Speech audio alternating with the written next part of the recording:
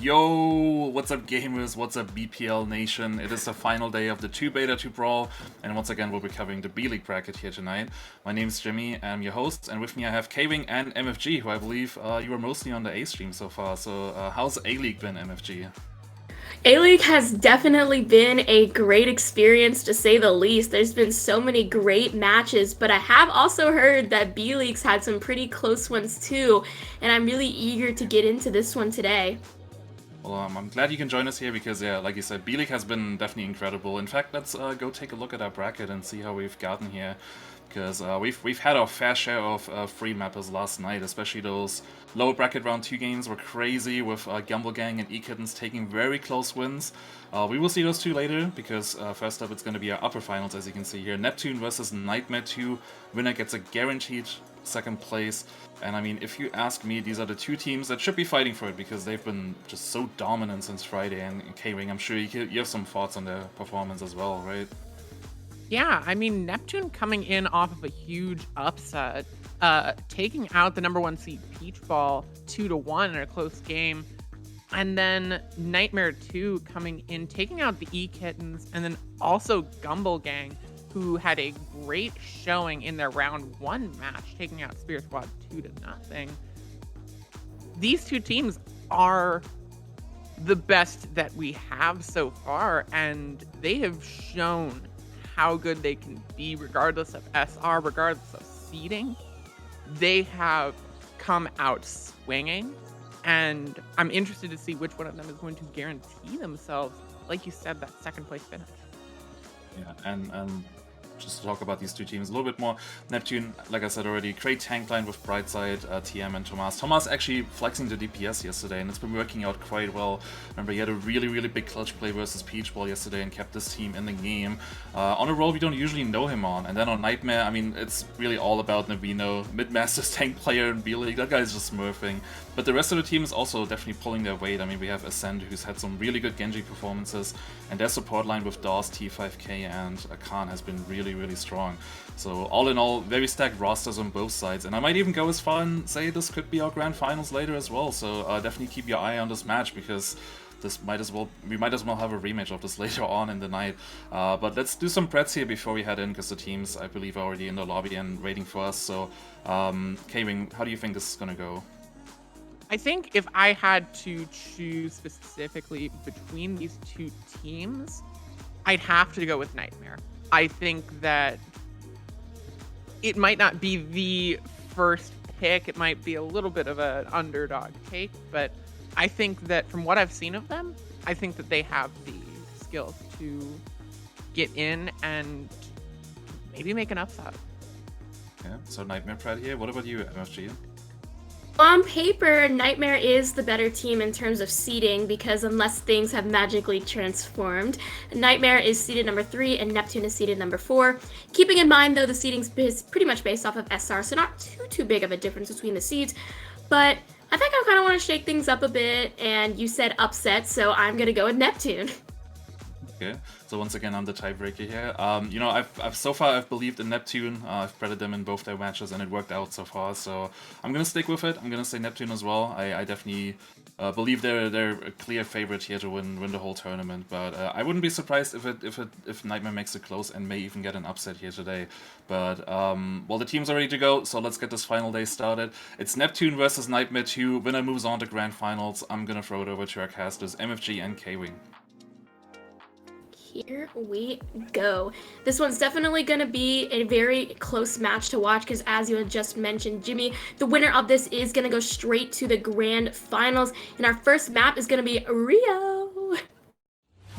That is, I have to say, I love this map specifically just because of how colorful it is, how exciting it is to play on this new map. We've had such a drought of new maps. And Rio has just been my personal favorite. How colorful the payload is, how just beautiful the map is. It really reminds me just how amazing the Overwatch team is at just making really pretty designs. definitely have a point there because all of the new maps in the game, especially like Circuit Royale, I haven't seen this one yet so I can't speak on it, but New Queen Street, Midtown, all of those are really well done and they have popular landmarks and just beautiful sceneries. And interestingly enough, also a little tidbit that I recently learned, it's really nice to see how like the dev team actually takes suggestions from the community. Like I know for the Midtown New York map, there was a small suggestion that was actually implemented, and it's just those little gestures that make it that much more appreciable. Yeah, Rio is just such a cool map. I love the payload with the sort of Lucio colors, the design. It's such a cool group, and we have some player cams. We're gonna be showing those throughout the stream, and you got a few people using them, and you also have TM26 with the Amogus. Sus camera, but it is nice to include our player cams. We see all of our BPL faces. In fact, Ascend and I were literally just talking in our BPL general chat about my ramen story, which I will share if we get a pause, but I won't bore you guys just yet because we have a match at hand. That we do going into this match. I think everyone has said this. The first map is just so important when you're in this first two situation, as even if it goes to this map 3, you have the map pick and you have all that control going into the later half of the match. That is definitely going to be super useful, especially if you are kind of behind there and need a little bit of a boost to take things to map 3 if you are the one on the losing side. And then, but it's up to the winner in that situation to kind of show that adaptability where it's like, okay, the map pick may be in the enemy's hands, but we're going to be able to work around it no matter what their strengths are. That's definitely going to be the decisive factor to who's going to win today. There you go. And I'm just so excited to see this, as this is probably going to be one of the most elite matches, as Jimmy said, potentially even our grand finals for B League. And so we'll have to see which team is able to take a control of potentially the entire tournament here, unless you have some sort of dark horse in the lower bracket, which is possible. These two teams are looking very likely to be the grand finals matchup. We get a little bit of a preview there, and I will be able to walk you guys through the real B League Grand Finals, so I will not forget to mention you and Jimmy if that does end up being the case, since you guys believed in it since day one. But now we see both the teams coming out with compositions.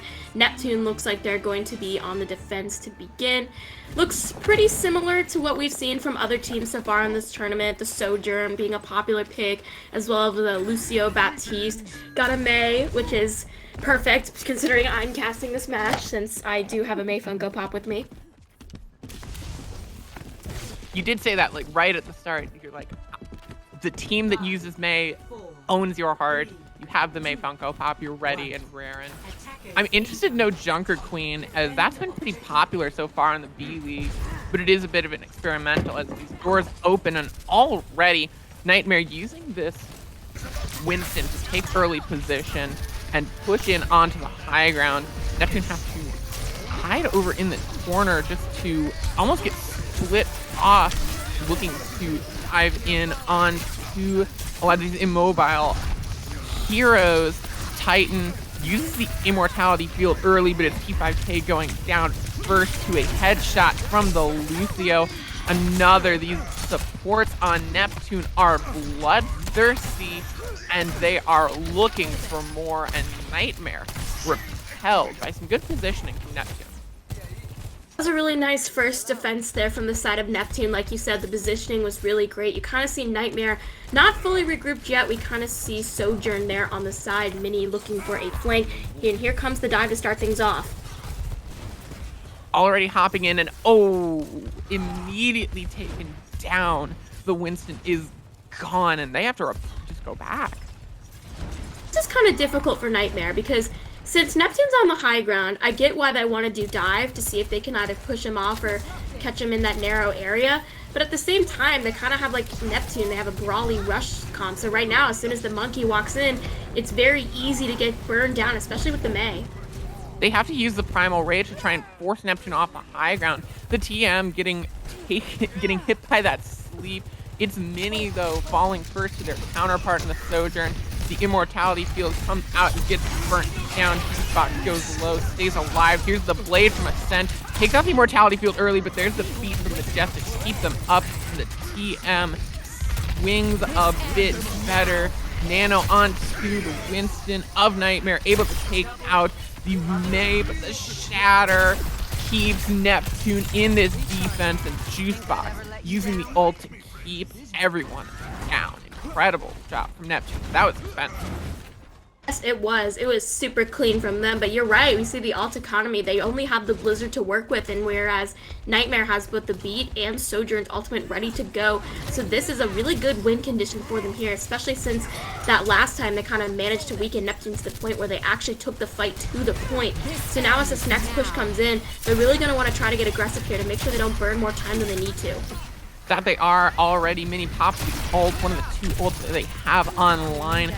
Not waiting for Neptune to charge up more of their ultimates on the high ground, using this railgun of the Sojourn.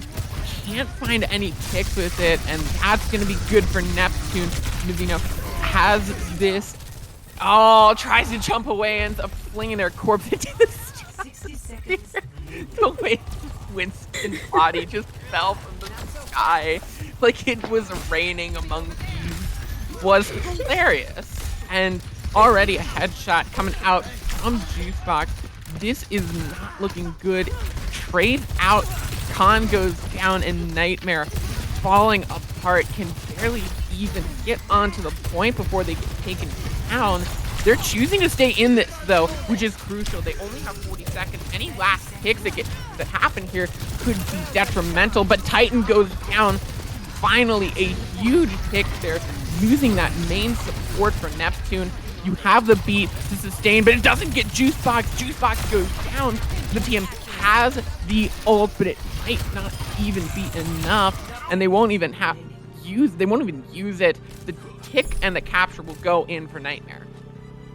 This is really good right now for NITEMARE because, like you said, the beat came out from Majestic, but it didn't really get much done. And now Neptune doesn't have that for their next push, meaning NITEMARE has a really good opportunity to get a lot more space covered by the payload. But if the TM26 can lay down a massive shatter, that's definitely going to help Neptune turn the tables, especially since there's no defensive ultimates online for NITEMARE. Ascend pulls out the blade and just gets cooked. The TM just comes in and takes them out. Wow, that's just rough there for Ascend. Already another headshot. Mini goes down this time. No DPS for NITEMARE, and it is just a nightmare for them, as even as they get that first capture, they are not looking good in the streets phase, and just losing tank after tank, pick after pick. I don't really know much about the map mechanics here, but judging by what I've just seen, I feel like this phase is kind of one of those ones where if the defense can get a solid hold, it's going to be pretty tricky for the attackers to try to get around that, especially since you see Rio has a lot of these high ground areas. But sticking with the dive to try to combat that on the side of NITEMARE, but it looks like Navino gets slept.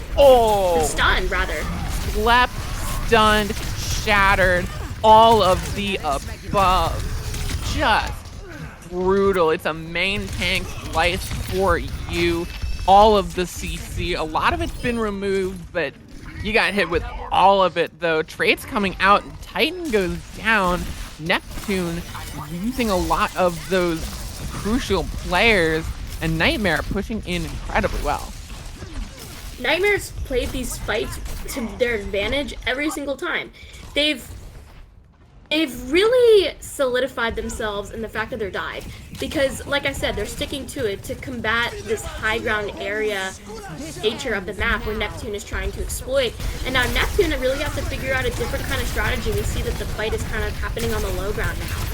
Aggressive beat coming out from Khan. Majestic matches a bit later, but the picks are coming in onto NITEMARE. The beat can only keep you alive for so long. Juicebox having that Genji coming in onto them, and Ascend finding that first pick, and NITEMARE taking the point. A few players of Neptune were a bit too far away. Have less than a minute and a half on the clock. NITEMARE, not a nightmare just yet. We're probably gonna run that joke into the ground. But they have a lot of availability in their arsenal in order to complete this. They have the Blade, they have the Nano, they could even do a combo, or they could do it separate depending on how fast the other players get their ultimates as well. Neptune, though, coming up really close to that Blizzard, that could definitely also be a win condition too. So NITEMARE's really going to want to watch out for the May position.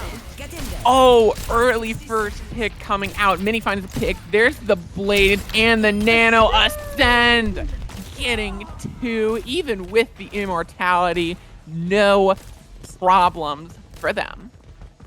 That was a really nice engagement. You might think it's an overcommitment, but based on where they are and what Neptune has, I feel like there's still a chance for them to complete, because Neptune doesn't have the Blizzard quite yet, so if they can use the Monkey Bubble, which looks like they're doing now, to kind of shut Neptune in, it could be really beneficial.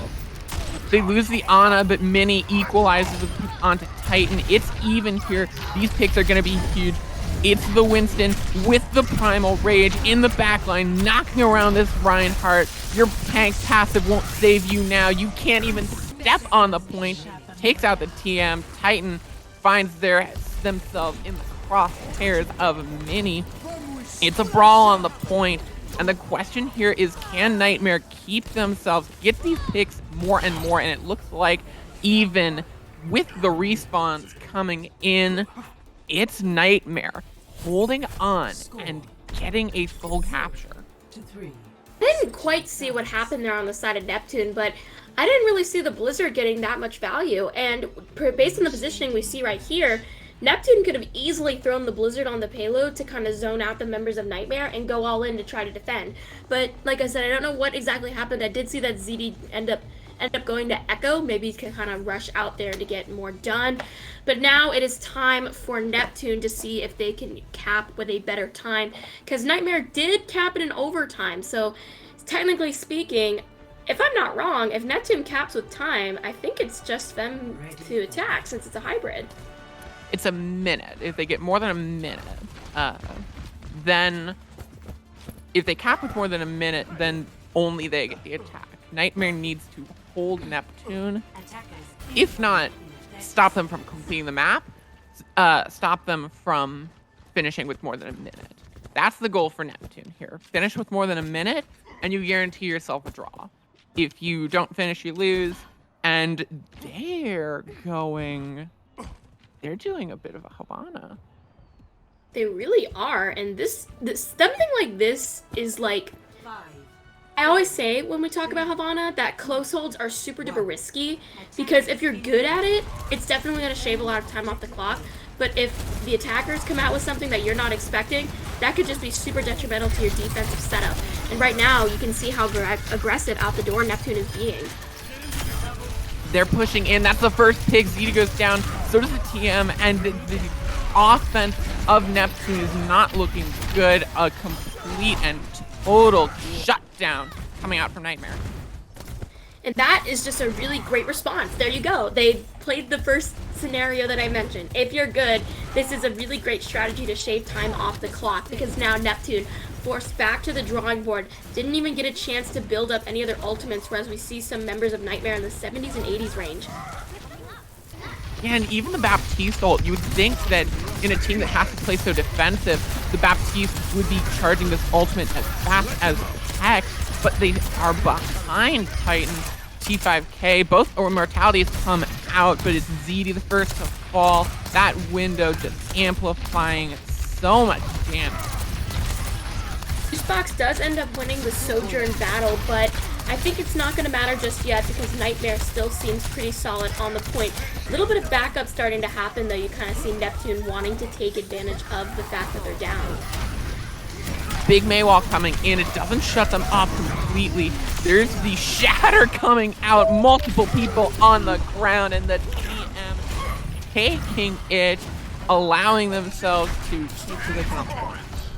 What an MTD that is. And now you can see that Neptune is just going to be very easily able to finish capping this point, where Nightmare 2 making a little bit of swaps. We see now Ascend was on the Mei because they have the Blizzard, but I feel like this was kind of more of a recent swap, especially since ZD stuck on the Mei, and now you can see the value that that character is giving. Whoa, the shatter comes out from the main tank. That's not the best there. You really want to try and keep that. That's an ult they really want back, because that was a 1v5 at that point. Yeah, that's a pretty big misplay there, because just like the TM26 had showed us with Neptune, the shatter could have been a game changer there for Nightmare, and now they have to spend even more time building it back up and now having to figure out a different way to approach this. Ascend and Mini both have their ultimates online, but it's also going to be about where Neptune is in terms of positioning. They probably don't want to be in these close quarter areas, especially since Ascend can just come up there and trap them so easily. Ascend gets a clutch Mei wall, shutting out the Reinhardt and the Mei. Titan, though, does get the headshot onto Mini, but gets taken out for their troubles, and it's Nightmare coming right back onto point. Nightmare now has to come back on their feet because they managed to kind of catch Neptune in a bit of poor positioning there. But look at their ult economy now. Neptune, that Blizzard, deadly like I said, that shatter almost up online again, and Navino is not winning in that ultimate duel right now. And coming into this, they're setting up on the high ground here, Nightmare, because typically that's where you want to stay, but not if a Blizzard pops out. There's the Blizzard coming out. Ascend is trying to pump in the headshots, and they're getting picks. Titan will find a pick on a T5K, but it is a consolation prize for Neptune. Nightmare still looking pretty good, and I think this is also what we saw in the first round, where this kind of phase is a little bit more difficult for the attacking team to push through it, because all of those great opportunities for positioning, Nightmare is definitely taking that to their advantage, which is definitely something that's important to think about when you're playing on this map. And if you're on the side of Neptune, you just get shattered. ZD gets taken out immediately. Navina will give their life for it, but the rest of Nightmare is able to follow up with a few picks. Lucy's going to be able to stall it out, but just enough. 2 people on the cart. It's not looking good for Neptune, but they're stalling out immensely well. Really are. I feel like Neptune is struggling, but not as bad as they could be. Like right now we see Ascend kind of waiting for the flank, but it looks like also the Mei versus Mei duel happening now. That was a really good response there from ZD and Neptune, making sure that Nightmare doesn't get to be too sneaky. Ascend getting taken down there, trying to just stall out the cart for a little bit by hiding in that room, poking their toe out. Oh no, the TM coming in, not the main tank difference again. MTD from the TM. It's almost like it's backwards, but seriously, you hit it right on the money. It's just the way that Reinhardt play has been so beneficial for the side of Neptune so far in this round. It's just beautiful to see, and now another recontest coming out to try to make sure. Ooh, another shatter laid down. The flank shatter from Navino, putting their hat in the ring for the main tank difference. Immortality Field comes out from T5K. It's close, but Ascend just coming in massive, and Nightmare hold on. I know Jimmy had mentioned Navino in the beginning of this match, and now I can see why. That flank shatter was just so perfect. The best clutch opportunity there that Nightmare could have hoped for, because now we have 30 seconds left, so Neptune's gonna want to have to commit a lot here, since this is gonna be last fight territory.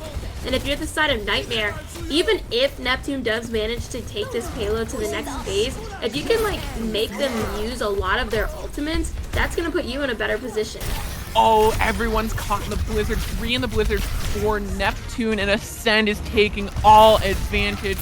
Going to get charged by the TM, but they have done their part, and Mini will do the rest, taking out everyone on the way to Nightmare 2 going up 1-0 and going to match point. That was super clean. I liked that a lot. I think the gameplay, we see it now. We have Ascent on the play of the game. And just more in general, just the way that Nightmare 2 was kind of able to utilize this map to their advantage is something that's really going to put them in the top here. Because like I had been saying, the positioning, the flanking, the situational awareness, if you will, all those factors played into their success. And Neptune, though, I feel like they were trying to get that done, but I feel like they weren't doing it as quickly. And you know me, I always say the sign of a good team is their ability to adapt and how long that takes them. So we'll see if Neptune's able to do that in the next map. That is the question. Neptune does have the map pick coming into the next map, so this is their chance to do something and to make a change. And they have the chance to do it. The pressure's on, though, as in this first to two, Nightmare are one map away from punching their ticket to the grand final. Well, speaking of one map away, our next one is going to be Route 66. Based on this map pick from Neptune, what kind of composition do you think that they're going to play? I think that Route 66 isn't really the hybrid map you think of when you think of a rush composition, so potentially trying to shut down the rush composition that they struggled with a little bit, but I don't know. I think it's an interesting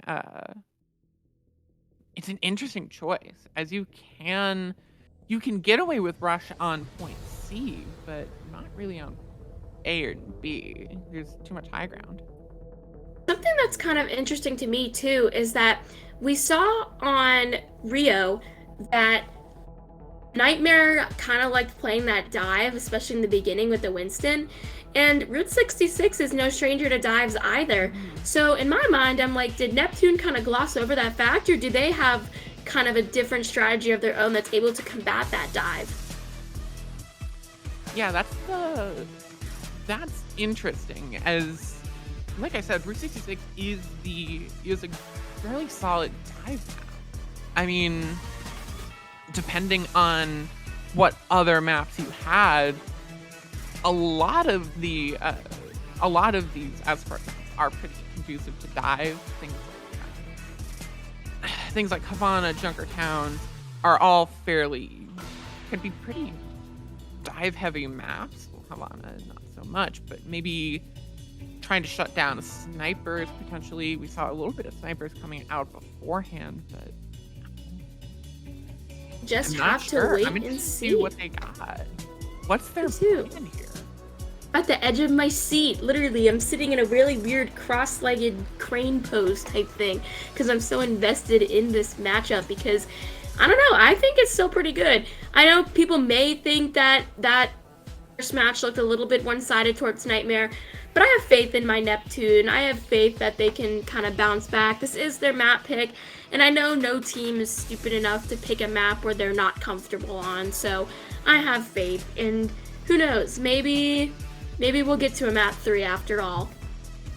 Maybe, but for Nightmare 2, you have to think that they're pretty excited to play on Route 66 because, well, maybe they know what they're playing. They've got a good dive composition, and they're ready to go in as we go to the Assemble Heroes phase and our compositions are revealed. See now it's going to be Nightmare 2 on the side of defense, and we see interesting composition, I have to say. We see people we know, like we've seen Genji before, we've seen the Widowmaker already so far in this tournament, but I feel like I haven't seen that much Zen. I definitely have not seen that much Sigma, so I'm very interested to see why they picked those heroes, whereas Neptune just looks like the basic meta based from what we've seen so far, plus the Winston. Usually that would be switched with a Junker Queen or a Rhine, but it looks like they're going to try with that dive-esque part on attack. Yeah, I've seen a little bit of Sigma. I believe it was yesterday, a bit of that, but it worked out fairly well. It does depend on a lot on how your six plays and how much damage they can dish out and the focus fire you can get with Zen Orb. It's going to be tough, though, as that backline is looking mighty diveable right now, and you can bet that Thomas is going to be looking for it, but the DPS of NITEMARE are going to take out their counterparts immediately. Anti-nade coming in onto Majestic, and Thomas gets taken down. NITEMARE shut down Neptune before they can even get out of spawn. We saw this on A-League yesterday when I believe it was with Back Tackle, where the Genji was just getting so much done for their team. It allowed for them to just have all of these open advantage points, and that's exactly what Ascend is doing right now for NITEMARE. Neptune's gonna start moving in. Thomas does find a pick onto Ascend. Oop, maybe I should be quiet. The caster curse strikes again onto Ascend. Pulling back now, almost fully, is NITEMARE, and oh no, Navino fell down, but 3 kills. Wow. This is the reverse. This is the reversal. I said was doing that for NITEMARE too. No, it's actually now Brightside doing it for Neptune. That was such a nice 3K there, and we see that they're going to be able to cleanly take this first area where NITEMARE has to come back and set up. Still very curious though, seeing that they have not switched up their composition, what exactly their plan is for that kind of Sigma Zen type thing, but Neptune looking pretty strong. Yeah, Brightside went to Ascend and said, Mom said it's my turn to pop off on the Genji, and then did just that. Now 84% to the Blade. You have Thomas just waiting out the Sojourn ability. There's the sleep coming in onto from Titan onto Navino. The sleep comes back, picking out Thomas, and Mini is there to gun them down with the railgun, and Navina taking another, and the defense holds strong on this high ground. Mini acting pretty mighty there, holding down the fort from the high ground. That is a good positioning for Sojourn because she is a hit scan hero, so it doesn't have to be like, oh, I gotta get in their face. And it kind of serves protection as well, because we know on Route 66 there's places to hide behind, but it looks like Neptune's gonna want to try to wrap around here and do it fast because they have ultimates that they're itching to use, and this is a good idea now for them to kind of bait out the ones from NITEMARE. Wow. You see Mini getting the first kill again. Immediately taken down. Navino comes in with the flux and takes out another, and it's NITEMARE holding strong again off of a good early pick and a good ult. That was a really good ultimate there. And now I kind of see why they had that Sigma there, because the flux is actually pretty useful, especially when like you have those hit scan heroes like I just said with the Sojourn and the Genji. And now we see Neptune. They have a lot more to work with now. They have the Nano, but the monkey gets slept awakened. Woken up. There's the Blade from Ascend trying to just dish out more damage. Then that Nano Monkey. The Nano Monkey will take out the T5K, the Ana, but it just might not be enough. Ascend stays alive long enough to get the health pack, 18 HP, still alive, and they're still defending. It's really gotta hurt there for the side of Neptune, because I feel like that was kind of like their trump card, where it was like, oh, Nano Monkey's definitely gonna open up space, push people off the high ground, give us that golden opportunity we need. And it looks like they're still gonna try to commit with this kind of dive style, but now when they don't have that Nano with them, it's gonna be way harder for them to get that stuff done, especially since NITEMARE 2 has a really good positional advantage. Good space taking here from Neptune off the back of Juicebox's ultimate, using the overclock very well. It's gonna be close here. No picks so far. T5K gets hit with the anti-nade. Still alive now. Thomas jumping in, peeking out, but so much damage pumped into their face. The shield broken down. They dive in. Mini gets taken out first, though. It's Brightside getting Mini being traded out. Headshots galore for NITEMARE 2, and they hold. Staying alive. This defense has been going rough. They have been doing such a good job with kind of backing up but also striking back, where it looked like kind of what happened on Rio. The fight made it to the payload, like the fight had made it to the objective, but NITEMARE 2 was able to make sure that Neptune didn't get any crucial progress. And now with Navina's Flex coming in, getting Juice Box, things aren't looking good. What an ultimate. Navina has just been getting pick after pick with these ultimates, and they have been clutch as hacked the Discord Orb onto the Genji, nearly taking them out. You have the Nano Blade for Neptune, but there's some defensive ults you're going to have to go into. This is definitely true. We have the trans up here for NITEMARE. Blade being popped out though from Brightside anyway, trying to see if things can happen. Looks like the trans is baited out. Maybe that's their secret plan here, because it didn't look like Brightside was willing to attack just yet. But now we see a Nano Monkey coming in. Gets slept but woken up as well, and it's going to be costly for NITEMARE 2 as their defense is going. Aw, just box. Aw, you could have given Thomas the ace. But like I said, that was like a really good idea, because it was a bait. Because the trans was used by Khan in response to the Blade by Brightside, who's now on the Tracer. But that allowed for the Nano Monkey to come in with basically no defensive ults left for NITEMARE 2. And now they've managed to cap the second place. They use the Blade and the Sojourn ult, with both DPS ults committed to a lost fight. Oh, NITEMARE 2. We even saw this on Rio again, where that Shatter was laid down in a very questionable area. That's something you really gotta look out for, because it could have also been like, we're gonna use our ult and swap, which looks like is the case. We now have a Reaper Widowmaker, which can be fine, but at the same time, it's like maybe you want to wait for a little bit more of an opportune moment to use the ultimate, maybe like a little bit farther down, like where we are now. But what's past is past, and now we're gonna have to see if that Reaper Widow is gonna be more viable. Ascend finding that pick on to Thomas on the Winston is huge there. That early pick takes out the main tank, or the only tank now. So used to using that term. Getting another pick onto Brightside. It's gonna be close, but can't find much else. 30 seconds left for Neptune. It's approaching final fight territory, and they have tools to work with. They have the keys to success, if you will, acting like a Titans fan. But NITEMARE 2, it looks like they don't have as much. So if Neptune plays their cards correctly, this could be a really great opening for them here.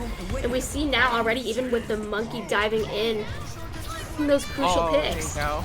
Getting the picks, getting the Nano, and Titan gonna get one too.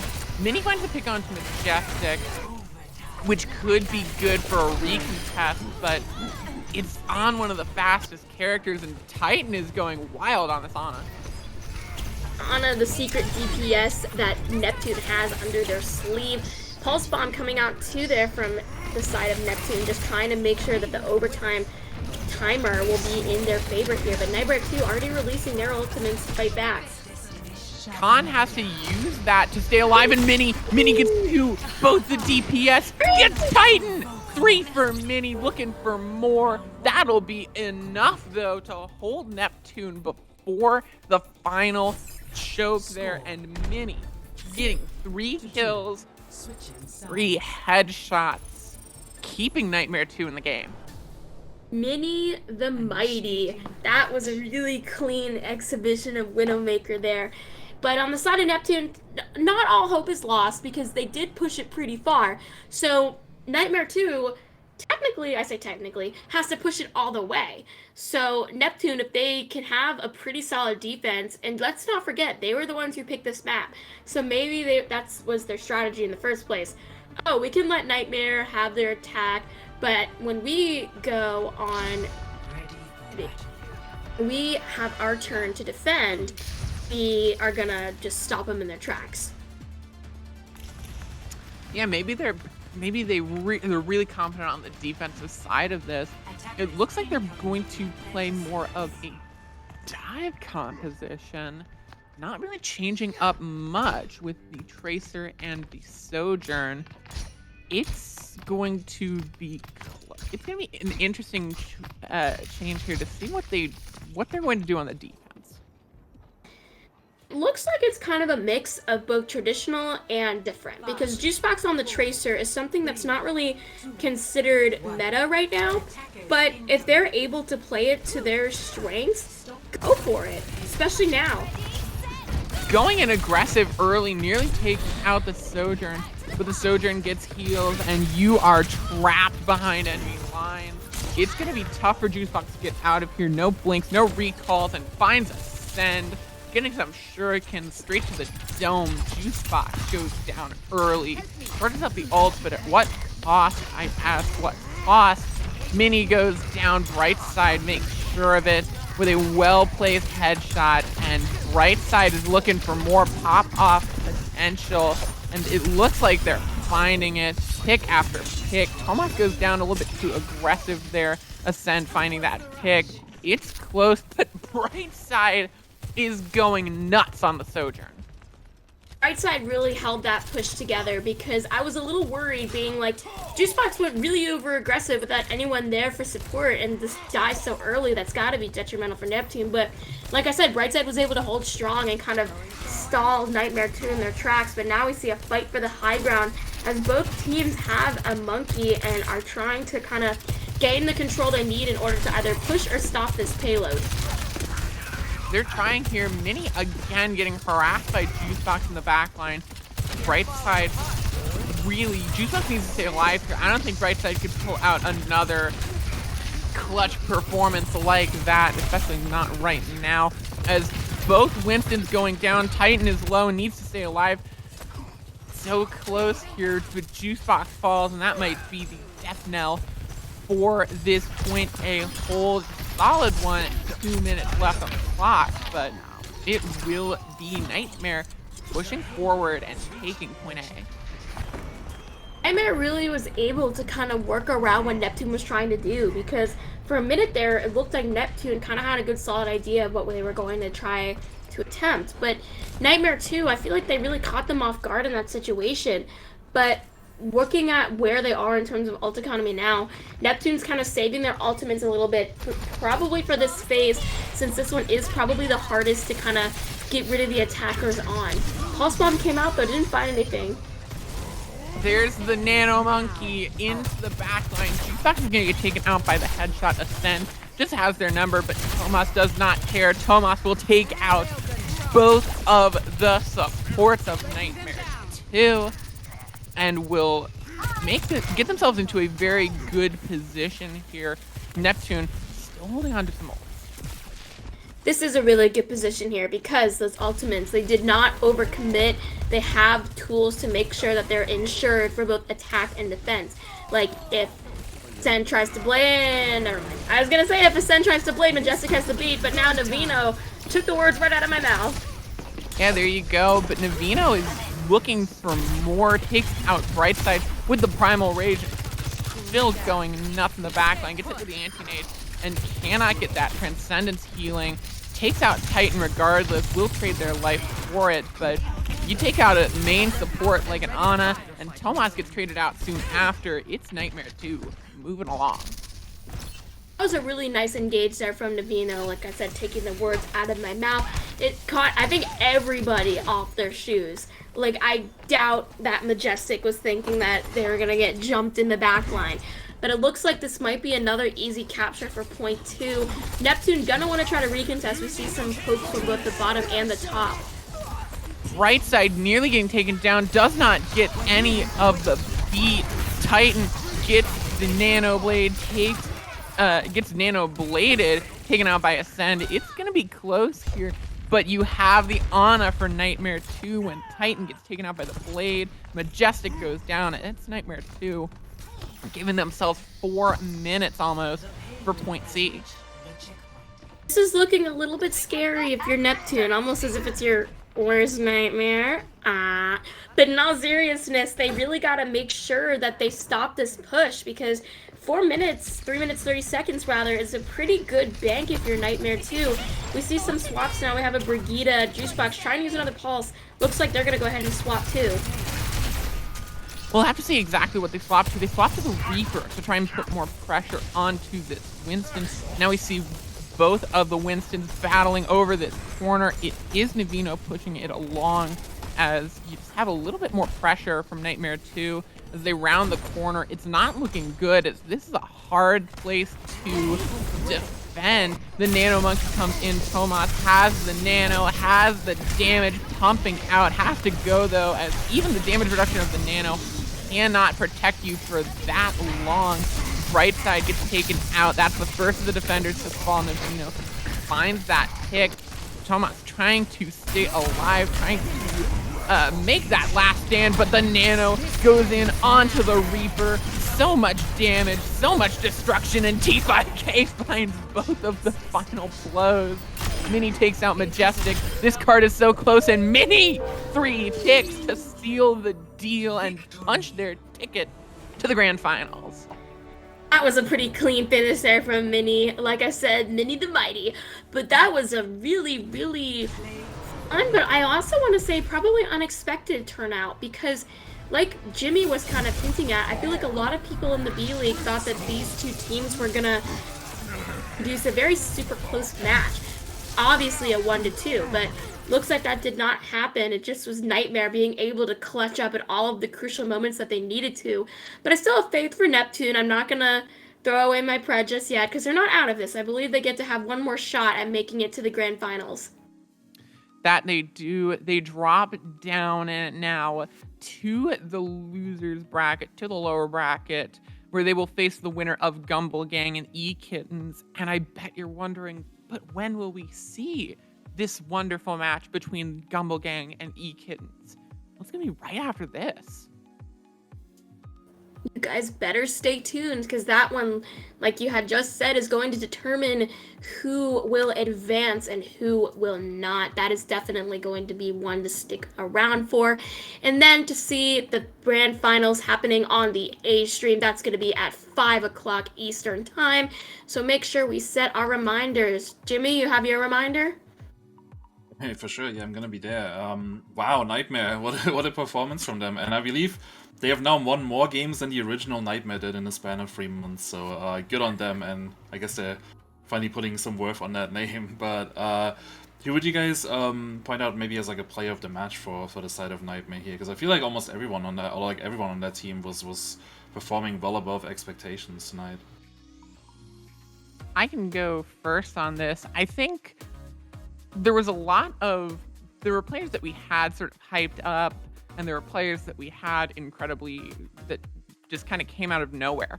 I think Mini was an incredible surprise. They're listed as, on our sheet, they're listed as a support player, and they came out on the Widowmaker and landed headshot after headshot after headshot, winning multiple fights on Route 66. Mini was a surprise of surprises, and to me that is incredibly deserving of player of the match. That is very true. And for my player of the match, I gotta say, I think that I'm gonna give my player of a match to Vino, because we know that Ascend was really, really good on that DPS spot as well, but I feel like I want to give some tanks some love too. I know we talked about Navino in the beginning being a pretty high-ranked player in there, but just the playstyle and everything, especially on that dive, just really worked so well. And in fact, speaking of Navino, we have both him and Mini here to join us for an interview. Hello, hello. Both the players you two nominated are actually here. Hey Navino, Mini, how you doing? What's up? Good. So first of all, congrats on the win. I believe, did you expect this to be as quick as it was today, or because like we were all like thinking this was going to be a really, really close game between you and Neptune, but you just made quick work of them. What happened?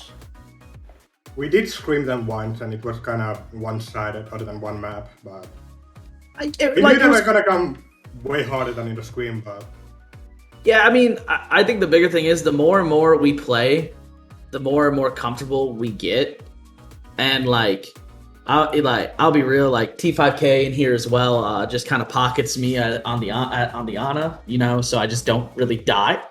So I think the more comfortable we get together, we take risks that we didn't like when we actually scrimmed, because we're comfortable and know how to bail each other out now. Yes. I don't know. I thought, I expected to win today, definitely. I did expect a bit more of a fight though at points. Speaking of scrimming, I wanted to talk about on Paraiso. I believe you're one of the only teams I've seen so far in this tournament, or like in general in Overwatch, like because I've been playing the beta a lot. You're probably like the first team I see on defense that is almost playing it like Havana, where you were close holding the spawn door, and it worked out well for you. So I was gonna ask, like, is this something you practiced in scrims, or did you just make that up on the spot tonight? Yes, and it was one of the cracked pipes of Wi-Fi. Yeah, Wi-Fi was like, try this, and we did it. It worked. And no one has taken us to the like Paraiso so far, so we were just like, let's play it. Because like in scrim, like the scrims we did really well on that map because we had really good defense. We had our offense was a little rough. Mostly, I put that part mostly on me, to be honest, because like I should have just played Sig or done the Rhine mirror when I saw what they were running. But I wanted the primal clips, man. I wanted them. Right, and you can rest up a little bit now because you made it to the grand finals, and we still have 2 matches left to determine who will join you. Out of like these 3 teams that you see here, Gumble Gang, ekittens, and Neptune, who do you prefer to face in grand finals, and why? T5, why don't you go first? I want to hear your take on this. Because I believe you have played all 3 of them now. Yeah. Yes. Gumble Gang. Yeah. They want to have me on their team, so. Yeah, that's right. They're bidding for you. Yeah. For me, it's like who I want to play against versus who I think will play against are 2 different things. I want to play against the Gumble Gang again because I thought they were the easiest of the 3 to beat. But I think I'm an ekittens hopium person right now. I think ekittens will make it, but I want to play Gumble Gang.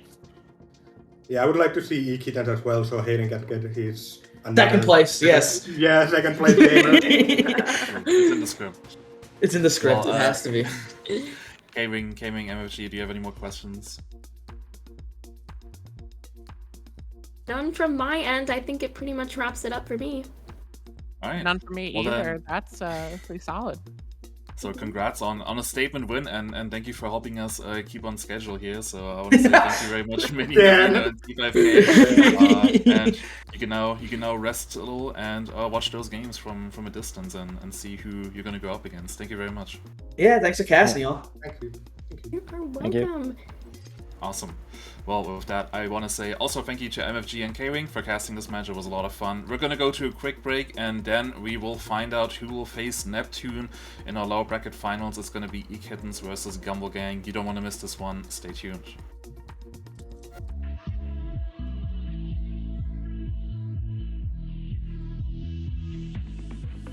I've been learning how to love again. It's like a rush of blood straight to my head. I've been learning how to love again. I can feel it crawling under my skin. Just don't know why it's taking me all this time.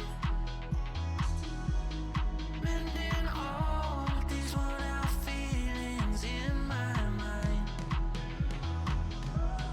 I just wanna love me like you do. I just wanna love me like you do. I've been chasing all these feelings, but I couldn't even hear my truth. I've been running from emotions every time I feel something new.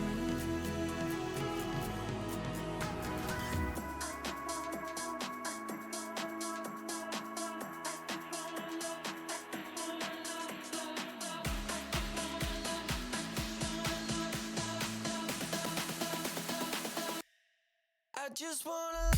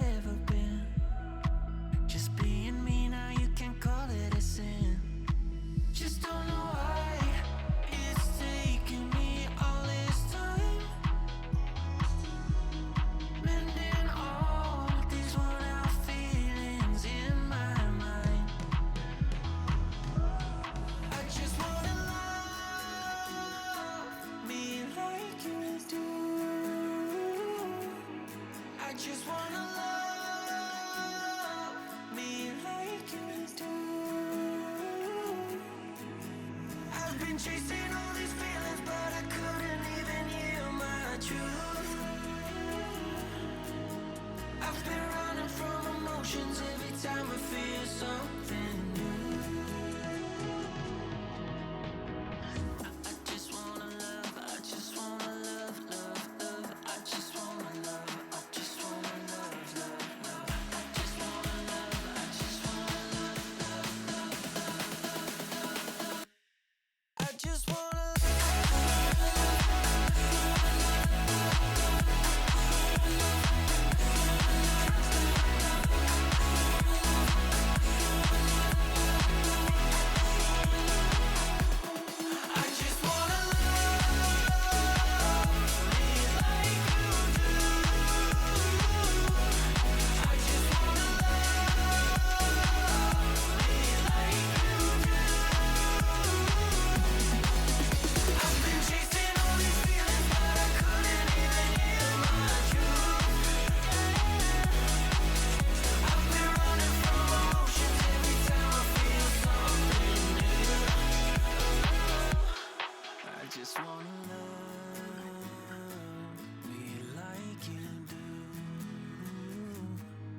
I just wanna love me like you do.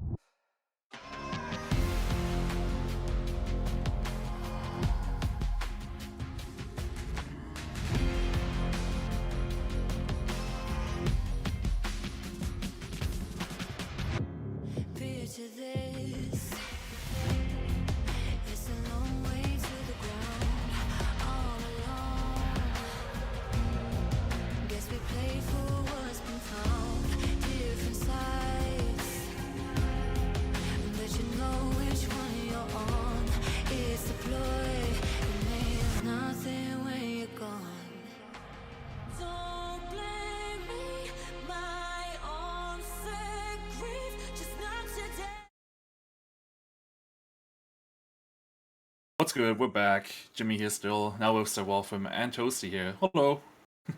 Hello. So now we're heading into the lower bracket. We got Gumble Gang versus ekittens, two teams that definitely have some potential to reach our grand finals. And Wolfram, you've seen both of these teams in action here already since Friday. You've been a regular here on the B stream. So do you have any thoughts on these two teams? Far as thoughts go, I mean, this is, of course, we're in the lower bracket, so you're going to be expecting these teams to be fighting tooth and nail, which they already have. They've been fighting at that level, but it's only going to get more and more tense, more and more intense as things get moving along. So far, I've been really impressed by the way the ekittens have been playing. So far, I'm keeping eyes out for their entire team cohesively. Yeah, they've been so.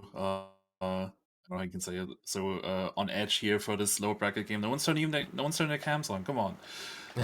But yeah, but if you look at these teams, whatever, I mean, you can see the starting rosters here. Gumble Gang, I put a note here that just says Sotzi because he's been an absolute menace on the tank. Of course, we have Charlie, who's been clicking heads like no one else on these hitscan heroes. He had a crazy Widow performance yesterday on circuit against, I believe it was Camp Half Baked. And then for ekittens, it really feels like a group effort. When you look at how they've played, everyone's been responsible for one fight here and there. We had Hayden have a clutch beat once yesterday in the match on Nepal. We had Saadbi just having really good performances on the Zarya, which is another point that is worth mentioning. I mean, this is like one of the only teams that's been doing this on the Brawl, and it's been working out well. They built good comms around her, and it's gotten them this far, so we'll see if they will stick to it, or maybe they have another ace up their sleeve. It's definitely been very interesting following these two teams. But let's make some preds here as the teams are getting ready. Toasty, who do you think is going to take this one home and move on to our lower bracket finals to face Neptune? I mean, it's a hard one here because obviously I haven't really been watching the games, but based on name alone, I think I'll go with ekittens here. Just the funnier name, the better brand, in my opinion. Gotta do it for the content. So true. Content wins the games here in BPL. What about you, Wolfram? Well, let's see. Kind of thinking about who have had more success with on predicting for, but I think it's going to be the ekittens for me today as well. Okay. You know what? I'm also going to say ekittens because, like I said yesterday, I'm staff on that team, so I'm very biased. But I believe that's like the first game where we actually had all three people on the desk vote for the same team. So very ekittens favorite here. We're big fans. But Gumble Gang, like I said, they always look like a wild card in this tournament. They always bring up some good performances, so it can really go both ways. But well, let's get this going then, because it's our lower bracket semi-final. Gumble Gang versus ekittens. It's all or nothing for both of them. Loser goes home. And here are your casters, Sir Wolfram and Toasty. Yeah, thank you, Jimmy. And yeah, this is going to be a good game, hopefully. Obviously, Gumble Gang here, like I said, they've got a bunch of fresh players to BPL, and they're making a pretty decent name for themselves, Getting top 4 B League here is not too shabby, and obviously the winner of this does end up going against the loser of the previous game, which was not NITEMARE. NITEMARE did not lose that game, so I've forgotten who exactly lost it. Might have been Neptune, yeah, Neptune lost it. Yep. Yeah. So, winner of this, obviously, is playing to try and make this massive run to the grand finals against NITEMARE, who are looking great. What are we thinking about that? I think it's gonna be a good run for whichever team, or it has to be a good run for whichever team between Gumble and ekittens comes to a head here. I mean, needless to say, it's gonna be a long day for them against, first the round 3, then they're gonna be going to the lower finals, and if they succeed at the lower finals, then they got to move on to the grand finals. The benefit you have is that Neptune's also kind of suffered in that same way. We saw them play just 15 minutes ago, however long ago. And so they're also going to be experiencing a little bit of that fatigue. So right now, maybe works most in favor of NITEMARE, at least in terms of that stamina factor. Yeah, absolutely. I mean, the amount of games that will have to be played here by either Gumble Gang or ekittens if they want to make that run happen is going to be insane. So let's hope they've got some G Fuel at the ready, or any other kind of energy drink of some kind. I don't believe we're sponsored, so take your pick, teams. But yeah, we'll be starting off here. Obviously, map set in round 3 here is going to be Push, Hybrid, and Control. And we're starting off on Coliseum, which for this kind of rush style that we've been hinted at here, by Jimmy, I think this is going to be a good map for it. Yeah, I definitely tend to agree. And you talk about that rush style, and I want to kind of want to think about that Zarya that we saw ekittens kind of come through a little bit with earlier on, where, you know, that rush style can really get that Zarya charged up pretty aggressively, pretty early on. So I wonder, especially on Colosseo, how that kind of is going to play into the dynamics between these two teams. Yeah, absolutely. I mean, obviously, Zarya, Rein, kind of Junker Queen all kind of fit under the same umbrella of this kind of rush, and you can kind of use them interchangeably, but they each have their, you know, sort of strengths, and I think Zarya's is being able to put out so much damage, not just at close range, but at range as well, right, with the right click. So I feel like on Colosseo specifically, being able to utilize the high grounds you get when there's that massive winding push you have to do with the bot around that corner and up onto the bridge, that is going to be where the Zarya shines most. So whoever, you know, takes, if it is going to be a Zarya mirror, I don't know if it's going to be a Zarya mirror particularly, or if Gumble Gang are going to opt towards different rush heroes, but if it does end up being a Zarya mirror, whoever gets to that high ground first, or so is on the defense, I suppose, as the bot is getting pushed towards them, will probably be able to use that high ground pretty effectively. I think Colosseo is pretty good for the Zarya in that regard. Yeah, it certainly could. Those right clicks, the laser as well from the top can do a lot of damage, especially as you mentioned, that high charge going to be in effect there. We do have still a few more moments before these teams are all in lobby, locked in and ready to go. But you said that we talked about the Zarya, we talked about the Rein. Do you think between Zarya, Rein, and Junker Queen, which you said are kind of the rush style fit-ins, do you think there's any of the three that you anticipate seeing most, let's say from Gumble Gang specifically? From Gumble Gang, I mean, obviously we've seen Zodzi kind of popping off, like Jimmy said, and I feel like the most pop-off of those three is probably going to be the Junker Queen. Extremely mechanical, has a lot of capability to just pop off and dominate your backline. The self-heal aspect of Junker Queen is so insane, so if you want to counter the Zarya even, right, Junker Queen is insane. You shred through those bubbles and you just burst down the Zarya.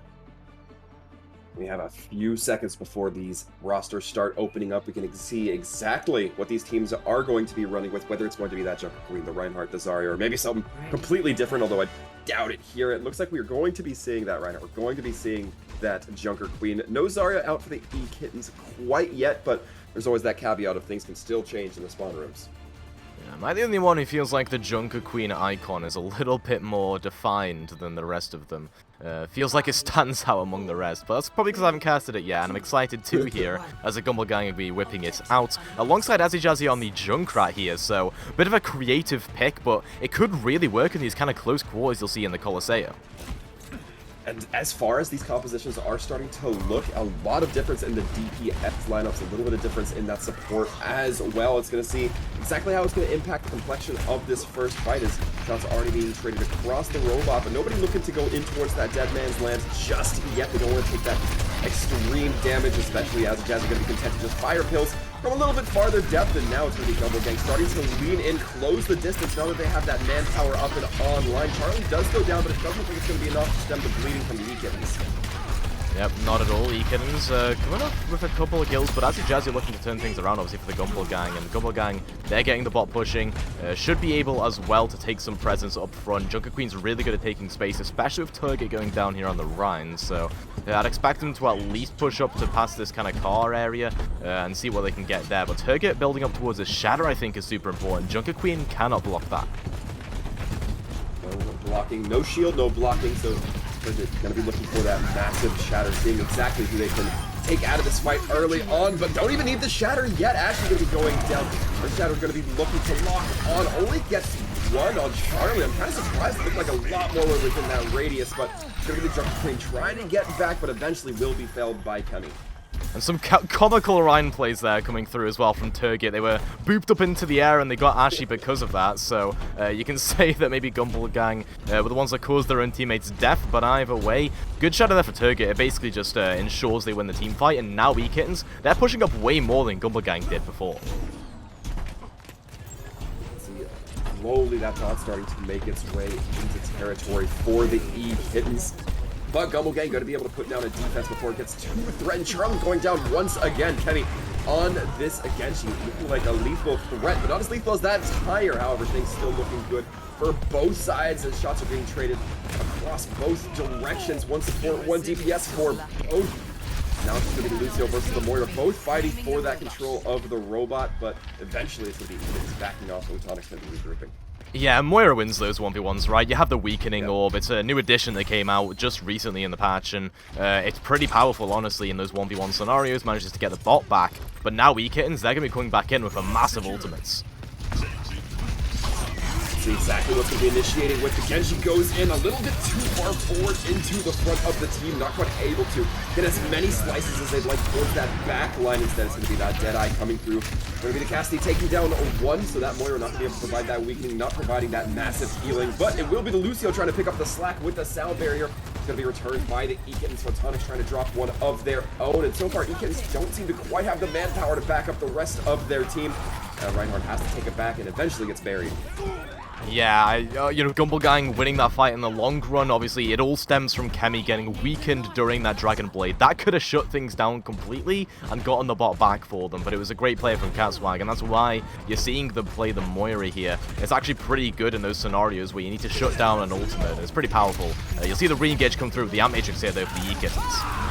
Ekittens just going to use that Amp Matrix to force back the enemy, but nobody told Kemi as Kemi ends up dying to that Sojourn ability, that grenade coming through. Doing such a good job at zoning, and if you don't get zoned, then you're just going to die. Speaking of dying, a lot more death trying to be put down by this Junker Queen, but trying to just lean forward, not really quite finding that damage abilities, but it's doing the job of spacing ekittens back. Yeah, ekittens, though, off the back of Pomku's kills here. I mean, they can get something done, particularly with the high ground control, but Gumble Gang, they just have bot control. You have to fight for that right now if you're the ekittens. Certainly do. Kemi trying to dive back route whoever might be there, and it's going to be successful. Now we're seeing the ekittens slowly turn that bot around. Yep, getting it into the Colosseum, but again, I mean, such quick respawns here for Gumble Gang off the back of those forward spawns, and they have the overclock coming through here. We've seen massive plays come through with these Sojourn ultimates the entire B-League through. We'll see what Charlie can get done. Charlie has been getting killed early on in these fights, so they need to survive. Not going to be able to use that overclock this time around. Both the supports, both the DPS now down for Gumble Gang. It's just going to be that Junker Queen, and eventually the bot's going to keep moving. Might make more progress than their opponents. Yeah, I might have cursed Charlie a little bit there by saying that they might get a big overclock, and then boom, they get shouted out by Turgid, who has been pretty darn good on the Reinhardt thus far. Actually, a High Noon being used early here from Pomku, just clearing out some space, I guess. Clearing out space and getting a kill. You're going to love to see that, especially now that your opponents don't have any healing. Gumble Gang have to try to play a little bit more conservatively, lean on their damage mitigation abilities, and just try not to suffer any more losses. Otherwise, they're going to lose even more bot progress. Yep. Tempo of this game is extremely quick as well, right? Just that kill comes through, Gumble Gang have to back out, and they'll be going for a re-engage pretty shortly as well. The ekittens, oh, they lose Pomku early. That is going to be tough to try to regain. Kemi has the blade. They're going to be pulling it out. Can they find anything? Which they take down the Moira, meaning that weaken's not going to be going into effect. They take down Charlie as well. Charlie's still sitting on this overclock, not been able to find anything. However, fortunately for the Gumble Gang, numbers seem just a little bit too light for the ekittens. And the sustain there from Zodzi on this Junker Queen, right? You get those self-heals as soon as you inflict the wounds, and that right there is how they win that 2v2. It was a Lucio and a Ryan against a Lucio and a Junker Queen, and unfortunately for the ekittens, the sustain is just so much better for the Junker Queen. Ryan was low to start with as well, so hopefully in this fight they can put this Junker Queen ultimate to great use as well. They have it building up. Probably with that overclock, might look for some nice off angles. There we go. We see it activated. Immortality field comes out, but the anti-healing does as well. Sound barrier now being used by the ekittens. A lot of resources just keeping their team alive. It will get them to kill in Azzy, but remains to be seen if that's going to be enough. So far, it seems like that answer is no. Chem dangerously low against this Sojourn. Will eventually be the last one to fall.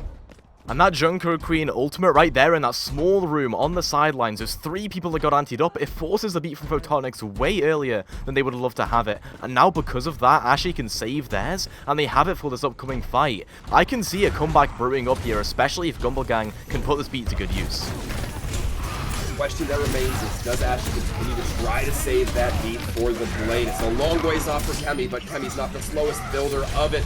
Already getting 50% towards it.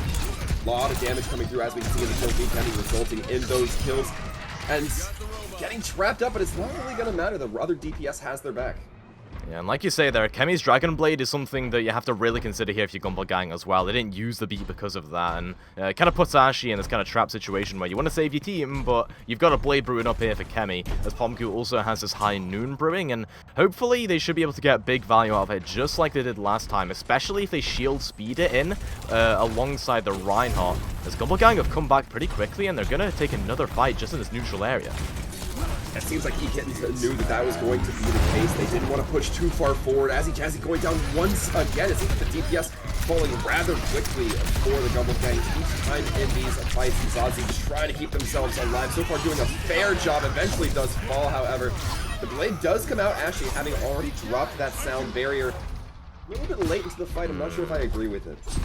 Yeah, there was about, I think by the time Kemi pressed Q, there were about 3 people, and then by the time it actually got whipped out, there was like 1, so I don't really see the use of that Dragon Blade there. It actually gives opportunities for Gumble Gang to actually win the fight up on this high ground, right? No, the Dragon Blade to try and dislodge him there as they're coming around the side and trying to get something done. We're going to be hearing that shout come in from the Junker Queen, but she perhaps get a bit too bold, and as a result, Zazie going down very early on. Zazie gonna be looking to get 2 with those kills, or rather a kill and the ammo, and those of course available to keep the team alive for ekittens. Ekittens now just trying to swing forward. It's gonna be that Cassidy looking to really lean in, get those shots, and get that bot moving. Yeah, I mean, the recontests here for both squads are just so swift, but ekittens managed to blitz through and stop Gumble Gang from getting value out of it, as Zodzi is taking a lot of presence up in the front. Wants to stop Turget from taking space towards that side room, because that would be great. And they might actually have a bit of a wraparound coming through, if they can get a bit of a flank going, maybe with, you know, Azzy Jazzy. There's a lot of utility available for the Gumble Gang in terms of those ultimates, but the Coalescence is not going to be a factor in this fight. A lot of anti-healing done by Zodzi, and that absolutely allows Gumble Gang to kick in the doors. Yeah, I mean, pretty swift teamfight there, honestly. Gumble Gang, they use the Overclock, the Junker Queen ultimate, both of the new characters in the beta, and I feel like those ultimates are a bit attuned as well still, as it works perfectly to get Gumble Gang back the bot, but at 35 seconds remaining, it is so crucial to make this comeback happen, and right now, Photonics has a beat online for this fight. Would it be very tough for Gumble Gang to try to override that. There is still the tire, but with that Cassidy going down, things suddenly looking a lot better for Gumble Gang. They have to use the sound barrier just to try to respond, and still getting amplification matrix as well. Heavy on this Genji, absolutely delivering when their team needed them to. The most dangerously low does get a bit of healing, takes down that Junker Queen, and now the bot's moving for ekittens, and Gumble Gang has to make a touch here. Oh, the tire can't touch though, Azzy Jazzy, no! Oh, that's so sad. Yep, ekittens just taking the win there. I mean, you love to see it. A pretty swift teamfight win right at the end, and just when they needed to as well. It leaves Gumble Gang so far away from the bot, can't quite get back onto it. And yeah, you'll see the play game from Azzy Jazzy here on the Junkrat. I believe this might have been their 4K that they had. No big surprise there. Just the 1 kill for the tire. Continues to lean in with the concussion mines. We're gonna see that 4th one come through. No, not quite. Oh, but I thought it was a 4K, to be fair. Well, it was very close. It was admittedly very close. Just a hair off for those last few pills. It would have taken down that Moira. But either way, it's going to be the ekittens coming up clean on Coseo. And so far, we're off to a pretty even fight, it seems, Toasty. Yeah, absolutely. That was an extremely close map. ekittens, I feel like just marginally took it again off of that beat that we were talking about. Having that online there was so crucial for them, and I think if they don't have that there, they can't quite sustain through that first kill onto Pomku, who has been a really crucial player as well for the ekittens. Both of those high noons and the fact that they're just putting out consistent damage on the Cassidy, and somehow out-damaging a Sojourn here. Charlie, it felt like they weren't getting as much value out of their overclocks as they probably could have. Yeah, I absolutely have to agree. And not to mention that kind of thing we talked about during the map, it took them a couple of fights past when they initially built it up to actually commit to using it, either because they were getting picked off early on to the fight, or when they were in actual decent position to use it, their team had already suffered too many losses, and you don't want to commit good money after bad.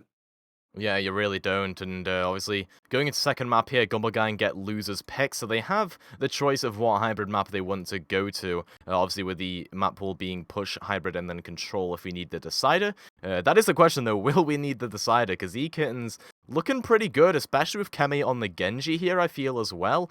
When the times they weren't getting weakened by the Moira, they were just getting a lot of value out of those Dragon Blades, and even just in the neutral right at the end, You saw them get that, what was it, 2 or 3K? Just clutching up right when they needed to, like you said. Yeah, it was very good. Very big fan of the way Genji. We've been seeing Genji come through in a lot of these games where it's a character that unless you're running a dive in the old days of Overwatch, you wouldn't have necessarily expected to see it on a team coordinated kind of environment. But now you're seeing a lot of it, and it seems like it's catching a lot of teams off guard. Not having that other tank to kind of do that peel to kind of punish that Genji if he goes too far by himself, it really seems to be a boon for the character. Yeah, and we said this obviously, I think it was last beta Brawl as well, is that Genji, the reason that Genji is so powerful is because of that lack of peel. As a Junker Queen, you can't just, use your boosters to fly back and then go fend off the Genji, because you don't have boosters as a Junker Queen. You've got barely any mobility, even, right? The only thing you can really do as a Junker Queen here to defend your teammates is to use that commanding shout, and that only gives them about 100 HP, 200 HP to yourself.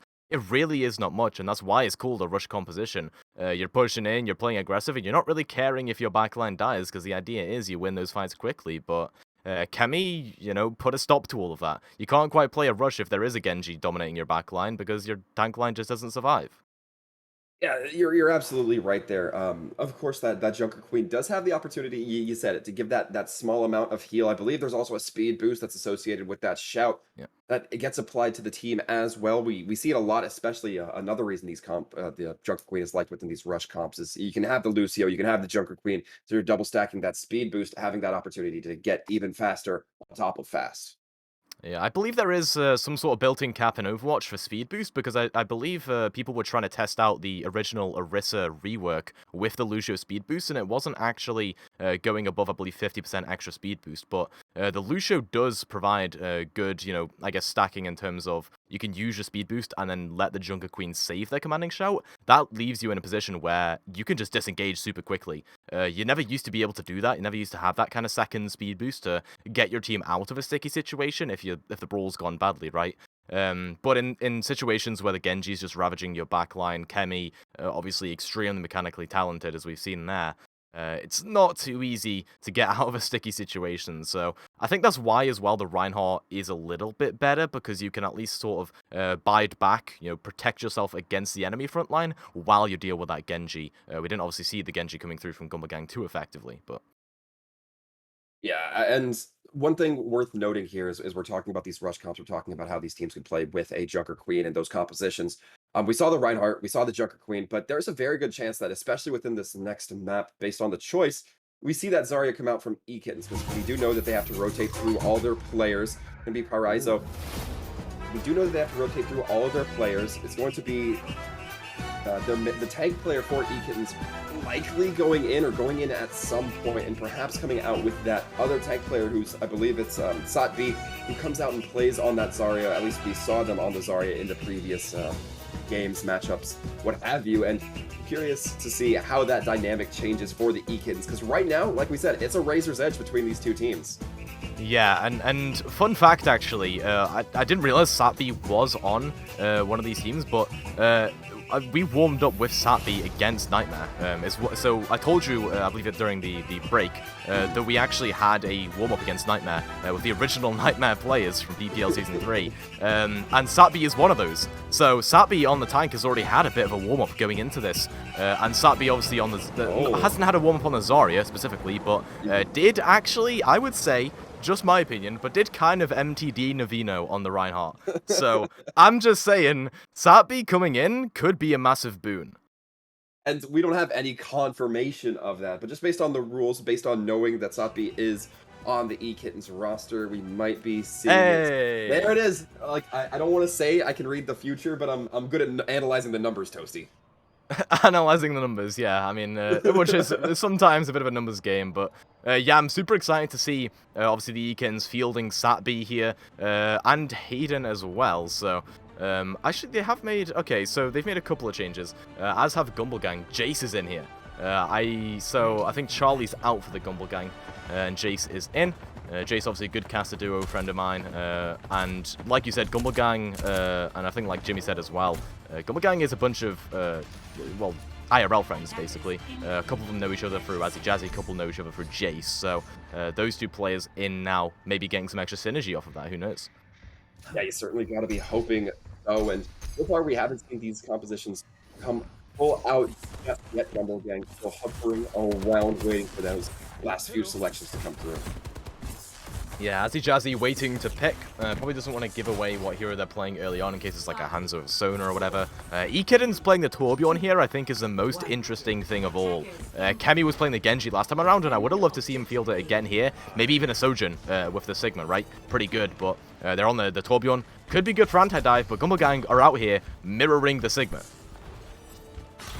Going to be very interesting as we look ahead. High ground being held by ekittens so far, but not being too heavily contested. Just a little bit of poke back and forth as he has to be very careful, though. Takes a lot of damage, has to back that Sigma accretion. Can hit through that deflect, so have to be a little cautious of that. Jace, the nice little lock on, not quite able to close down the kills. However, the space has been surrendered up to the Gumble Gang for the time being.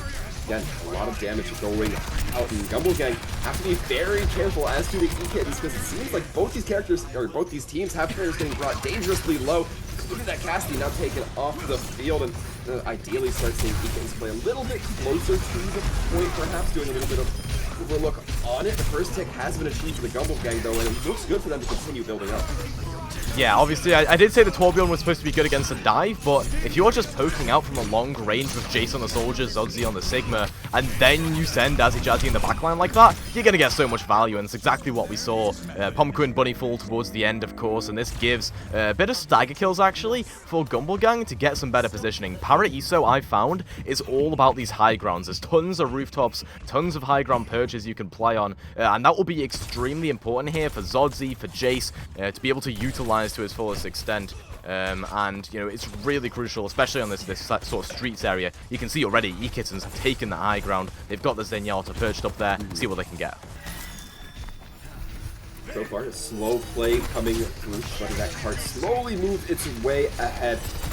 And right now, it seems like ekittens is just really trying to rely on that high ground that you mentioned, but everybody taking initially a lot of damage. The Zenyatta, good for a lot of damage, but has a tough time doing exact root healing. Bunny not quite able to deliver it as well. Even throws in the Coalescence.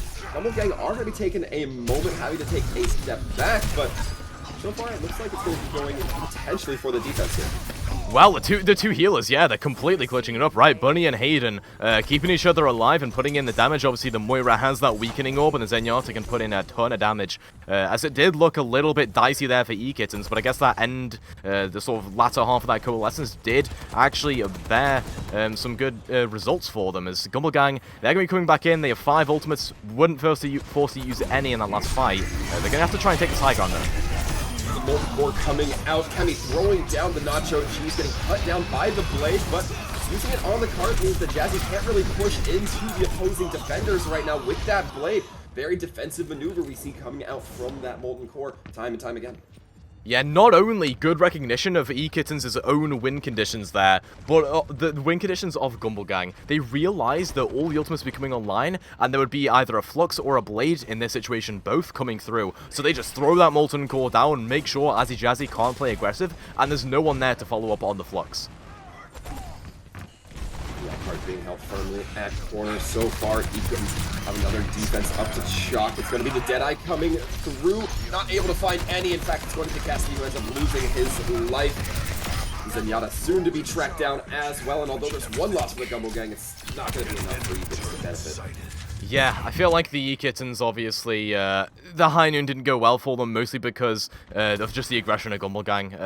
You're able to burst down like Cassidy super fast, even though I think Cassidy did also get some damage reduction in one of these patches onto the high noon, so able to burst them down, pretty good stuff there. Great target focus for Gumble Gang as they keep this payload rolling, and they have a Transcendence to boot as well in case Satby gets a shatter through. Gumble Gang have the opportunity to use a lot of ultimates here. We're going to be seeing 2 of them, that Attack Visor and the Amplification Matrix, both coming to bear. And he's trying to take cover behind this corner, trying to do some damage to Chase, but Chase is a little bit too sharp on the end. Transcendence now coming out from the Gumble Gang. Once again, another ultimate that I'm not sure needed to come out, but with that Coalescence, with that Reinhardt slowly pressing up on your team, having Gumble Gang get reinforced by that healing, gonna be benefited. And gonna be benefited by the second point capture as well. Yeah, absolutely. They'll get some time out to the bank, of course, 3 minutes 30 on the clock, and you can get to the end of this map pretty swiftly. I'd expect like maybe a 2-minute time bank if Gumble Gang win all their fights from here on out, unless ekittens pull out some insane stall moves. Satby here with the Earth Shatter. Zodzi needs to be on point with this shield if they want to stop that from getting value, because it's all about playing on flat ground here as soon as this payload gets past the kind of choke area. I think it's going to be up to Jazzy to just try to slowly push that cart while the rest of the team postures for some pretty fair position before the cart can get too contested. We're going to be seeing the shields really put under pressure here. It's going to be the Gravitic Flux coming online, forcing down that Reinhardt eventually into the dirt. And now Gumble Gang going to be looking, once again, very dominant on this Immortality Field Soldier. Both going to be dropping for the Gumble Gang, but it doesn't seem to be enough. Zenyatta might help change the tempo, though. Yeah, potentially. A couple of extra kills here onto the Gumble Gang means they can't get too much value in terms of like taking space and taking high grounds, because right now there's so many spawns coming through from the ekittens, and the spawns are so much better. Satby's already returned, has the shatter.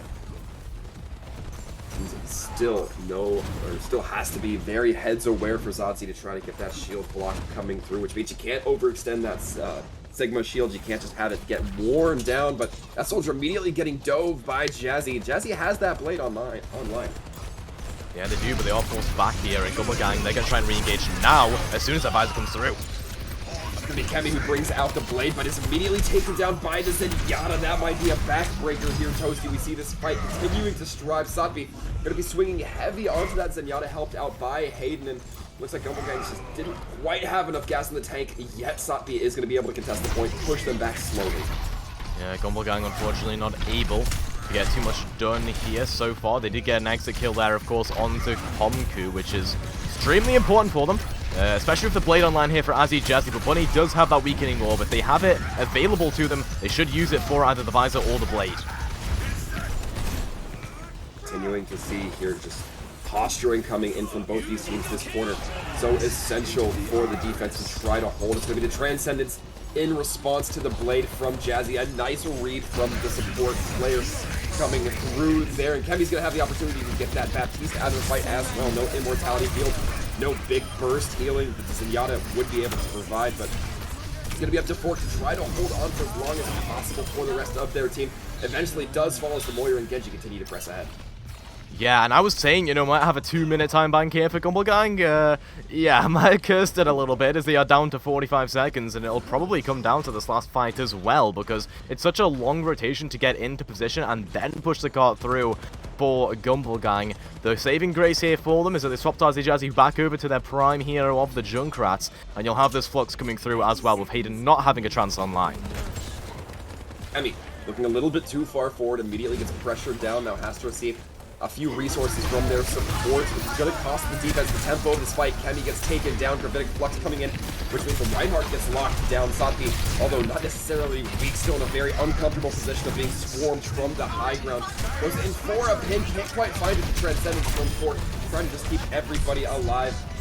Jazzy now throwing in kills, trying to find whatever they can, but it's going to be the soldier who ends up bleeding. Kemi brings out the blade, trying to lock down this final defense, but gets taken down by Jace. That is another fortunate blade coming through, but it's going to be the soldier with a 3K on the tack visor. Jace eventually putting an end to it, but nobody can touch. Yeah, Jace was just in such a good position there to be able to put in the work and the damage, but hey, I mean, the opposing soldier, it was a little bit better, unfortunately. Pomku, obviously diffing a little bit, 3K with attack visor. Jace did shut it down towards the end, like you say, but not in a great position to touch the cart there, especially with the rest of Gumble Gang being gone. A long extended fight like that is obviously going to go the way of the ekittens. You saw towards the end, Bunny was returning on the Moira. She could have done something there, especially against Jace. Moiras love winning duels against DPS players, especially if it's me. You know, I don't quite have the best mechanics in the world. That's why I'm a May OTP, but yeah, you'll see Gumble Gang here. 2 points on board, obviously not the worst thing ever for them, especially on a new map where you don't really know how to play the attack as effectively as you might. On other maps, such as, you know, the classic King's Row, it would have been great for like Rush. But ekittens here can be running a rush of their own, not putting Satby on this Zarya. So I've been kind of left dry here a little bit in terms of being hyped up to see the Satby Zarya, and then boom, it's just not here. That one's on me. That one could be on me, Toasty. I take full responsibility for that. Hey, I specifically said I'm not a future teller. I'm not a fortune teller. I can't see the future. I just read numbers, and sometimes the numbers lie. Sometimes, yeah. Maybe a lot of in esports as well. I can count on more than one hand how many times that has happened before. But either way, the ekittens here, they're going to be on the attack, running the rush. And it's all about taking the high grounds here on this first point, right? You don't have really a great way to dislodge the Gumble gang from Azzy, Jazzy, and Zodzy's massive perch they've got going on here. Be a little bit difficult, but we see that Torbjorn coming out once again. The Sigma Shield providing a nice barrier onto it, but just as we saw from Gumble Gang, perhaps a little bit better if I'm being sincere. ekittens just swinging up to that high ground and immediately capitalizing on all the weak members who remain. But Jace looks to be that anchor, hold down, hold steady for the team. Take down Sox, take down Kemi, take down so many, and there's only so much that ekittens can do. There's absolutely no way Jay should be getting away with that, as they are forced away a little bit. It'll be a recontest coming in from the Gumble gang, as Azzy Jazzy has swapped over to the Tracer and is trying to get something done. Pomku falls. And yeah, it looks like a pretty easy cleanup comes through here from the Gumble gang. I thought ekittens, with that extremely swift call to just rotate all the way up to that high ground, I mean, that was pretty much instant. I don't think Gumble gang had the time to respond even, but Jace clutching up there, great stuff coming through, and now they get to resume control of this high ground perch. Azzy Jazzy not on the Torbjorn anymore, but maybe that's a bit of a saving grace for them, because the Torb doesn't really get too much done against the rush. Yeah, the Torb does provide that extra angle of attack, extra angle of pressure, but it's along the route that the ekittens are going to travel anyway. Now the ekittens actually looking a bit discombobulated as to who they want to try to target, prioritize here. It's going to be Jace taken out of this fight early on, and Kemi may have helped really secure a strong moment there, especially if that soldier's not going to be able to rail in that damage. But no main tank now available for the ekittens. They have to play a lot more conservatively, and the supports certainly have their work cut out for them, but it's going to be the only Baptiste remaining for Gumble Gang, eventually falling to their knees. Yeah, the fight was looking a little bit up in the air there, and something I've noticed over that fight and the previous fight before it was that Kemi was unable to really follow up on some of these kills onto the low HP players. Probably just a little bit of a fumble in the last two fights. They've looked absolutely great on the Genji throughout this entire series, so can't really fault them on that, especially with the Dragon Blade coming online here and no Moira on the opposing side. You do have Immortality though, which is a broken ability in and of itself, so hopefully Catswag has the discipline to use that for the Dragon Blade and they can take out Kemi. Even if you use the Dragon Blade, or even if you hold on to it, Fort's going to have that Transcendence up very soon as well. He's going to be using that Amplification Matrix just to try to come through. Fort taken down, meaning that there's no Transcendence for the Blade. We'll see if Kemi decides to opt into it. Of course, the teams don't know each other's ult percentage, but they may just be trying to play around it. And right now, it's going to be the ekittens backing off. They don't want to take a fight when their Reinhardt is that low. At least most of them don't, but it looks like Kemi might. The deflect can't hold that attack visor at bay forever. Yeah, I'm not entirely sure what that Dragon Blade was from Kemi. They were low HP in a tight corridor against a Sigma with full HP. And once again, it's just one of these, I guess, mechanical blunders where either you fat finger the Q or you just think it's a good blade and it isn't. But Kemi's been making too many of those mistakes in my opinion, and Gumble Gang are following up on it perfectly, as they probably will on this team fight as well. They have a free chance because of it. That is just to keep their team alive. ekittens have a few ultimates in their pocket as well. That Deadeye, the Sound Barrier, the Earth Shatter as well. But the difficulty is that Earth Shatter is going to be hard to find any targets when everybody's playing so scattered. And it's going to be even harder when Sabi is dead, buried. Jace does take themselves down, but it comes at the cost of Hayden. ekittens now probably going to be reeling. They don't have that speed to get themselves back. They don't have the shield to prevent their extract. Yep. Gumble Gang still in control, and hey, holding on the second point is going to be extremely good for them if they can keep it going. They didn't have to invest a Transcendence in the last fight, and Hayden obviously still has this beat online. I feel like this is going to be a press Q fight for the ekittens, but a big issue for them has actually been contesting the multiple off angles from the Gumble Gang, as they have to rotate up to the high ground and then rush onto some of these players. I mean, there's no way to get over to the Zenyatta or the Bap here. It's really not, at least not for the majority of the team. Kemi might be able to make it happen, but we've seen Kemi try to make those hero plays before, and it has not necessarily worked out. Neither has that High Noon coming in from the Casty. Goodbye, Jazzy, I suppose. Wanted to see the rest of the map, taking a quick little break to travel. And now we're going to be seeing this part slowly start to make its way as Jace gets taken down by that magnetic flashbang. going to be the Sigma holding down right towards the main area of Shokin. A lot of time being burned off the clock by the Gumble Gang throughout this second point defense so far. Pulse Bomb doesn't quite lock onto anything as Jazzy starts to get back into this fight, but it's going to be Cassidy throwing down quite a bit of damage. Now looking for that Baptiste eventually finds their mark. Yep. Pomku redeeming themselves in that team fight, putting in so much work, as they did get that high noon cancelled previously by Zodzi, rocked their world, and now ekittens off of the back of Pomku's heroics, they're going to push all the way up here. Look at the high ground they're taking as we're looking at the floor currently, but yeah, Jace, an extra kill, going to be getting taken out. And good thing here for ekittens is that by the time the Gumble Gang can get onto this high ground, contest them, it's probably going to be at least halfway there towards their destination as ekittens looking to go aggressive. Ekittens really want to try to maintain that positioning so that Soldier can't get it with that tack visor, but the Gravitic Flex is going to make it all that much more difficult, and now the Gumble Gang have free reign of wherever they want to post up for this third point defense. Yeah, absolutely. A bit of a fumble there, I would say, from ekittens. They, I think, played into Gumble Gang's hands a little bit. Zodzi had the Flux online and just took him on the rotation, as now ekittens are back pretty swiftly, looking for a pretty quick recontest. They have the Coalescence to do so, and if they can build up Kemi's Dragon Blade during the course of the fight, Gumble Gang are much slower on the trans here.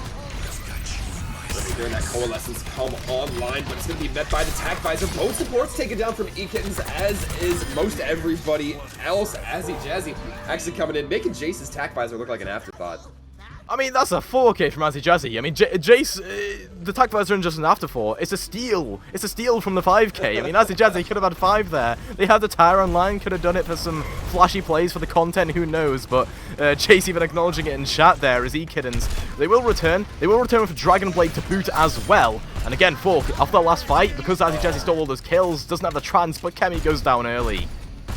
That is very unfortunate. You were talking about the Dragon Blade being the one thing you wanted to lead into this fight for. Now it's just going to be a step back from the ekittens. But again, Jazzy got that kill, so Fork still doesn't have the ultimate charge online. They've been having all the damage stolen up by Jazzy here, who has this Riptire online, and I want to see some big mechanics come through with this Riptire and see if they can corral it in.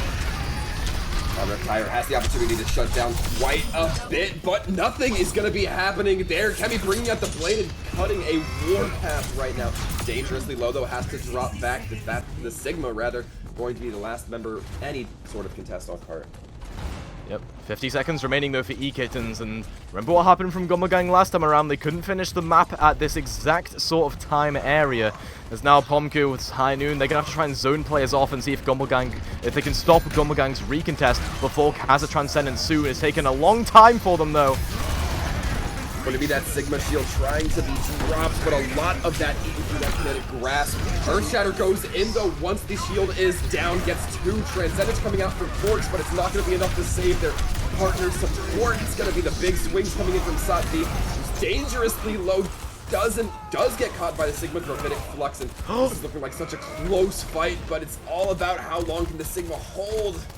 Oh, it's the spawns as well. Carswag was taken down so early in the fight. They're back on the Baptiste here. They're starting to stabilize. Oh, that is brutal for the side of the ekittens. They need somebody to touch. It's not even going to be the Tracer stuck in their tracks. No, it looks like they actually did get a very last minute touch, but it's all just a matter of trickling in with whatever heroes you have through the ekittens. It's not Wrecking Ball now trying to get touched, trying to get damage, but eventually going to be meeting their fate.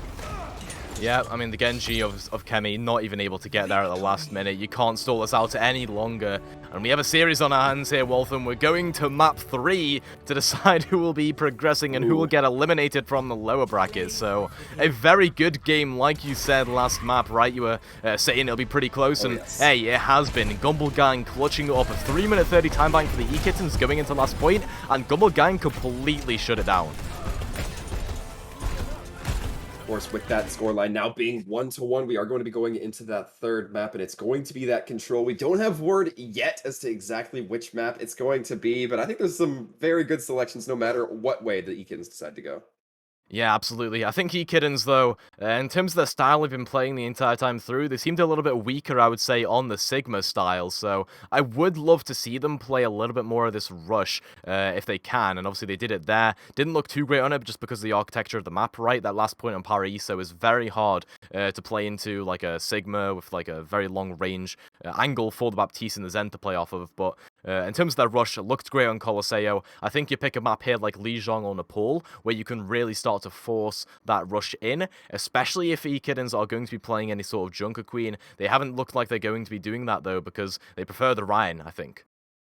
Yeah, so far it seems like the ekittens kind of MO has been going with that Rhine. I mean, either way, the rush comp, the formula, the rough layout of what we're going to be seeing from these teams does not seem to be leaning towards, anything bunkerish, especially on control. I would imagine anything divey, especially with how fresh these teams are kind of built together, so rapidly. Dive, very coordinated play style. Bunker, perhaps not as dynamic as you need from the rush comp. So the rush definitely seems to be right in the nice little middle pocket where it needs to be.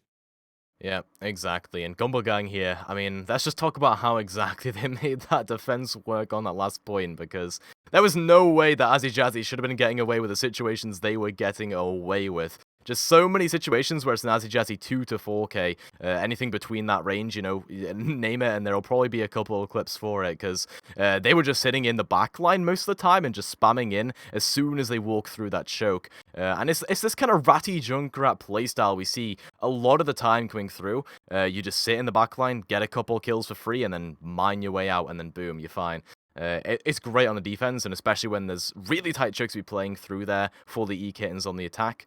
Yeah, it just works out so well. Yeah, I mean, you mentioned it. You said that's Junkrat shouldn't be getting those kills, but when you look at the map, when you look at the routing that ekittens are taking, it's kind of inevitable. You have a Junkrat whose pills sometimes feel like they're the size of giant boulders that are just pummeling your team, wearing down your shield resources, wearing down your health pools, your support resources. And at a certain point, something's got to give, and if you don't close that gap fast enough, which we saw the ekittens just be unable to do, you're going to suffer losses like we saw. Yeah, on the first point, obviously ekittens were doing it perfectly, right? They had a clear mental image and a clear shot calling for where they're going to go. Immediately, they come out, they blitz through. They, on the first point, they managed to rotate into the Sigma, into the Torb, that kind of setup. And they actually forced Azzy Jazzy to go over to the Tracer, right, on that first point. But it doesn't quite go too well for them because Jace clutches up, yada yada. But, if you're going to be playing the rush, you've got to be having those kinds of rotations. And Nepal is a map where it's pretty easy to do that because everyone should be used to Nepal by now. Oh, yeah, there's no excuses. Colosseo, Paraiso, you kind of have that. Oh, well, it's still very new. Nepal, no, it's one of the OG maps. That being said, though, I do hope to see some Mei here. The map editing capabilities from Mei, especially with the control points on Nepal specifically, very potent. Yeah, it really is. And something I do want to mention as well. You know how I said before about how Satby was kind of MTDing, I believe it was Navino on the tank in the warm-up. The Mei here, I feel like is pretty powerful, honestly, in making that happen, to be honest. If you play Mei with a Reinhardt, like, any Junker Queen or Zarya setup just gets mauled over. Because the burst damage when the supports aren't there to save them is just so insane. If you're going to be playing Nepal, you have to play the Reinhardt here, you have to play the Mei. Because it is just so powerful to be able to just block off the support sideline for even a couple of seconds and then burst that player down. It also comes down to the target focus of the players on your team. We'll see Zodzi actually be the one to whip out the Zarya here, as this, I can't quite tell from the pixels what map this is, but specific points don't matter. I feel like Nepal Brawl is going to be like pretty global for this map. Yeah, I would tend to agree. Normally, I have this entire spiel about how, most control maps are, well balanced to play, like, a couple different styles. Not Nepal. Nepal feels very kind of similar in a lot of its dynamics, but we are going to be seeing the swap outs come through. It should be Ashy in. Of course, we saw Forks on the Zenyatta earlier. Charlie in instead of Jace. We saw Jace have a hell of a performance, so we'll see if that continues with Charlie on the Soldier this time. But as these fights begin here, we can see ekittens immediately taking up space, and Kemi now going to be trying their hand at the Junkrat. It's going to be Safi getting the first kill into this fight, and Gumble Gang going to be lacking a lot of healing because of it. Immortality field going to be down to the ekittens, and they don't have that saving grace in their pocket, but it does look like they need it. They're continuing to push Gumble Gang away. Yeah, Kemi was playing extremely aggressive there on the Junkrat, maybe taking a bit of a note out of Azzy Jazzy's notebook, because that right there was exactly what Azzy Jazzy was doing before. They were off-angling, getting kills with the mines, getting kills with the pills, and like you say, it is really important now for them to hold on this defense with the Junkrat. Azzy Jazzy having to be the one, I think, to put the damage in. Yeah, Reinhardt immediately trying to get up onto the opposition of Gumble Gang. Immortality Field taken down once again. Ashy dangerously low, but will be allowed to have that support revive or that support regeneration come through. Rocket Barrage already online for Azzy. The question is, do they want to stay stationary for it? The answer is yes. Gets one, gets a second as well. Dangerously low, but does not get taken out of this fight just yet. Instead, it's going to be the ekittens who are wiped off the board. Yep, and it all was Azzy Jazzy there as well. They put in the damage, they get everyone low on ekittens, and then all it is forcing out the immortality and then going for barrage. Bunny obviously couldn't really do much in that scenario to keep their team up, and now Gumble Gang in a pretty good defensive position for the Zarya here, especially on the entry for ekittens. You're going to be taking a lot of spam from Azzy Jazzy, Charlie, and Zodzi. So much high damage on this composition. It'll be interesting to see the dynamic between Soldier and Pharah, Amplification Matrix, and Valkyrie both coming out from Gumble Gang. Kemi going to be taken down. Sadby throwing down the Herb Shatter, though Charlie going to be taken down. That is the ground force, at least it was before the res came through.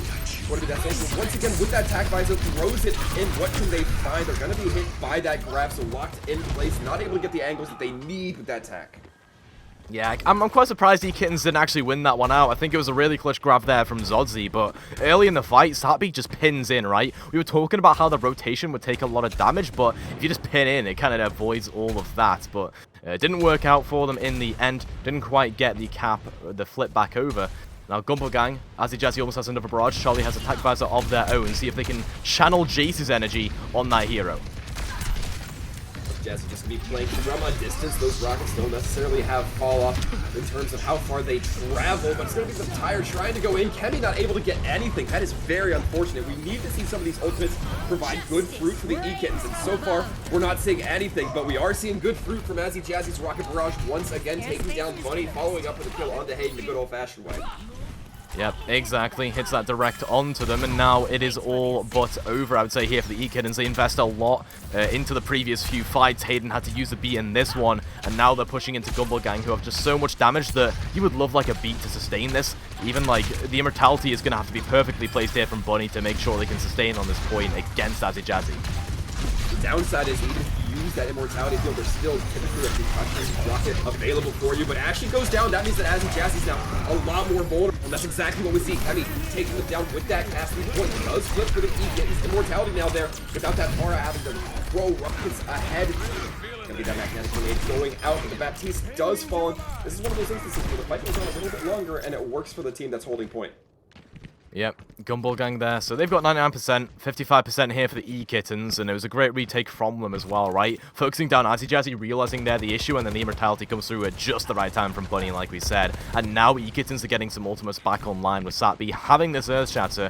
And again, Zodzi is not able to block this up. That's the one advantage Ryan has over Junker Queen and Zarya, is that you can just shatter for free, basically. Being said, Zodzi does have the opportunity for that self-barrier. We'll see if it comes into effect here. It's going to be the grab going out, but it looks like Zodzi had their team kind of on the back foot. They weren't quite able to lean in with that damage, and instead that Reinhardt's just going to go heavy in, swing it crazy, and now it's looking like final fight territory here, Toast. Oh, and is it even going to be a final fight is the question. There's so many players down here for the Gumble Gang that they're going to have to swap over to Stall Heroes just to get back in. I reckon they'll have a touch, but it'll be very close. Oh no. That Deadeye prevents a lot of movement from the opposing Gumble Gang, and Earth Shatter coming in, not hitting the Wrecking Ball, but will be securing the point for the ekittens. What a turnaround! Yeah, and Hayden dropping the you forgot the point in chat. Oh my. I mean, if that's one way to demoralize your opponents, I don't know what is. As honestly, I mean, Gumble Gang didn't forget. They just got taken down at the worst time, right? That fight, going as long as it did, was just so unfortunate. It was 90% by the time some of those players respawned and couldn't quite get back in time. Now we go to Sanctum, which is a bit more of a, I guess, an interior map where this Pharah isn't going to get too much value. We see Azzy Jazzy go over towards this Genji. It's really important they get value here because Kemi can be very explosive, no pun intended, on the Junkrat. And if you want to get value against the Junkrat as a Genji, you just have to ravage the opponent's backline and make sure that Junkrat also goes down to your own front line. I got a little bit confused, I'll be honest, Toasty. I was used to seeing Kemi on the Genji, Azzy on the Junkrat, and now we're kind of seeing those swapped out here, but both these teams playing a little bit of a ring around the rosy, both not wanting to necessarily drop into point first, but it's going to be Azzy Jazzy actually killing Kemi with their own concussion mine. You don't see that all that often, but Either way, it's going to be leading to the Gumble Gang having a nice opening here. That Junkrat not being in the fight means a lot of damage. It's not going to be loaded in from the ekittens. Those supports going down. It's all a matter of time before the capture goes to Gumble. I mean, listen, I thought Azzy Jazzy would get value on this Genji, but by deflecting the Junkrat's mine into their face is not the way I thought it'd be done there, as Azzy Jazzy absolutely just dunking on Kemi. Sabi looking to return in here, and they did kind of get MTD'd by Zodzi last fight, I will admit. Bit of aggression coming through there now. Azzy Jazzy once again starting things off well for their team to get those early kills. Hayden going to be taking down Charlie, though. It doesn't matter. Gumble Gang has none of their DPS. It's actually the Earthshadow that tries to go out from Zodzi, but doesn't seem to catch anything. ekittens now have pretty much a free ride to the point. Yep, ekittens back in. Managed to, like I say, take that aggression back in. Zodzi didn't really get too much with the Earthshatter, and Satby has one of their own. Kemi with the tire as well, so this is the ultimate that's going to be better than the Blade in my opinion, and the insta-kill potential. The insta-kill potential doesn't occur if there's an immortality field, though. Gumble Gang allowed to step back and regain their health pools, but not quick enough as Zodzi gets taken down, Satby as well, but there's not a lot of healing available for the Gumble Gang until that Baptiste comes back. It looks like the ekittens are just going to drop back to wait for their own Satby. Yep, Satby obviously needs to return for them to have any presence on this point. As Kemi's tire obviously didn't get too much value there, and like I was saying, Azzy Jazzy has this Blade now online, so see if they can try and win out with this one. Oh no, and the immortality field goes out very early, but Kemi finally turning the tables, taking down Azzy Jazzy. This time around, Gumble Gang now going to be hurting with that Genji, no longer having the blade to slice, dice, and cut up however you like. But we saw Satby going down for the ekittens. They have to try to maintain despite that shield not being in effect. Kemi playing in this nice little alcove will eventually assure the kill onto Zodzi, but it looks like Gumble Gang just have a few more reinforcements at hand. Yep. That's Charlie that clutches that up, in my opinion, as well. Gumble Gang, they just rally behind Charlie. They get 3 kills. Pretty good stuff coming through there, as now the ekittens, they're a bit ahead in terms of percentage. It should even up since they have to wait for some of these spawns to come back. But as long as they can put Pomku on the side here and make sure that they can, you know, push into the main area of Gumble Gang, the main core of Gumble Gang. If Pomku has an off angle, it's all over for the Gumble Gang. Hopefully, Azzy Jazzy will be able to respond in quick order. Zodzi going in for the Earthshatter, manages to find 2, gets the pin as well, driving Satby back, but also driving themselves a little bit deep into enemy territory. They're going to get punished for it, perhaps a bit too much aggression, as now Satby is able to just swing for the fences. Tire is going to be getting 2. May have been a bit late, but you want to stop Gumble Gang from getting that percentage faster than later. Yeah, absolutely, and at least you save some of these crucial ultimates for ekittens, right? I mean, it's a pretty cheap team fight in terms of just using the tire coming through there. As Pomku, like I said, last fight probably could have used the visor, didn't decide to since they didn't really have a great off angle for it, and posturing on the defense here, they should, as the immortality comes through early, or amplification, sorry. Going to be Ashy taken down. It looks like Zodzi was a little bit too busy swinging the shield up for their Lucio. Because of that, they're not going to be able to navigate out. Eventually, they will be falling. Catswag not going to have anybody to help them. Will also be falling in short order. And now it just looks like Gumble Gang trying to get a hard regroup the death way. Yep, 90% here for the ekittens, and this is going to be the exact situation as last round it looks like. Gumble Gang, they have to get back and touch this point as fast as they can. Zodzi is here, but can they get there in time? Oh, but the counter pin actually throws the Reinhardt towards the point. Eventually takes a jump off. It's going to be the Rip Tire coming through, catching off any reinforcements, not focusing on the Lucio. Excellent forethought coming in there from Kemi, and it's going to be ensuring that the ekittens do lock down Nepal. Yep, lock down Nepal, lock down the series as well, eliminating Gumble Gang from the tournament, unfortunately. As, you know, Jace's team was a pretty good draft, you know, a lot of players that are new to BPL, but for this tournament run to be their first experience of BPL is amazing, right? I mean, they got so far in the lower bracket here, in the lower semis, but ekittens going to be going ahead against Neptune in the next round. Yeah, an excellent performance. Not disappointed at all by what we saw. I mean, we talked about it at the first map. We were expecting kind of a tooth and nail back and forth fight between these two. And although Nepal went 2-0, they said it in chat, it really did deserve a third round because it just looked so competitive. Yep, absolutely. And, hey, I mean, Jimmy B, I believe, is joining us back here. So, you know, what were your thoughts on that, Jimmy B? Because that was one heck of a series. Yeah, it was definitely very fun to watch. And ekittens and Barnburners on Nepal, I mean, they were more iconic duo, but they do take the dub here at the end. they stay alive in the lower bracket, and they're gonna face Neptune next. For Gumble Gang, however, that is the end of the road, sadly, because they were definitely a very, very fun team to watch, especially with their DPS line and their tank with Satsi.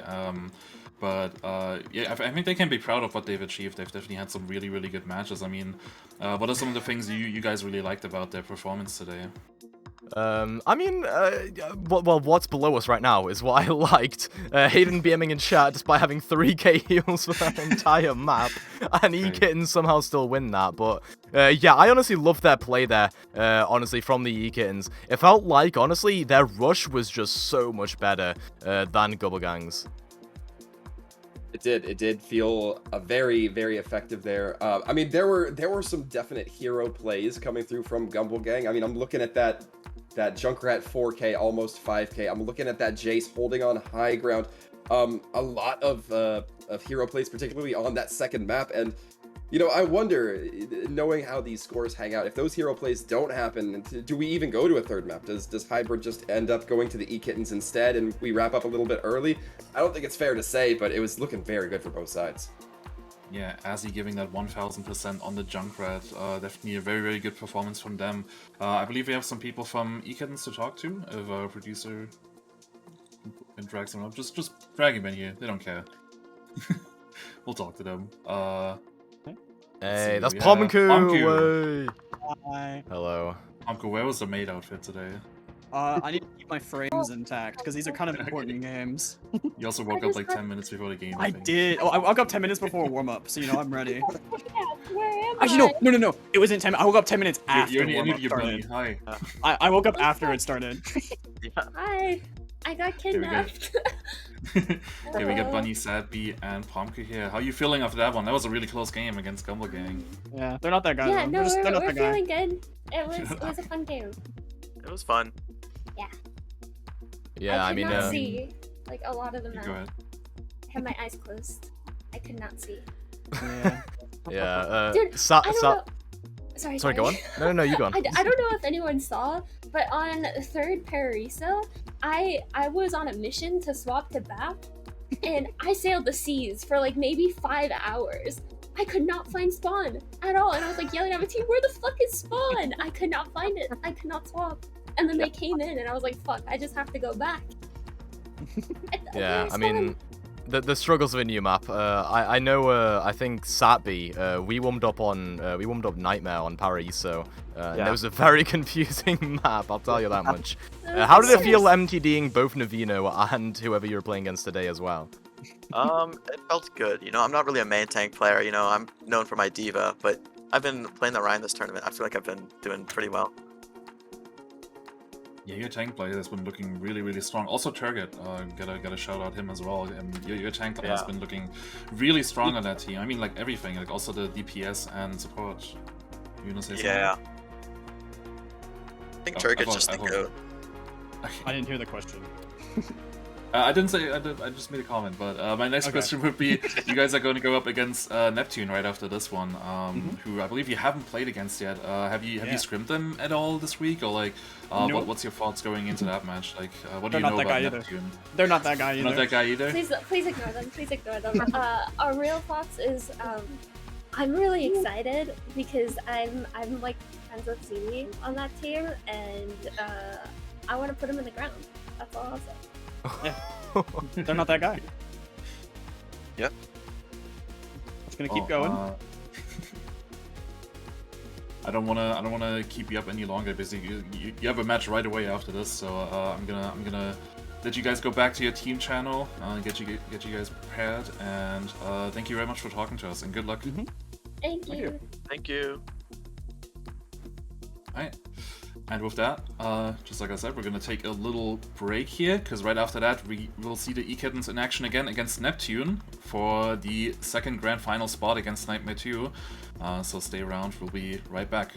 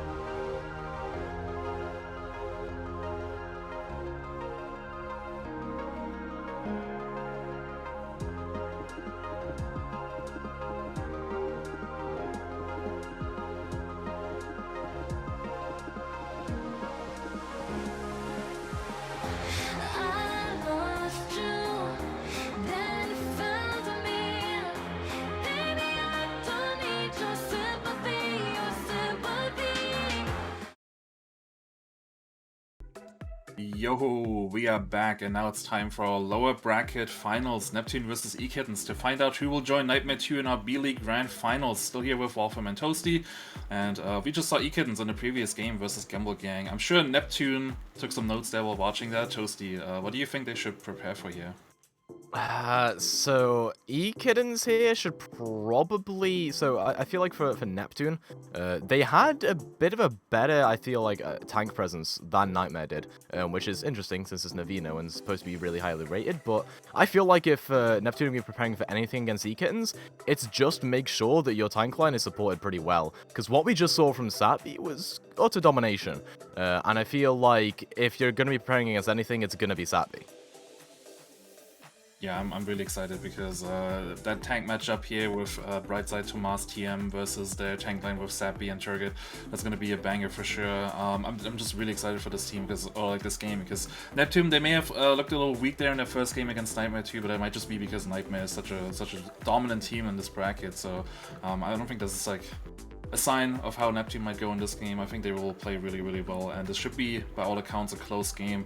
Well, we're almost ready here, so let's do some preds real quick. Wolfram, how do you think this one is gonna go? Who's gonna join Nightmare in the Grand Finals? I'm gonna change up my prediction from last time. I'm gonna go Neptune. No way. Okay. You just played ekittens before. Yeah, I'm changing it up. Okay. Well, what about you, Toasty? I'll stick with doing it for the content. I like ekittens' brand a bit more than I like Neptune's brand. Like, what even is that? Is it a dolphin with a trident on the end of it? Like, that's not even like meme material. Like, what?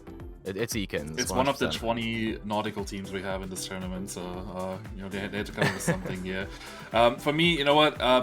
This match does have some historical value because ekittens, it's kind of like an unofficial new Peep This team, and Peep This, they have a third place curse. So if we want to follow the trend here, they should lose this one. But you know what? I'm gonna go with the ekittens as well. I want to see them break that curse. I want to see them go to the Grand Finals and get a rematch against Nightmare 2. So that's my pred here.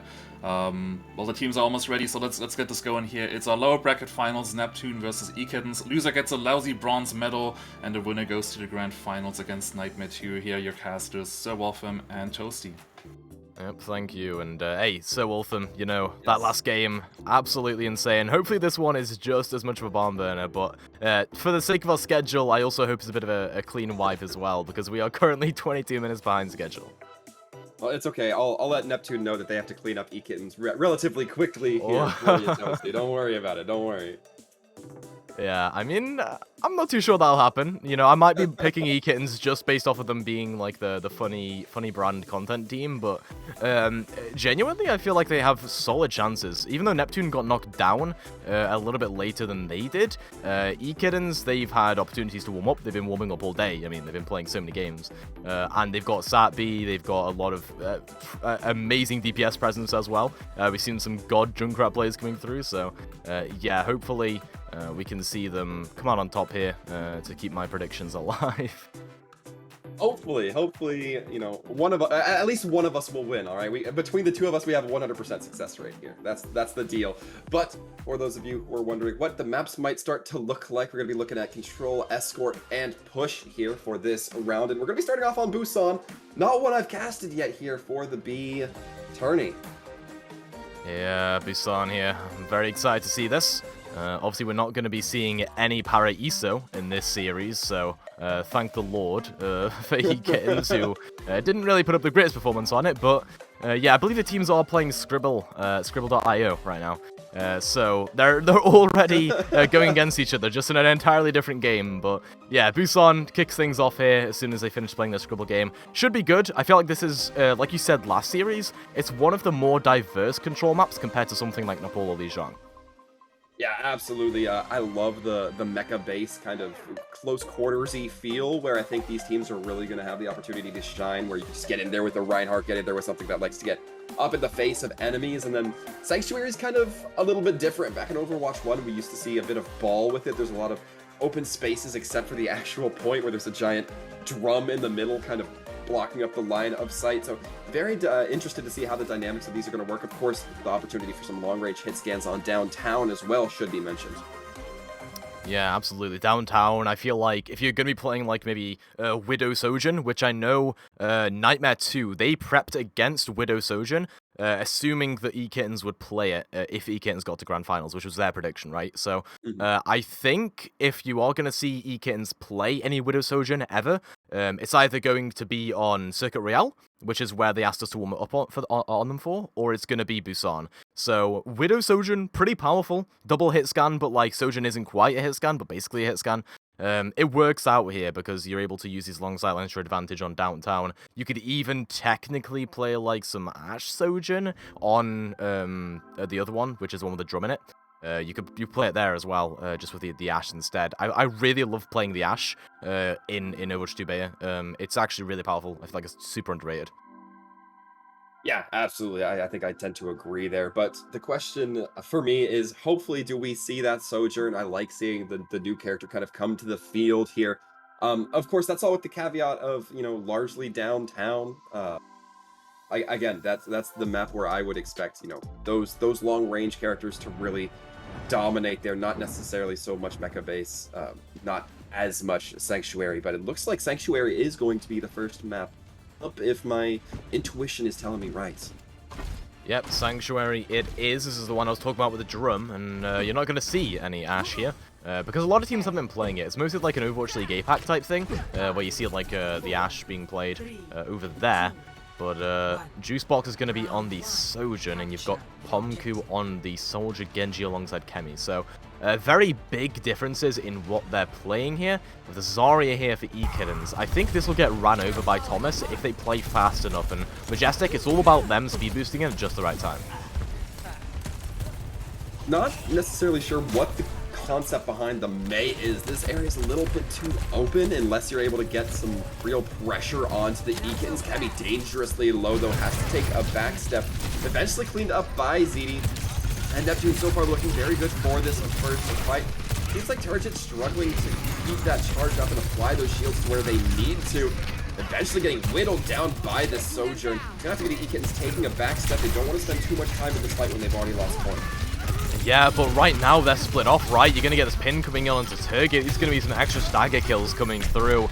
Not what you love to see for the ekittens to start off with. And I think the point of the Mei here is to play kind of like an anti-dive style. Kemi was on the Genji, and the Mei does like 100 damage per second now with her blaster, where she used to do 60. It doesn't freeze, but it will burst down a Genji pretty darn quickly through that deflect, and it's very anti-divey. Kemi's now on the Junkrat, so can put a lot of pressure on Thomas, though. We're already seeing that in the numbers. Kemi already halfway to that ripped tire. Neptune, however, having quite a few ultimates in their bank, or at least on the horizon. Go to the amplification matrix that comes out first, and it's just going to be that Baptiste trying to play around it. Juicebox goes down, that amplification matrix not able to give them any benefit. However, it looks like Neptune, despite getting those first losses, able to swing back with some pretty decent force. Yep, exactly. Thomas with a couple kills towards the end here for some cleanup. Neptune looking pretty good. Your prediction, at least from the first control map, first couple fights, it was looking pretty good. Turgid here, though, will have the Scrapaton Surge to use in this next fight. You've actually got a couple of really crucial ultimates for the ekittens as alongside that. Pomku obviously has been looking great in terms of the Soldier play in neutral, but let's see what they can get done with the Visor as well, if they can corral themselves an off angle. As the Junkrat's on the side there, just spamming in. Versus taking a lot of damage, having that self-barrier to keep themselves alive, but that means that the rest of their team's not going to benefit from it. It's going to be the grab going out, but the Blizzard locks everybody down, prevents them from getting any benefit off the back end of it. Juicebox so far very good to get these kills onto that Zarya. Can't quite make the right clicks happen, uses that overclock as well. Feeding her shields just a little bit more, it allows Majestic to go down, but the point's still held by Neptune so far. Yep, I mean, it's just going to be some staggers here for ekittens trying to... No, okay, never mind. Bunnies just walks away from the point. The point. But yeah, I mean, Neptune there played pretty well, even though ekittens had, like, this grab tire combo. They were cooking that up, right? They were trying to make that happen. You had Kemi spamming in from the sideline, building it up. They tire, then the grab comes through from Turgid. Big problem there was that Majestic was so perfectly timed on the beat that it just cancels out the tire completely. And Kemi was, like, on the last couple seconds of tire, so they had to click left click anyway. But yeah, great timing there from Majestic to make sure that they were staying alive during that grab. Ty didn't get anything from Kemi. Turget's grab goes to waste. They lose that fight. And Neptune 100-0 on the first round there. And now they're coming out onto Downtown with the exact same composition once again, where ekittens, they're playing the Junkrat on Downtown. What are they on? What is this? Junkrat on Downtown? It's gonna be pretty tough. I mean, you don't have, unless you're able to somehow speed boost to get a choke where we saw, you know, it being taken advantage against them earlier, you're just not gonna get that value, and Kemi's not gonna get any value as long as they remain buried into the ground. Going to be Thomas trying to hold out as that immortality field to keep them alive for a moment longer, but ekittens might have caught their breath here.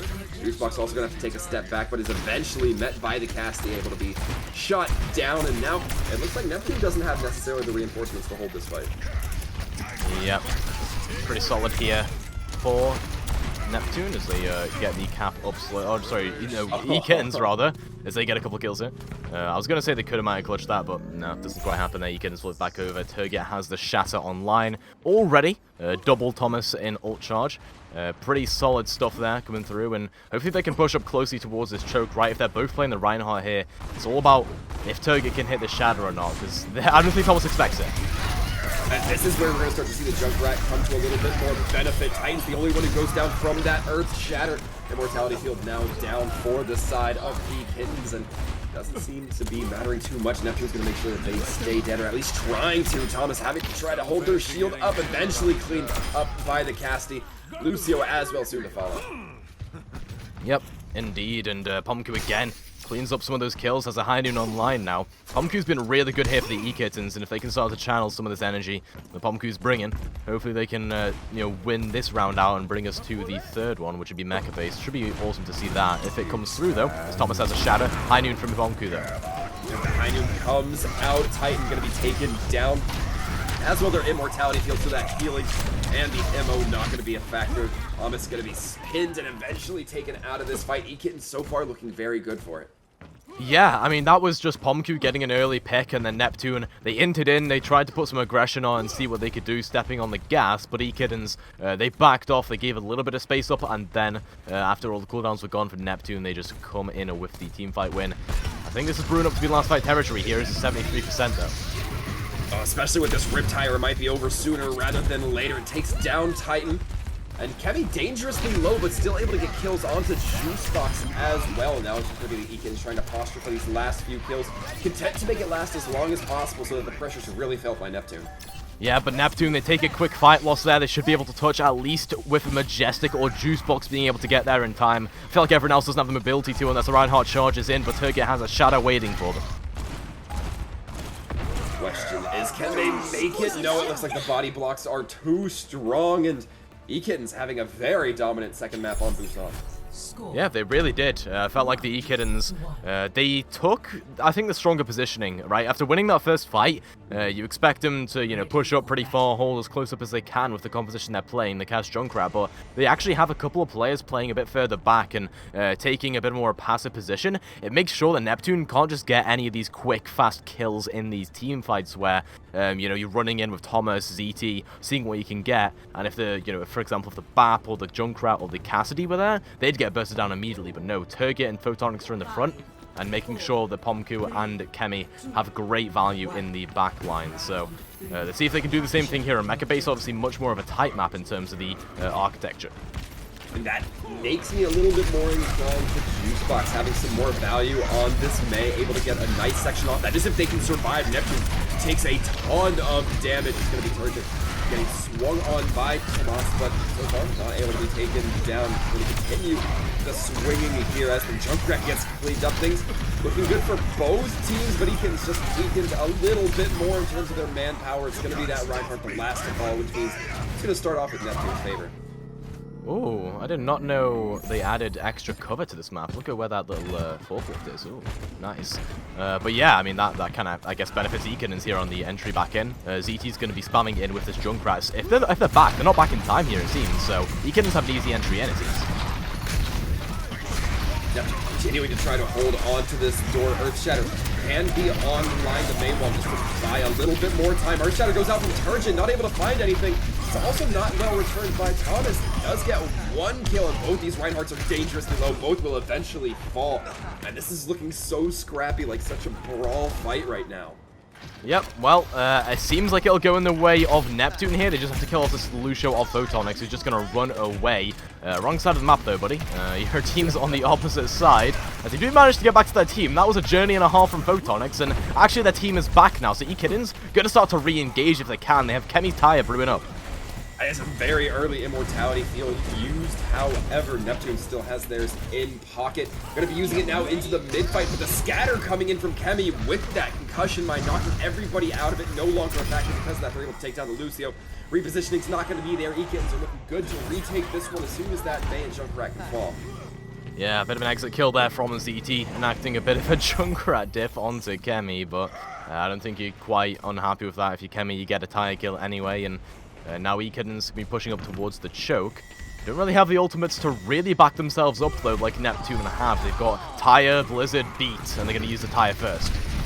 Tire goes in, and this is a great opportunity. Takes down the Immortality field. Everybody's a weak juice box. Also throwing in the Blizzard. Going to be ensuring that this fight goes well in the way of Neptune, but they invest a little bit heavily into it. Yeah, just a little bit there, you know. Tire, Blizzard come through. Neptune will still have ultimates to boot. But ekittens, I think the High Noon is what they're going to be looking to here in this team fight, right? The ultimates are looking quite similar other than that one, which they can use to try and force Neptune back and see what they can get done. Give me that Matrix, though. And the Matrix does come out. You have to be very careful. Thomas going to be throwing in the Earth Shatter. Definitely don't agree with that one. It didn't look like the team was necessarily trying to peer out of the spawn just yet.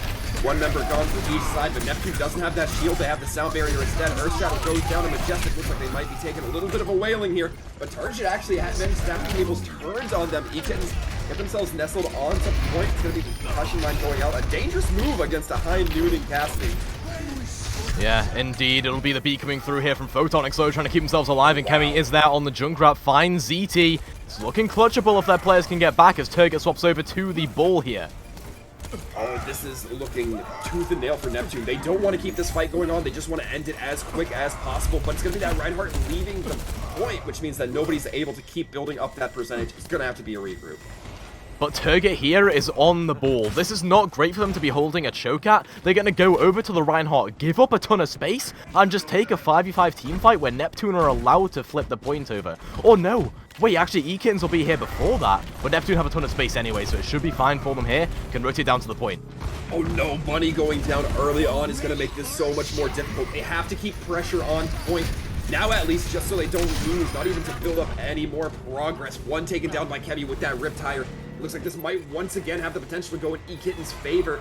At least if these spawns have anything to say about it. ZT getting lifted up into the air. That Reinhardt eventually has to drop, but the shield management coming in from Target just looking so good. Progress wasn't building up for ekittens, but they have the point once again. That was an extremely weird team fight though, right? At the start of it, ekittens backing off, getting their Rein back, and then re-engaging onto the point like it's a neutral fight. Really odd stuff coming through as ekittens are pushing up. Neptune have a Shatter and a Tire though. They can break through super easily here. They have a lot of offensive prowess. We're going to be seeing that Tire go out, or rather hearing it. The Earth Shatter does go out, manages to get 3 as everybody appeared to be distracted by the Tire, and so far it looks like the kills are going in favor of Neptune, but they can start putting some pressure on that point, forcing some rotations out from the ekittens. Earth Shatter goes out, doesn't find anything from Target. Right now things are looking so good for Neptune. If they can just maintain here, they have the Blizzard as well. Trying to zone it out. The point has been flipped. That means that somebody from the ekittens has to touch. But these icicles, this Blizzard, this may be just looking a little bit too fierce. Kemi coming in with the concussion line, trying to get one, but met with a icicle to the dome.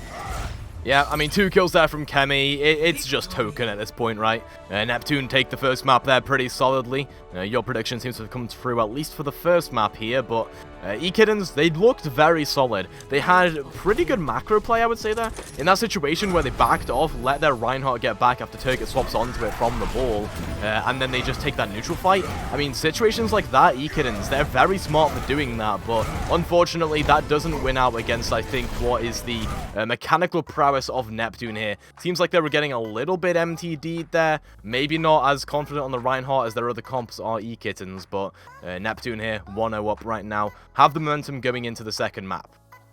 Yeah, and I'm not too surprised with the result we saw. At least looking at the compositions, it felt like Neptune. I think particularly on that downtown, but it may have been on Sanctuary. We're playing that Mei a lot longer than it felt like they should have. It felt like they were being a bit stubborn to swap off of it. Once we saw that swap, or once we saw them playing compositions that didn't rely on that, of course, you see the kills start to come through, you see the progress start to come through, and eventually it wins to them taking Mecha Base in a final fashion. I mean, they were able to use the Mei on Mecha Base. It's not that they swapped, it just the map changed to work better for them. Yeah, it felt a little bit like the Mecha Base was looking decent, I feel like, for ekittens, where Sanctuary wasn't, to say the least. As Neptune took that one pretty dominantly. But either way, I mean, Neptune here, I think going into the next maps, I think they should just keep on doing what they're doing, playing off of their tank presence, because what I felt like a lot of times was their tank was just blitzing it in, and even if they were going low, all that would happen is the DPS would just pop off, get in the backline, find a couple of kills, and the same can be said for players like Kemi, for example, who were making a lot of work on the Junkrat. That's why Mecha Base was so close, in my opinion. Kemi was getting away with a lot more than they should have, which was, again, it was true, for example, last series on Paraiso, these Junkrats getting way more value than they should, but I feel like ekittens probably can't rely on that too much. They need to start, I think, really playing as a team a bit more and start to have a bit more target focus and not just send Kemi into the backline hoping for the best. I mean, it's kind of been Kemi's MO no matter what character they're playing, whether it's the Genji, whether it's the Junkrat. They lean a lot on that player, at least from the optics of it. Of course, you know, DPS are sometimes the most visible players. It's a lot harder to tell if a support player is the real crutch of a team, but yeah. Either way, I have to agree. ekittens need to kind of tighten up their team play. For Neptune, you've just won your map. You know what you did worked. Just keep on keeping on. ekittens have to adapt to you is now the rule that they should be thinking.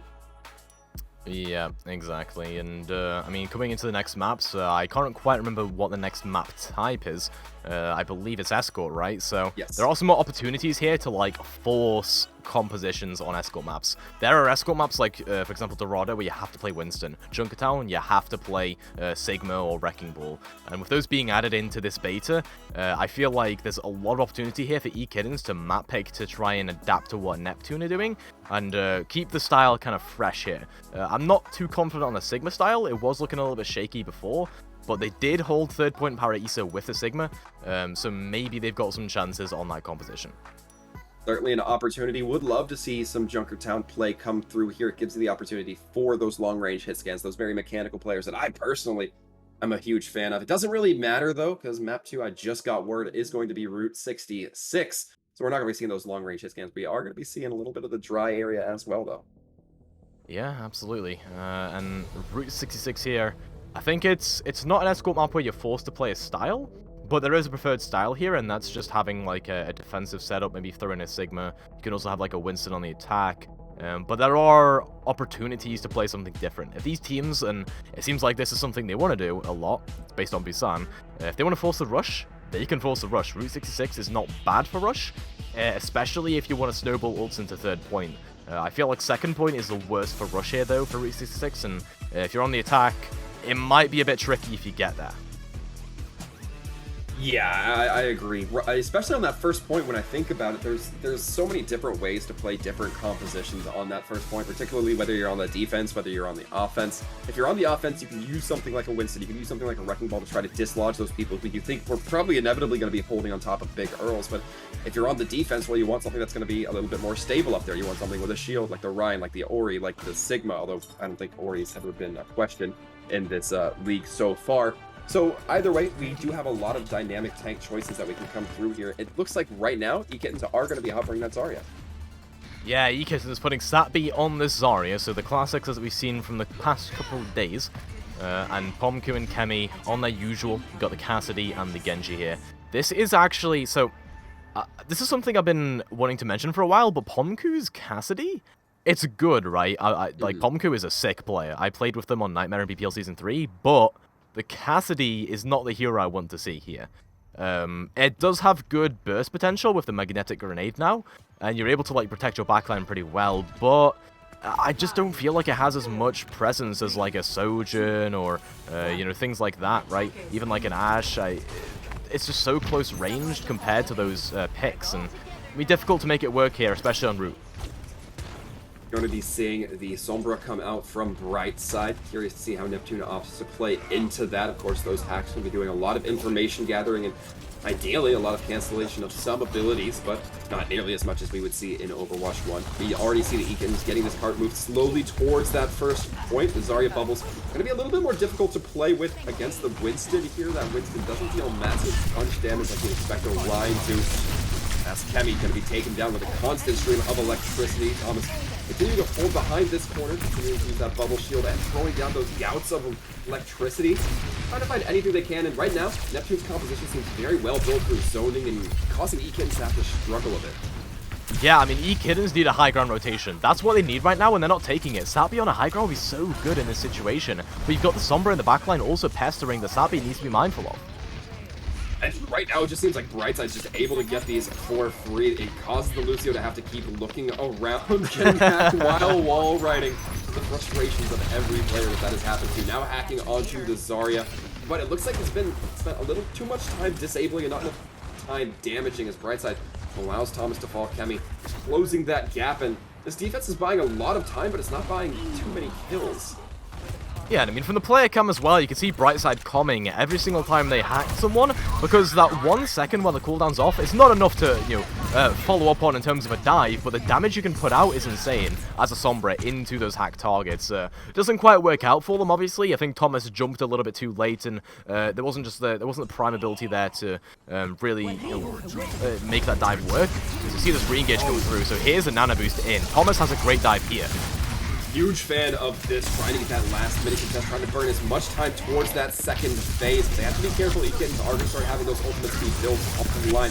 Going to be the Primal Rage as well to stall for even longer. A nice bubble, mitigating a lot of that damage. Zarya, Boyer both trying to just escape, but it looks like Neptune's not going to give them an easy way out.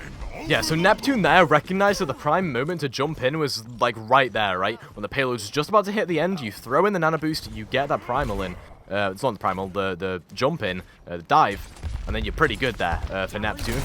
You save a lot of ults as well. You've got the rally coming up. There's a bit of a spawn camp coming here from Brightside. Can they get the kill though? No, it doesn't look like it. Very unfortunate, but it's going to cause Bunny to have to play back just a little bit. Can't necessarily beat the tempo of the rest of their team. A nice high ground push coming in from Kemi, but it's met by a nade from Titan. Titan, of course, we saw get pressured a lot yesterday. Now, probably feeling a little bit more comfortable to just play the reins, not getting focused down nearly as much. Ekittens are slowly taking it back, and we're actually seeing some swaps come through. Yeah, Kemi obviously keeping 30% ult charge as they swap over to the Echo here, so don't, viewers, don't you worry. That's not a bug. That is the new role passive for the DPS role. You get to keep 30% of your ult charge if you have above 30%, and yeah, the Echo having a boost on the duplication here is going to be so good, especially swapping off of the Genji, which wasn't getting too much value. And Sati has to be a little bit careful here. We see them using those self-bubbles just for the cleanses, but when you use it like that, it means you don't get it for your team. You don't get the bubble to protect. It's going to be the Deadeye coming in from the cast, trying to find anything or at least zone out. Finding too much though. Grab now going to be going out from Sati. What can they find? It's going to be kills coming through. Brightside taken out. Magnetic Grenade going in. Thomas, however, doing a lot of damage with Majestic, who's actually been on the receiving end of that nano boost. Not sure if that was meant for the Ryan or for the Winston or for the Brigitte, but either way, it's going to be helping to secure this. And Neptune so far having a very strong first point hold, and it looks like it might stay that way. It might, right? I mean, it's 5 seconds remaining. Bunny tries to stall, but they're just a bit of too early, so that forces the Echo in here. But now the overclock comes through from Juicebox, and I think that's about it, right? I mean, a big explosion for the Cassidy to knock himself out of this. Saying they got to technically correct, which we all know is the best kind of correct. Yeah, exactly. Neptune. Wow, what a hold there. I mean, listen, when they nanoed the brig, I was like, okay, what on earth are they cooking? But, I mean, it works, right? You get the raid boss brig, they get 2 kills off of the back of it, with most of the damage being done by the brig, and they get to hold down anchor on the cart, even if the honor goes low. I mean, ekittens, they just don't have the presence to get back in. A couple of their players went down earlier on in the fight, and it's just an excellent situation to be in there if you are Neptune. To just get grabbed up, make Satby waste it, and it felt like there wasn't really too much of a good grab. Was there another grab from Satby? I don't think I saw one. There was one at the very end when Brightside went down. Brightside and I believe a lot of the support line got caught up, but there wasn't anything The very end was the raid boss grab, right? Where, yeah, so that was the only, I think that was the only grab stat we got. I mean, a little bit unfortunate, I would say, for ekittens, but hopefully they can get something better on defense, because what they were lacking there was high ground rotations, I feel. I would say so, and I was a little bit bearish on it early on, with Brightside being on that Sombra, but we saw that Coalescence come out from Bunny, and Brightside immediately recognizes that, gets the hack, cancels the Coalescence. Even though it's still not that persistent hacked, unable to use abilities, it interrupts anything that's being channeled, or being, I guess, focused, and in the case of Coalescence, it'll stop it in its tracks. Yep. Interested to see here the Sojin Genji on the attack, obviously. So on the defense, it's pretty good at the zoning, but you need Thomas to take some aggressive dives here if you really want that Genji to have good positions. And the aggressive dive seems to come through. Thomas taking that high ground. Doesn't quite have the range on that primary fire to deal a lot of damage, but meets 3 members of the opposing team. Kemi dangerously low, but the anti does eventually wear off and they're able to get healed back up. Hayden gonna be able to get some pretty reliable healing come through whenever that dive comes through from the Winston. Just immediately start swinging and provide your team that radial healing. And it's going to be the case of getting 2 more, and it looks like Neptune decided they have to back. Yeah, this is where you're going to get value out of the Cassidy, and you're putting the Reaper alongside it as well. You're going to be able to deny some of these dives, play very anti-dive against the Winston, burst them down as soon as they dive in, or at least get a kill onto like a Sojin or an Echo.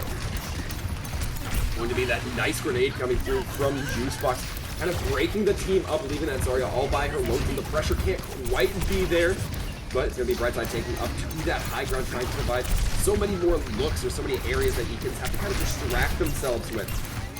However, not building up too much ult charge just yet, about halfway through that duplicate. He gets very close, but Thomas taking down 2. Looks like the tempo might have been turned very quickly in favor of Neptune. Yeah, Neptune heading in. A big dive coming through here from Thomas as well, by so much space, but the Coalescence in return from Bunny could turn things around. It's trying, but that Reaper's going to get nice and tucked in as well. The Primal Rage comes out, meaning the Reaper's not able to find too much with those Hellfire shotguns, instead getting turned a little bit of the attention to by the Echo, by the break, eventually cleaned up, but it bought enough time for a little bit of a regroup coming in from ekittens, despite the early numbers that they had lost. Grab goes in, and now it's going to be the continuation of slaying from ekittens. They managed to get 2 with the Deadeye. Excellent performance, Juicebox. Not going to quite make it happen with that overclock. Yep, ekittens just barely holding on. Juicebox trying, obviously, for the clutch moment. Looking to, you know, get in the BPL history books as the insane clutch to go to Grand Finals. But no, not quite going to happen. Swap over to the Reinhardt here for Thomas, as they don't want to play the Winston anymore. Taking a lot of presence early on here, because they know that there's no range to this ekittens comp.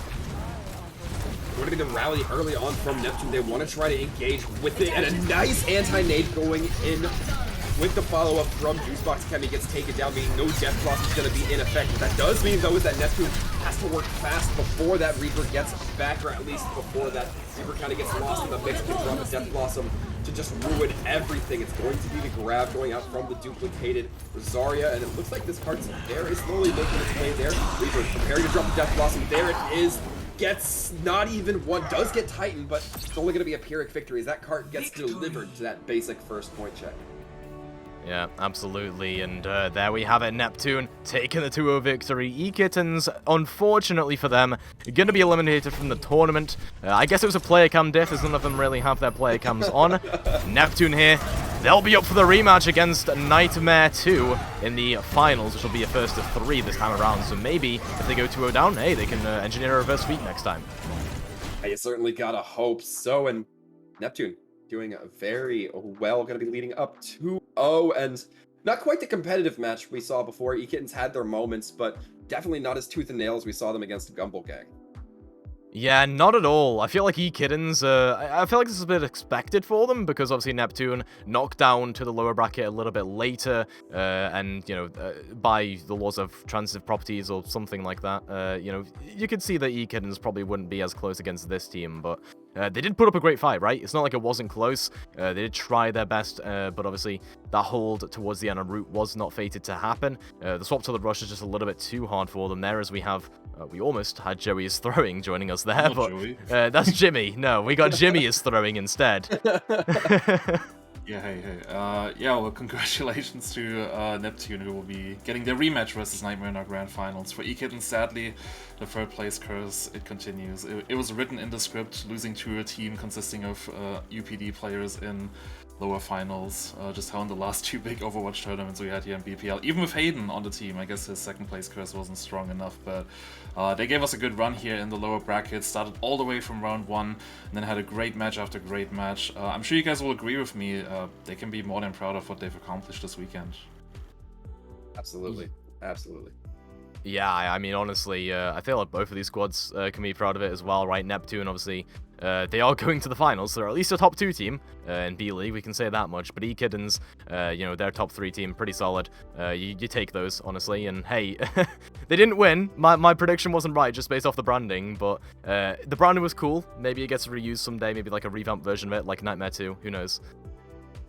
Yeah, my predictions are just not working out today. Good that was my last match today, but I do believe, I just heard that our producer is specifically pulling up players from unpopular demand. Because, I was like talking to the other team. There is some history there. Hey, Tomas, I see Tomas, Majestic, and Titan here. I don't know if you saw it, but Pika, our producer, just said he wanted to specifically pull up UPD players because, once again, you guys have knocked out this team and gave them the third place. So how does that feel for you guys? Not as good as the other times. I feel mostly last time we won, at least in the first Snowdown, we won a revenge because we almost got reverse swapped them. Didn't happen. We really wanted revenge. But this time we just wanted to get through it. We didn't much really care. We just want to get through it to play NITEMARE too. That's what we aiming. The first time was also the Pika incident. Oh yeah. And I wasn't there. Lily was playing tank. It was a scuffed game. That was a scuffed game. Yeah, me getting called in for work, making Lily play.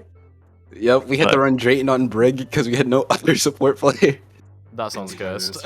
Well, it's good, Thomas, that you mentioned the rematch versus NITEMARE 2, because I was going to ask, I mean, you did just play them earlier, but it was a very one-sided affair in favor of NITEMARE, so I was going to ask, what do you think will change this time? I wouldn't say it was one-sided. We have no experience in... Oh. It was a 2-0, but it was close. It was close. Oh, not close. We've scrimmed them before, we played them earlier, so now it's basically our third time playing them, so... I would hope we kind of know how to counter what we think they're going to do. Also, since there's more maps, I get to play DPS, so Ascend, watch out, you're going to get diffed. Also, Madge didn't have the pregame quesadilla before the first game. Factual. I had to make a quesadilla. The pregame quesadilla is a ritual ever since OPD. Madge would do a quesadilla every day before a game, and we would just win. I'm unironically 7-1 when I make a game day quesadilla, and that one loss was in the grand finals. We don't talk about that.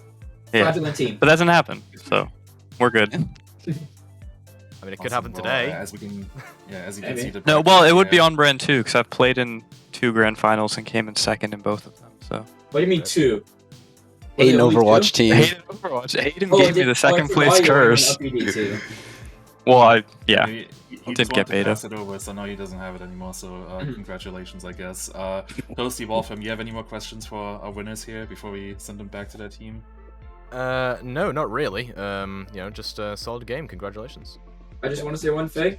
If Juicebox wins this, he's 3-0 in victories in journeys. Oh yeah, right. He was Snowdown. I mean, yo, Pika, pull up Juicebox here. He won Snowdown and Beta, bro. That guy's just been winning non-stop, left and right. But yeah, he's what was it, Snowdown, the first Beta Brawl, and now maybe the second Beta Brawl? Yeah. This keeps The up. only thing in the way was Squicks. From Brit. Oh yes, Squicks, yeah, that's a British ball, you guys. Hey, I mean, we don't I won that one, so. Juicebox is the Michael Jordan of BPL. What? Maybe he will get his third ring today. We will see. But I don't want to keep you guys any longer because I mean your match is up right next, so I'm sure you guys want to talk some strats and prepare. So thank you very much for talking to us, and good luck in grand finals against NITEMARE 2. Thank you. Hopefully we'll see you guys in an interview. The winners. All right, cool. Well, with that, I also want to say Thank you very much, Wolfham and Toasty, for casting this one. Now, you the viewers out there, surely you want to see the grand finals of this, right? I mean, you've been here all the time. You want to see how this B-League bracket ends of the 2 beta to Brawl. Well, you're in luck because we will show that up next, just not on this channel. It will be on the mainstream, so head on over to twitch.tv/Bad Pachimari League if you want to see that there. I believe MFG is going to host the grand finals there. If you want to stick around here on the Cozy B stream, I don't blame you. I believe we're going to have both the lower bracket and upper bracket finals of A-League up here next. I believe, Toasty, you're going to stick around for that. So yeah, I want to say thank you everyone for watching. That's it from me for tonight, so enjoy the next games, and we'll see you after this short break. Thank you. They tell me to leave you, I should run away. They can't believe that I wanna stay.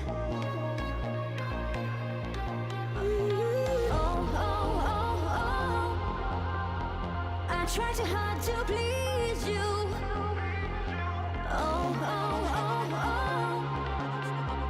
I can't help but need you. You give me this feeling whenever you're with me. I find it hard to breathe. My air you keep stealing, but still I'm believing. You're good for me. You're good for me.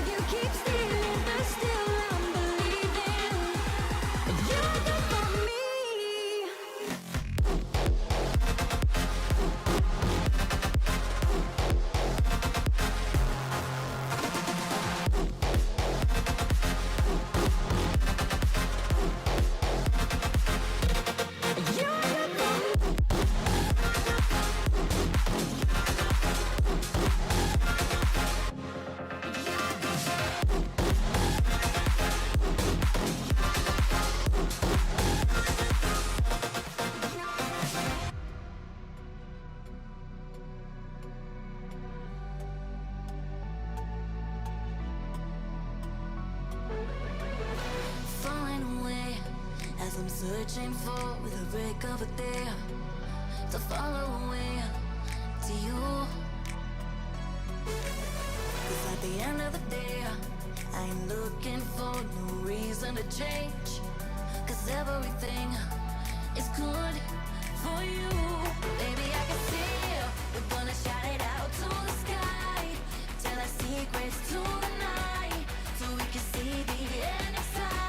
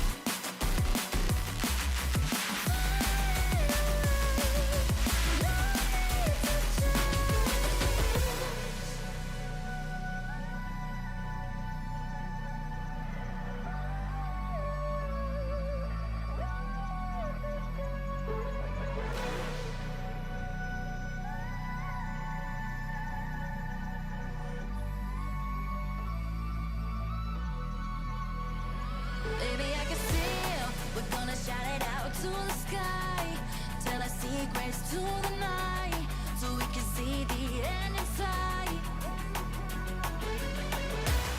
We're gonna shout it out to the sky.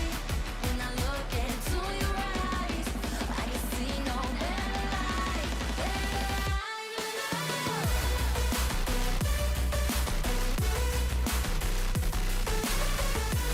We're gonna shout it out to the sky.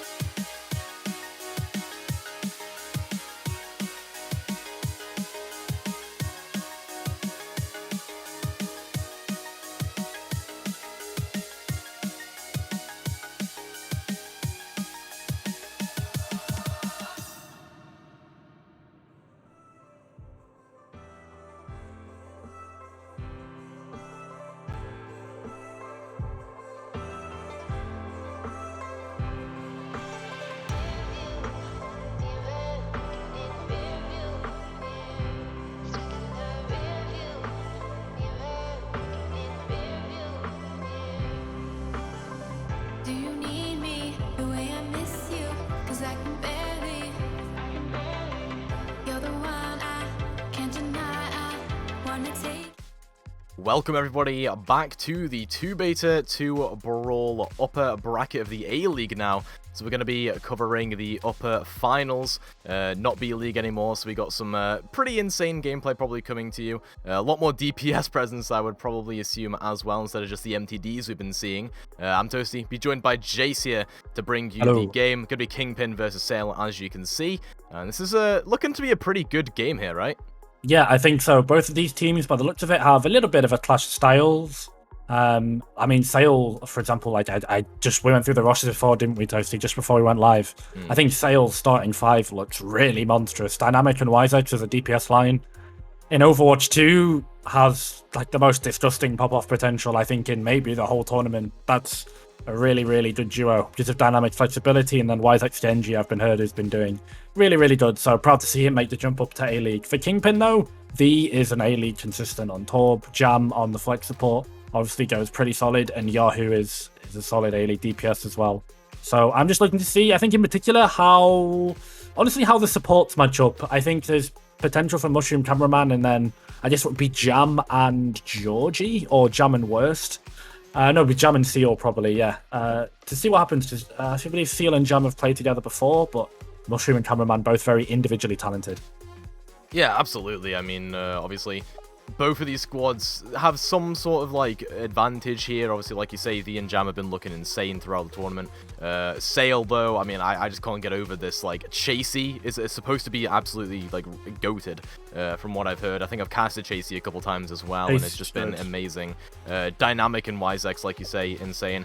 I think the only player here that's probably really bad in this lobby, or, well, bad compared to everyone else, I think you were saying this during the break, is Reborn, who probably is like good, but like not insane like a lot of these other players are. For example, Chasey, Dynamic, Wisex, that kind of thing. But I do think Sale have like the better roster overall.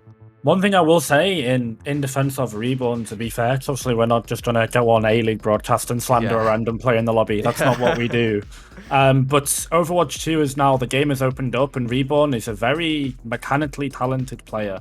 Very, very mechanically talented player. Everyone knows this. Definitely performs above what his SR does, and I mean doesn't play comp, because who does in season 39 of Overwatch anyway? And there's a reason that Hayden drafted him, and definitely got a plan for Reborn, because I mean Hayden is one of the goats in terms of drafts, so there is thought behind every transaction he makes. I'm looking forward to it. I think it's one of those. I'm really interested to see what type of comps he plays. I know I've been looking at contenders. The teams have been playing the Junker Queen with the Sojourn and Genji.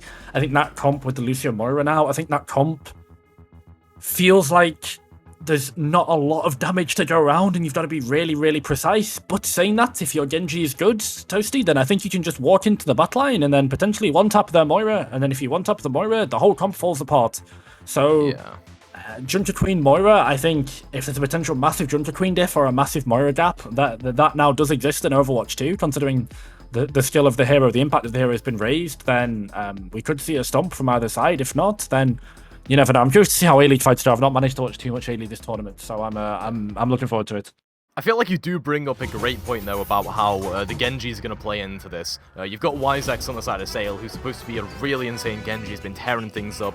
And Paraiso will be on map, so it's a good Genji map as well, right? You got these high grounds to play around. I was mentioning this in the series, just like 2 series ago, with Wolfham, is that Paraiso, it's insane for the high grounds. Like, on the attack, you have to play against so many good defender high grounds, except for third point, where you at least have some opportunities, but it is just insane for Paraiso on the defense here. And if you're playing Genji, if you're playing Sojourn, like, it'll be insane, honestly. In particular, that second point is brutal, and I literally just played Paraiso against ekittens, and I played Soldier on that map, and I was just playing fucking...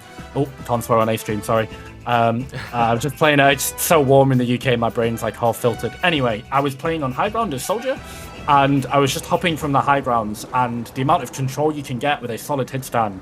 And my thought process here, Toasties, right, is if I can do that with my very, very bad shaky aim in B-League, and I can get that much value, the positions themselves are so strong. You have really nice high ground cover as well. And you don't only have massive high ground control that's really easily accessible on the defensive hold in second point. You can then drop off to health packs and sustain, and you can just keep going backwards onto more high ground, which is something that I've not seen on basically any other map so far in Overwatch. Normally, when you get off the high ground, you have to give up a forward position, whereas you can just go back onto a high ground on the second. Like you go off one high ground, you move back onto another one. That's so powerful. So I'm looking to see potentially the hit stands, but hit stands are countered by Genji, and Genji very, very good at dueling those hit stands if they get into effective melee range for the Cyber Weeb. So it's going to be another interesting matchup between these DPS and what people pull out all map long. I'm looking forward to it.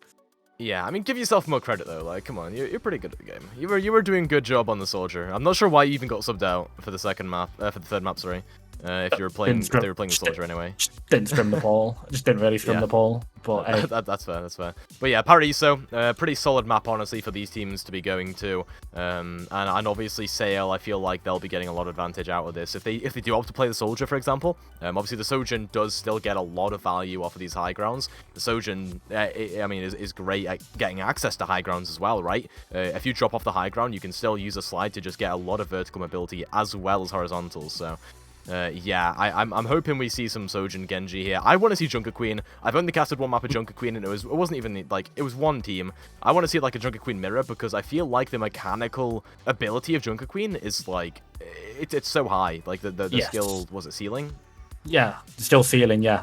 I think the skill floor is pretty decent as well. What I found from Junker Queen on this map, on Paraiso, I think it's not the most effective. I think you really need angles. I think something like Sigma is really good at just being able to control the space. But that last point, that third point, I do like Junker Queen because it reminds me of King's Row Streets in that sort of sense. It's quite narrow. And obviously, Junker Queen very, very strong on that map. It's just all about, from what I figured, all about managing your passive bleed and your cleave. If you can keep up that heal over time that you get, it means that your supports have to sink less resources into you, which means that your DPS can play more aggressively and you can be self-sufficient. And on top of commanding shout, your bleed, and Moira, who is now basically a perma-pick, you have an effective almost 800, 900 HP with the heals in tow as well. So Junker Queen, while she only has 425 HP, when you look at her, the actual effective HP is basically double that. So really, really tanky. And also, I mean, if you land the full combo, you can absolutely one-tap a DPS if they get too cocky. Oh, you absolutely can. I mean, there's been so many situations. I mean, I only got access to the beta 3 days ago, and for 2 of those days, I have been doing charity streams, but for the 1 day I've had, which is today, playing the Overwatch 2 beta, I have had just an amazing time playing Junker Queen, because all it is so like fun. You just run in, you save your commanding shout if you want to like get out of a bad situation or just go even more aggressive, and it is just so powerful. No one knows how to deal with it. You just get a Junker Queen in your face, you get one tap comboed, and like the wounds are so good as well because it's like a big rally but for yourself. I didn't think that the wounds or in particular just a combination of everything. She is so overkitted, and let's not talk about the hitbox, but just the hitbox for the ultimate rampage is just ridiculous. I played earlier in I think I played in like a warm-up yesterday, or actually earlier today I was on Junker Queen to fill for the warm-up, and I was easily 10 to 15 meters above and away from my target, and I still managed to get the purple off, get the anti off. The hitbox for that is just ridiculous. It's basically impossible to miss, and when you're fighting on an objective, when you're going on something like a push map, or you're going on a payload, if you just ult one side or over the top of the payload, then you're going to hit all of them, and as long as you've got your commanding shout to be able to stick in once you commit to that backline, your team come with you, they've all got an extra 100 bonus HP, you've got antis onto everyone, and it's basically a one-fight ultimate. It's so, so powerful, and Kingpin clearly recognised that. Worst, he's going to go for the Junker Queen. They're going to be pulling out the Torb. Okay, I pull up, Capybara style. I've been pulling this out basically all weekend from what I've heard, and the Torb apparently goes quite hard for Sail. They're on the accursed wrecking ball. Didn't think I'd see this tiny little hamster and his big little ball for Overwatch 2, but Sail looks like they're going to make it work. Chasey clearly feeling a bit confident. Let's see how his first engage goes.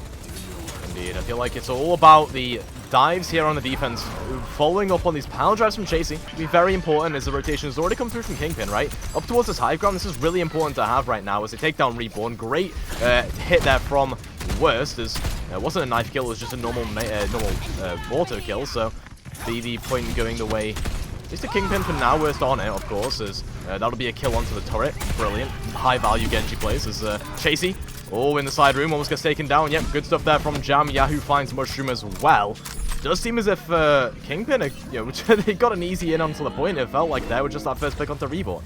Yeah, they didn't even get to see the power of the Junker Queen in that fight. Worst basically just one-tapped Reborn off screen to finish him off, and then the Junker Queen sat on the objective and gave 100 HP to his flankers. They went off and did the rest. The flankers, I'm including Torbjorn and Jam there because they're going to have to cover up and do damage to be able to clean up and cover. As I said, Yahoo is in this composition to execute and to find the picks. They need targets to be low to go in with that first strike, and that damage to get them low has to come from me, Worst, and Jam. So really, really high value damage needed for everyone on the Kingpin. And as I say that, Yahoo goes in, but Worst gets another pick 2 fights in a row. Oh my god, Worst is running them over. And this is what we're talking about here, is that Worst can just run in, do so much damage to the backline. That's both the Zen and the Brig that Worst is taken down single-handedly. And what can they do? They can deal damage to Worst, but the self-heals are so insane. And, I mean, that'll just be the cart continuing to roll. Yeah, and I wonder if Sale should ironically swap the hamster. I really don't think it's good into this because you do have Discord Orb, but I mean, Yahoo's on the Genji, they're able to stay up now. Chasey needs to find the slam angle, only seen him do it once, and before it happened, he's getting one shot. Look, the Torbjorn just survives the slam. Yeah, Torbjorn just barely survives that. Simsexual going to be going down here, and I'm not entirely sure if that word is still banned on Twitch. I'm going to say it and hope it isn't, as we've been told it's fine by our producer, but yeah, Chasey going to get taken down towards the end of this fight with the Sale obviously not getting too much value here as the start of the map goes on, right? I mean, this is going to be a big time bang for Kingpin. Yeah, it feels like even though we are sort of in the sunny climate, the southern hemisphere of Rio, it feels like the wind has not quite been in the sails yet for this team. They just don't seem to get going. Kingpin have done great to aggress them and really put them on the back foot, but Sale, they need to get going here with their own ultimates. Blade for Yahoo in the back, looking for Chasey, but Chasey's on the Junker Queen. You can't quite take him down with a blade like that as they back off. Gonna get some healing from Jam on the Moira, who has this Coalescence online if they opt to use it. Reborn up to the high ground, looking to see what they can get onto the enemy Lucio and the enemy Genji. Yahoo is on very low HP there as Worst, taking down Reborn, almost such low HP. Reborn being kept alive by the amp from Cameraman as Mushroom falls. Yahoo, great stuff in the back line. As it will be dynamic up to the high ground, has the blade if they want to try and win this fight out. They are being forced backwards right now by the presence of this Junker Queen. Worst, what are they doing on that off angle? I'm not sure exactly what they're cooking, but Chasey takes him out, as that will be Chasey falling for their trouble. Seal takes him out, and it does look as if Kingpin have some good opportunities coming into this next fight. It'll end up being a stall here for Sale. They're going to have to come out pretty late. It's Blade versus Rampage, and if I've seen this so far, they don't have the beat to cover it. Might not be too bad, but that's a pick onto the Lucio. This is Simsexual Dynamic, pulls out the Blade, but he goes down. Jam takes him. Yep, Jam takes him out. Great stuff there. I think they have the weaken onto them as well. Here comes the Rampage from Worst from the back ropes. Manages to catch Chasey. Reborn, caught by that, anti-healed and wounded. And right now, it is just all in favor of Kingpin. They dominate the opposition with the Junker Queen pick that you said would not be too great on Para ESO, but right now Worst is making it look excellent. Yeah, absolutely. I didn't think it would. I think that I felt something like a spam composition could come out and they could really, really play the game of distance. They could play the high grounds that the Junker Queen just can't get up to and can't contest for as hard. But, I mean, when Worst has all the confidence of an entire army to just go and one-shot 2 people, 2 fights in a row, the snowball got going, and this is something that we're going to have to start getting used to, Toasty. It's punishing. Sale ulted once that entire round. Yes, they made composition swaps, but when you're losing these fights so quick in 5v5, you're not getting the chance to charge your ultimates. And these Q buttons historically in 6v6 in Overwatch 1 have been your opportunity to turn the fight. No matter how many fights you lose 2 or 3, you'll have Graviton Surge, you'll have EMP, you'll have Coalescence, you'll have Beat. Something, anything to try and change it around. And it's just not happened so far throughout the entirety of Overwatch 2. Maybe it's a problem, maybe it is, maybe it isn't. What You've got is to remember, important, though, Overwatch 2, the ult cost has increased. Just remember that. Yeah. It is a lot harder to get ults. Absolutely. And it is, but you have to play down ultimates then, because the team that are winning fights are getting more ultimates, and then it just feels like it snowballs so much harder because of the lack of ultimates to come out. There's no real comeback mechanic. It feels like there's a real lack of comeback mechanic in Overwatch 2. It's so much harder to just press a Q button and get back on board. You need to individually play make, but Kingpin, though, I mean, we have to give credit to them. Worst was dominant on the Junker Queen, and they've got themselves a colossal time bank that might just be the map, to be honest. And I feel like the amount of times Yahoo was brought back from the brink as well, either by Commanding Shout or by Jam, is insane. You were saying Jam was playing well. I mean, I'm seeing it right now. Great stuff on the Moira. Yahoo finds the first pick onto Mushroom on the defense as someone's on point. Not entirely sure who that is. Probably going to be a Reborn or Chasey. There's a lot of pressure being put here onto Worst. They have to use the Commanding Shout to get out, but they will be safe for now. The Kingpin have given up a lot of high ground space here. Yeah. Potentially illegal activities. Worst gets caught. What do they do? Pop Commanding Shout and run away. Extra 100 HP, extra move speed. Thank you. See you later. Now all your cooldowns to try and kill me and punish me are gone. That's going to be a top turret on point to poke out Chasey. He is going to have to retreat. This hamster, I'm really not a fan of it. I'm not sure exactly what it gets into the Junker Queen either, right? They're able to wound it. You know, potentially you've also got a lot of players here who can just put a lot of damage onto it. Torbjorn scouts it out. Thank you. So hard. Chasey goes over to the Sigma now, but they'll have to wait. They have to wait for Chasey to come in now. Yes, they're going to have to wait for Chasey to play an Andor, they're going to have to wait for them to spam, but at least they can get something going on the tank, because what do you slam on the side of Kingpin's composition? I don't think you slam anything, and even then, the damage just not there. It's going to have to be Dynamic Clutch on the Pharah. He falls low, though. They're looking to go aggro with the Torb and really hold them back. This Torb's doing a great job of stalling them out and slowing the game down. Dynamic had the and Jam so low there, but they weren't able to get much done. Now Reborn opens up with a kill onto Seal, so hopefully something can get done now as Dynamic comes in. Barrage onto Worst, dealing with the issue, recognizing that their win condition is just getting rid of the Junker Queen altogether. As Chasey obviously is on the Sigma, does not like to be in close range against that hero, as it'll be Cameraman finding Jam, Yahoo falls, and this will be first cap going to Sail, but a lot longer than Pin took to cap it up. Yeah. Definitely, they needed to snowball, didn't they? But I think I'm glad that now that they finally some form of semblance on the composition. Chasey was not getting value on the hamster, and at that point, you can just give it up. The ultimate, the minefield, not that high value anyway. The flux would be so much more value as they have to snowball. I think Dynamic here on the Pharah is going to get a little bit weaker because of the access to high grounds, but no hit stand for Kingpin. I think it's absolutely the win con for Sale in this next fight.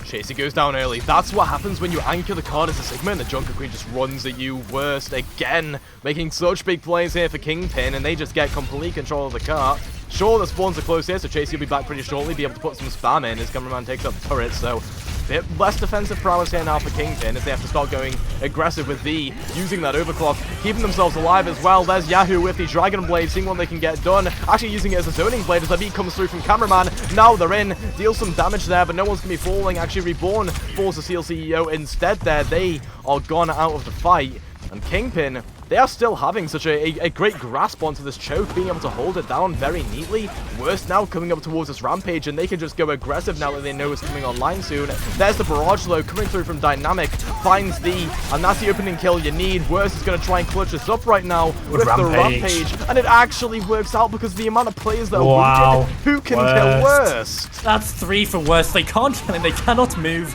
this Junker Queen off the payload. They have disembarked from the safety of Australia, come all the way to Brazil, made the long round trip, and absolutely just refusing to go anywhere. This is now property of the Junker Queen. These streets are owned by the Queen of Australia. Absolutely Worst cannot be moved, doing so much, doing everything, really showcasing the power of Junker Queen so far. But Seal, oh, he just gets bombed. Oh, no. Dynamic booped them out of the flux. Chasey had a two-person flux brewing up. It'll be fine. They'll still win the fight either way, but it's just a funny situation. Dynamic, the counter synergy. Yeah, hate to see it. That is going to be fight done, though, and hey, they get it through at least. I feel like now Coalescence coming in for Jam, though. Kingpin can legit just send it down main next fight and hold the W key. Yahoo is going to try and go over to answer that pharmacy. Can't one-tap anymore. No Mercy in tow to help boost up, but the Dynamite, I think, is not going to be too bad as well at helping disembark Chasey. If they can manage to remove the Sigma from the likely 4 position, then Dynamic is going to be likely easy pickings. As I say, that Worst falls really low, but oh, Commanding Shout, 100 HP. Yeah, Commanding Shout in as well, gives the entire team 100 HP, as well as the Coalescence, but it still isn't enough to save Worst there, as a long-range barrage from Dynamic catches the Shore. Yahoo finds a kill, but it's just going to get res straight back up from Mushroom, and it's still a 5v2 now, as there's going to be no clutch coming through from that Lucio, as everyone in Kingpin backs up, and yeah, see, the Ashbeck here is very passive, but I feel like it should be able to deal with the Pharah, right? It should be able to, but it's if you have the space to do it. Once you get forced back, you need those high grounds, and that control Worst can get poked down really easy. As I say, that Reborn going over to the Casty here, quietly doing a pretty decent job, putting some nice covering fire in for Mr. Synsexual, aka Dynamic, to try and clean up. This is a Tracer looking in the background though. That's B.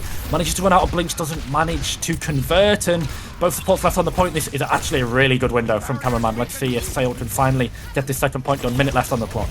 But their positioning is so passive. Kingpin came back in, Junker Queen uses the commanding shout, and they're all just back up. Sale, they're in such a passive position. Reborn gets taken down. Yahoo finds a dynamite as there's a Flux trying to make something happen, but Chasey doesn't find anything. The commanding shout, they just don't die. What is this champion? Oh, this hero is absolutely nuts. Honestly, you said champion, and because of how overpowered this is, I thought, yeah, Riot, what are you doing? What are you doing in my Riot. video game, Riot? Is Riot balancing this? Like, what? Absolutely, I think so.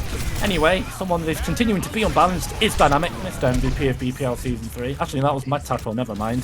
The best DPS in A-League last season, having to clutch up for his team. Reborn finds a nice high noon onto the Arch. Reborn finds a double onto both DPS, and there we go. Sales, slowly but surely, they're there. I think it's more of a push boat than a speed boat at this point, but they're getting momentum flowing, and they've managed to unlock third point. Much weaker time bank, but they're getting there. They're getting there slowly, and now actually double support ultimates up for them. This is where they get snowballed. They have to force Kingpin to walk into them. They're going to have the barrage and, as I said, the Valkyrie and amplification matrix. Do they play? Oh, great rock from JC, but worse, it's just going to be healed up. They can't convert. Yep, press the shift, already fine. There's the Rampage coming through, now the Carnage comes through as well. Worst doing so much damage, Chasey's antied up and almost goes down. The wounds are just so much, but Dynamic in the back finds 3 with the barrage, still trying to win this fight out. They find 4, Dynamic, like you say, the best DPS in A-League last season, and indeed they are, as they find a full team kill with that. Yep, I mean, Dynamic and killing everyone on fire, and Nemora 22, we've casted him doing exactly that before on Hanamura against Momentum last season. Effing Shaft Momentum. You will be, you're gone, but absolutely never forgotten. Speaking of the great control here, actually, from Dynamic, able to ping these out. Worst gets rocked again. Chasey doing a lot better now that they're on the Sigma. I mean, the focus fire is starting to come through from Sale. They're starting to realize Worst is the player to go down, as the now will end up falling. Jam finds Mushroom with the Coalescence. It's at least decent to sustain their team up and give time for Worst to come back, as Sale, they're going to back up, give some space, wait for their player. They are, and unfortunately, even though they have such killing power with this composition with the Cassidy and the Pharah, it definitely takes time, and unfortunately 10 seconds left on the clock. They've got to touch. Don't think anyone on their team can do it. They have to scramble. Have they realised that they have to touch the payload? The Flux is going to go in from Chasey. Finds 2. Yeah, big stuff coming through there from the Flux, but doesn't actually get any kills. All it does is force out the commanding shout from Worst, remove some of their value in the neutral, but right now Yahoo has a great firing angle to just shoot down onto Dynamic. They're going to let loose the barrage, but they only find Worst with it, and even though it's an important player, listen, Yahoo's just ravaging your backline. And that right there is going to be Kingpin taking the first map extremely dominantly, in my opinion. Yeah, and what a way to do it. Yeah, they lost a little bit through the first and second points, but Sale's ult advantage eventually came up and they were able to snowball it through. But Kingpin in most of these neutral fights, when the ultimates weren't there, when Dynamic couldn't get those cheeky barrages, so good. Kingpin's control of space, control of tempo in particular, so important. Play of the game, though, is going to go over to Dynamic. This is just a disgustingly good barrage. We expect this from Dynamic, even in situations where his team is down, his team are out. He is a playmaker. He's worth absolutely every cent. Yep. But Kingpin, they did a good job of suppressing him. And how did they suppress the Pharah? Well, they killed everyone else on his team. Chasey was slowly finding it on the Sigma pick, so I'm not ready to count them out 2-0 yet. It is, I think, is it still a 1-2? Yep, still a 1-2 here for the upper finals. Match point for Kingpin then. Yeah, I mean, if it wasn't, right, I mean, this would be at least winnable for Sale, like you say. Look decent with a Sigma, but this isn't like a regular BPL where you're going to have like all the finals being 1-3. It's just going to be the grand finals, as it is just a weekend tournament. We'd be way more behind schedule right now if it was a 1-3. I tell you that much, but sure. Yeah, Kingpin here. I think if they put Worst on the Junker Queen for whatever map they go to next, they are going to be unstoppable. I'm not sure exactly what map type will be next, but that could decide the series, genuinely. I think it is... No, it's never mind. It's different in A-League. I was going to say it's definitely different in A-League. If push is next, scary, because Junker Queen, I think, is very, very good on push. Hybrid, we've just done Hybrid. We just did Hybrid. Escort is going to be a lot better for Sale to play more of a poke composition. There are maps that you can pick on push. I think New Queen Street is worse for Junker Queen, but it's still outside of those first checkpoints, that sort of circular area around the hockey statue. Once you get in more towards the actual either team spawns, it becomes a lot more choked, a lot more narrow, and Junker Queen can absolutely rampage through those with her ultimate and just with a commanding shout. Accidental pun there, but hey, it's going to have to be a clash of styles. I think that unironically the map will come in massively differential because Kingpin seemed to be really dominant and really confident on that Junker Queen rush, and Sale definitely preferring a lot slower, a lot more poke. These are the two comps, Toasty, that I'm seeing really so far establish themselves as the S+. And how they match up into each other, I think it's even, but depending on the map, I think it can be massively one-sided. If you get what I mean. I genuinely think where we're going to geolocation could potentially be a deciding factor between a map 3 or a Kingpin into the grand finals. Yeah, I mean, we're going to, an escort map, and it'll be Junkertown, so they want to stop the Junker Queen getting value, but bring Junker Queen to her home territory. I mean, okay, Junker Queen kind of sucks in her home territory, I will admit. Point A and B suck. Junker Queen third kind of slaps, but, you know. Junker Queen third seems a bit nasty. I guess it's kind of fitting to the lore, because the lore is that she's kind of just taken over in Junker Queen, so it's not quite in the Junkertown, so it's not quite her home yet. She's trying to make it. Yeah, seems as if we'll wind up getting Junkertown here. I believe the overlay has broken, so we don't actually have it up on screen right now, but yeah, Junkertown will be it. Junker Queen, obviously, like you say, not going to be too good on her newly found home turf, but yeah, we'll see exactly what will happen on Junkertown. I feel like there's going to be maybe Chasey Wrecking Ball. I think that could be where they want to play that, right? Okay, I think Jace. I think we have a broken Jace. So yeah, I think honestly, Junkertown probably good for. Oh, sorry. Okay, yeah, you're good now. But yeah, Chasey Wrecking Ball. I think so. What we do know as well as both of these teams is Wisex has to come in, which means Hanzo or Genji. I think this is a smart pick because both these heroes are great for Wisex. So they're going to go Wisex Dynamic, Schneepian on the support, Cameraman on the support as well. So Schneepian and Wisex coming in for Sale, Mr. Simp Sexual, AK Dynamic, going to stay in. They're going to put Zakatar in on the DPS on Kingpin. Worst going to be likely staying on that tank. Interesting. I mean, Worst Sigma is also absolutely fine, by the way. Has played that before. Was obviously a tank player before Overwatch 2. So we could potentially see Sigma there as Sale here. Have to go out first on the defense. Okay, they're going to play the range. They're going to play the spam map.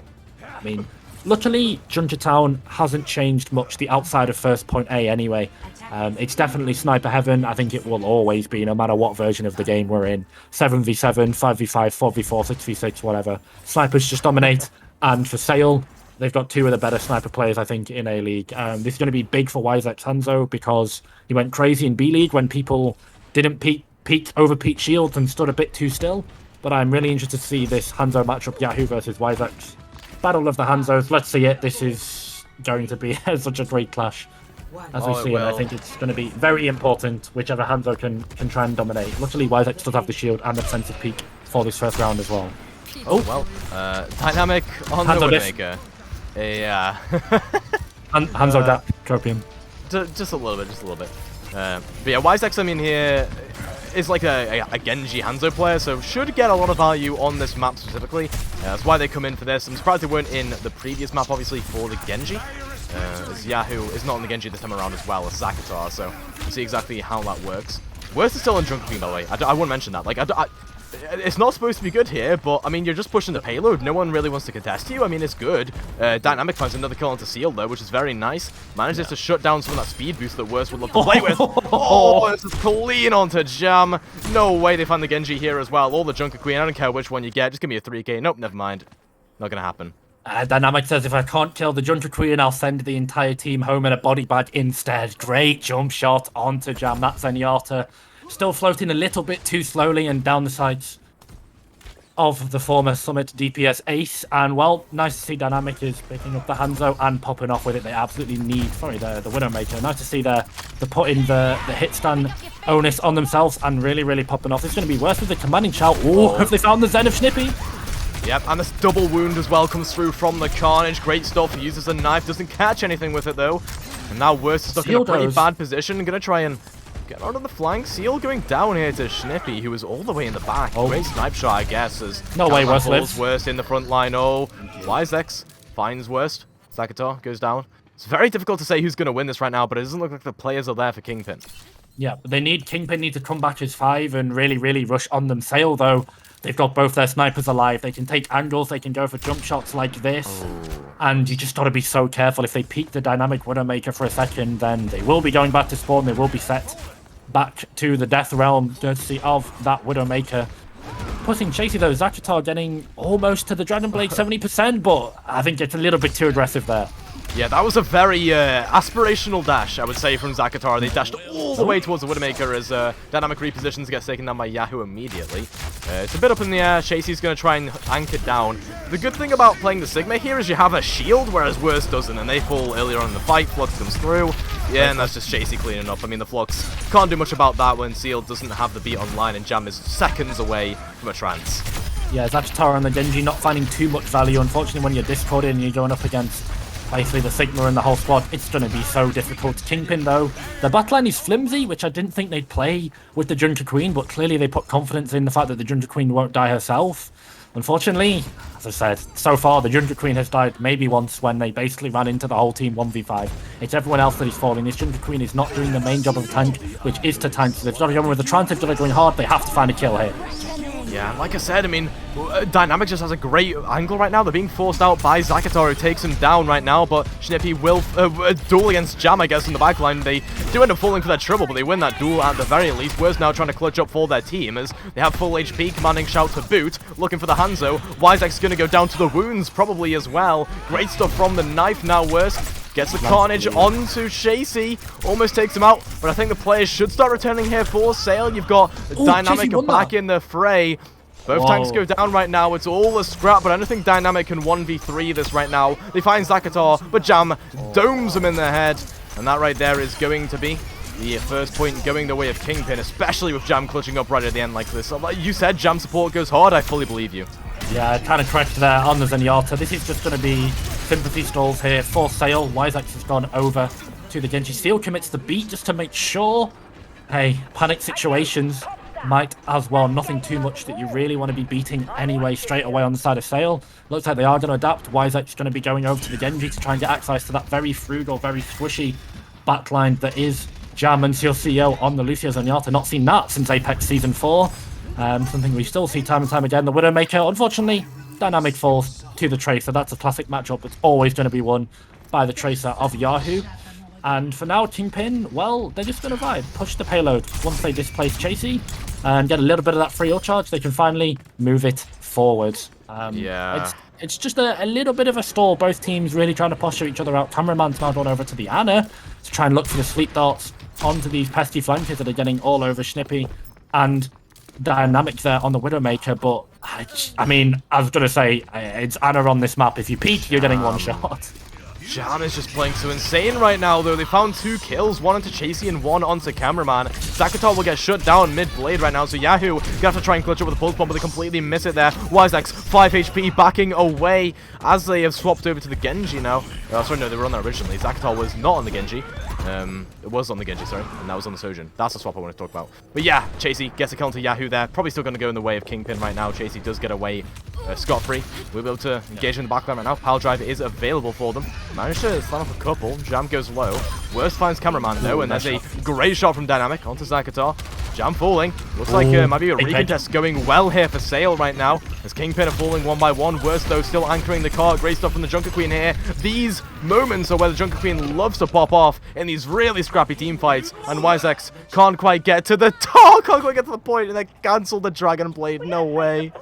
Went for the Dragon Blade for the clutch. I understand it. 1v2 if you can get the dash reset, but Seal CEO has been in that situation many a time before. Was very, very calm, and they just put the Genji away. A little bit of a rookie mistake there for Wisex playing in his first A-League tournament, I believe. So Sale so far definitely making mistakes, not getting too much value. Chasey, as I said, these tanks, it's a night and day difference. It's been all about Worst for the side of Kingpin, especially once these fights have been getting a lot more closer, a lot more focused around the payload. The Worst Junker Queen has been ramping up value time after time, whereas I feel like Chasey, once he's gone onto the Wrecking Ball, just dropped off, gotten less and less as this map has gone on, and Junker Queen, Worst, about to get a bit more with this Rampage online ready to go.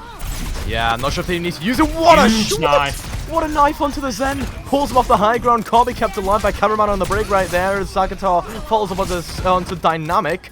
What on earth was that worst? That's a Black Ops Tomahawk if I've ever seen one. Looks like Worst's been around the scene for a while. That gives me throwback to Call of Duty days, because that was a Tomahawk. Gets the grab, pulls the Zen off the high ground. Snippy thought they were safe. No sir. Down you go, and now they're going to come out of the choke against the Rampage. This, honestly, if they keep Worst up, this could get nasty. Oh, it really could, but Worst doesn't quite get the healing online just quite yet. Seal, a little bit late on the beat there, but it still should go well here as Wisex falls to the Rampage wounds, I guess, there. As a Seal CEO will be punished for going to the spawn room against Dynamic, who is on their Hanzo, has the Dragon Strike coming up, but right now they can't touch the point. Snippy, you need to be on the point. What is that? Sale really falling down here. I had high expectations for them going into this map, but they're just not getting going. With this Wrecking Ball composition, I don't quite know why they're going to it. Is it the answer to the Junker Queen? I guess so, because you can kite the Junker Queen, you can discord the Junker Queen, but outside of, honestly, Dynamic being able to find immense value with that Widowmaker, and then obviously a couple of pop shots from the likes of Wisex and Snippy as well on that Hanzo and Zenyatta. Nothing really got going systematically for Sale. I feel like that's fair to say, Toasty. Their competition revolves around the engage from the Wrecking Ball, and it just wasn't happening. I don't know. I have to be brutally honest. It wasn't, outside of individual clutches and the real star power coming in from Dynamic, nothing for Sale really felt like it was getting out of the station, getting out of the port. And Kingpin just took advantage of that, and once again have managed to get all 3 points of the map, and not quite as good a time as we saw last time, but over 30 seconds on Junkertown now is, honestly, I think that's completely okay. Well, the Pachimari has a crown. I think Junker Queen might win that one. Although I think Junker Queen's crown is made out of scrap. I think that's the whole Junker Queen thing, is being, about scrap and you're living in Junkertown, that kind of thing. But either way, they'll be playing not the Junker Queen. It'll be the Reinhardt here for Worst. We get to see Reinhardt for the first time, I think, this series. Should be good stuff coming through, hopefully, with some shatters from Worst. Especially with the amount of value they've been getting mechanically, as Daisy going to be trying to pile drive in, doesn't quite get anything off of that. Right now, Dynamic on the outside, on the Pharah. So they're back on their pick from the previous map, but the question is, can they get anything done? Jugdown doesn't really strike me as a Pharah map, but maybe against Zagatar, winning the duel. It's a direct, nice shot coming through there. Now they can focus on the backline a little bit more. Weakened though. Waiter Orb. Yeah, I mean, that's a skill shot from Jam coming through right there. Power drive comes through though. This composition is completely about disruption, and I'm all for it here, Jace. Yeah, definitely. They need to find the angles. Wisex has gone over to the Genji because they can't really play in the range that Junkrat wants, because they're just going to get ran over by the shield. The shield from Worst that Reinhardt is paper thin, but with stuff like the weaken that can come out from Jam, it massively mitigates the damage. If they can put it on the Pharah, it's going to be deadly. They didn't this time, and Mr. Synthsexual gets the pick for it. That's one down for the Pharah, and all of a sudden this fight opens up. Yeah, completely does, but Snippy goes down. Chasey very low in the backline. If someone turns around and shoots them right now, they're going down, but they find Zagatar. Great stuff coming through there in the back. Great flanking presence there. That's what you want on the Wrecking Ball, I suppose, as Worst caught out in the middle of nowhere. What is that? The positioning a little bit too far on the flank. I do like the flank Reinhardt gameplay, but maybe not on Worst. Maybe stick to the front line. Yeah, maybe not in my 5v5 tournament games as well. Maybe in my ranked plat games, yes. Speaking of, I mean, this is what happens when a Pharah is uncontested. Finally, Sale have managed to get going. This composition should always roll the Brawl composition, because they just can't really touch the Pharah. They can't touch the Wrecking Ball. They can't really rush onto anyone, as their composition is named after. So they're basically just sitting ducks. Call it the sitting duck composition. Because they are absolutely quackers for picking it into that. I'm so sorry, that pun was awful. Anyway, something that wasn't awful. Dynamic killing 3, killing 4. Oh, BPL, please, we're going to have to clip that highlight play, because we don't want that pun after that colossal barrage that came out from Dynamic. We're going to have to edit that, because otherwise the highlight reel is going to be me making a duck-based pun in 2022. And then Dynamic killing their whole team. And the team's based around penguins. Like, what? The team's based around penguins, isn't it? That's a penguin, right? Am I dumb? Is that yeah, no, it is. It is a penguin. Yeah, but I said they were sitting ducks. Yeah, no. So, but like, why? That's why the pun's bad. Like, it's a penguin. True. Like penguins in a barrel, like penguins in the current global warming situation, because you don't have any ice and you're slowly all burning to death. The inevitable heat death of the universe is the enemy of the penguin. Yeah, No, we don't need existentialism on my BPL broadcast. Thank you very much. Very Okay. serious cast we got going on here, Jace. As, I don't think this game's very serious as the teams are just getting battered around. And yeah, Wisex in the back finds Yahoo, looking to potentially win this fight for their team as well. It's a 5v3, not sure why you're investing the blade in this situation, but hey, it's flashy, why not? Get a taste of your first A-League game, and here we go. Or sorry, first A-League tournament, not game. I'm guessing they've had their warm-up so far, so yeah, worst goes down. Great stuff from Wisex, finds 2 with the blade and the neutral. And yeah, love to see it. I think Wisex was maybe looking to try and force out a greedy defensive ultimate there, so they didn't have one going into the next fight, but there was potential for Kingpin to snowball it. They had the ultimates ready to go to counter and keep themselves nice and sustained. And as we've seen time and time again, worse now on the Junker Queen. If you let the Junker Queen live, she's going to kill someone. Very, very dangerous. Commanding Shout comes out early, as does the Coalescence, but can they find anyone? It looks like they just managed to do great boot from Chasey to displace the Moira, by the way. Huge. Yeah, great stuff coming through, but they still have that long-range Coalescence. They can just beam everyone down. They got some healing through. There's the kills coming through. Zakatar popping up a little bit on the Ashe, just like Yahoo did last map, to see if they can channel that energy a little bit more, as they need a little bit more kills in this team fight to keep things going. They finally fall. No Bob to boot now, as Kingpin, they're going to slowly go down one by one. Can't quite make this defense work, as Wisex finds 2 towards the end of this team fight, and Sail will continue sailing forward. Yeah, definitely.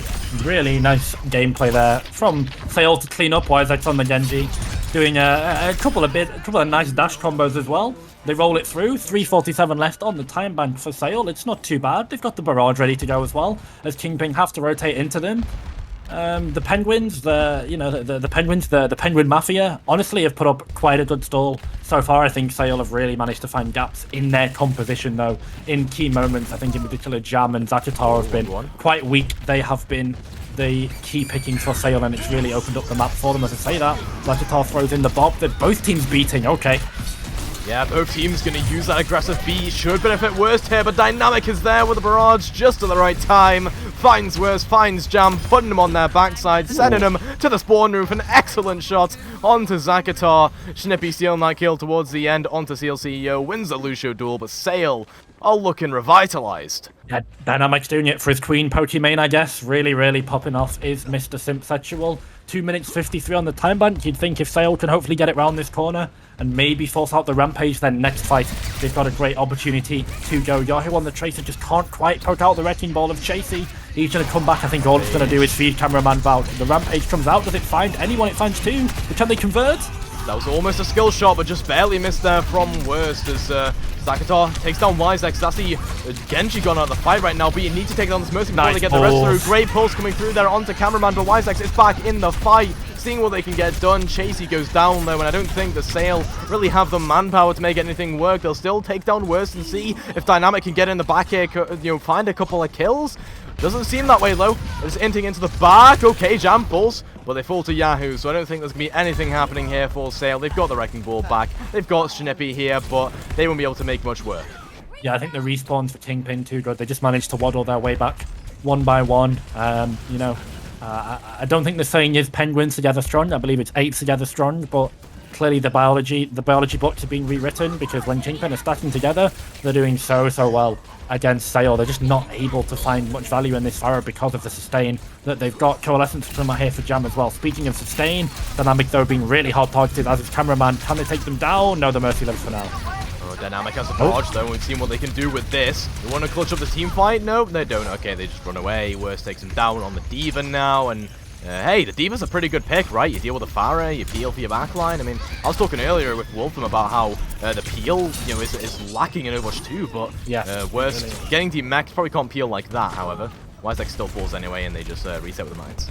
Yeah, nice little tech just to reset into the mines as well, because then you don't feed ultimate charge. I think Sail might actually get the recontest here. Yahoo being forced out. This is going to be one fight quickly into another. It's going to all land on the pulse bomb, but just gets one tap thanks to the damage boost. That's still in Overwatch 2. I'm really glad it is, Cap. But let's see. I think your mic might be getting unplugged again here, Jace. I'm hearing a lot of interesting sounds. But either way, Jam gonna find 2 kills in with a Cole. Great stuff on the re-engage, right? Completely stabilizes things when we thought the Sail would end up winning that fight. But they still keep the beat, they still keep the barrage from Dynamic. I mean, they got some extra point progress for free. So, Paulson, tight room here against the Wrecking Ball. Chasey gonna run away, so will Yahoo. Doesn't want to deal with any of that.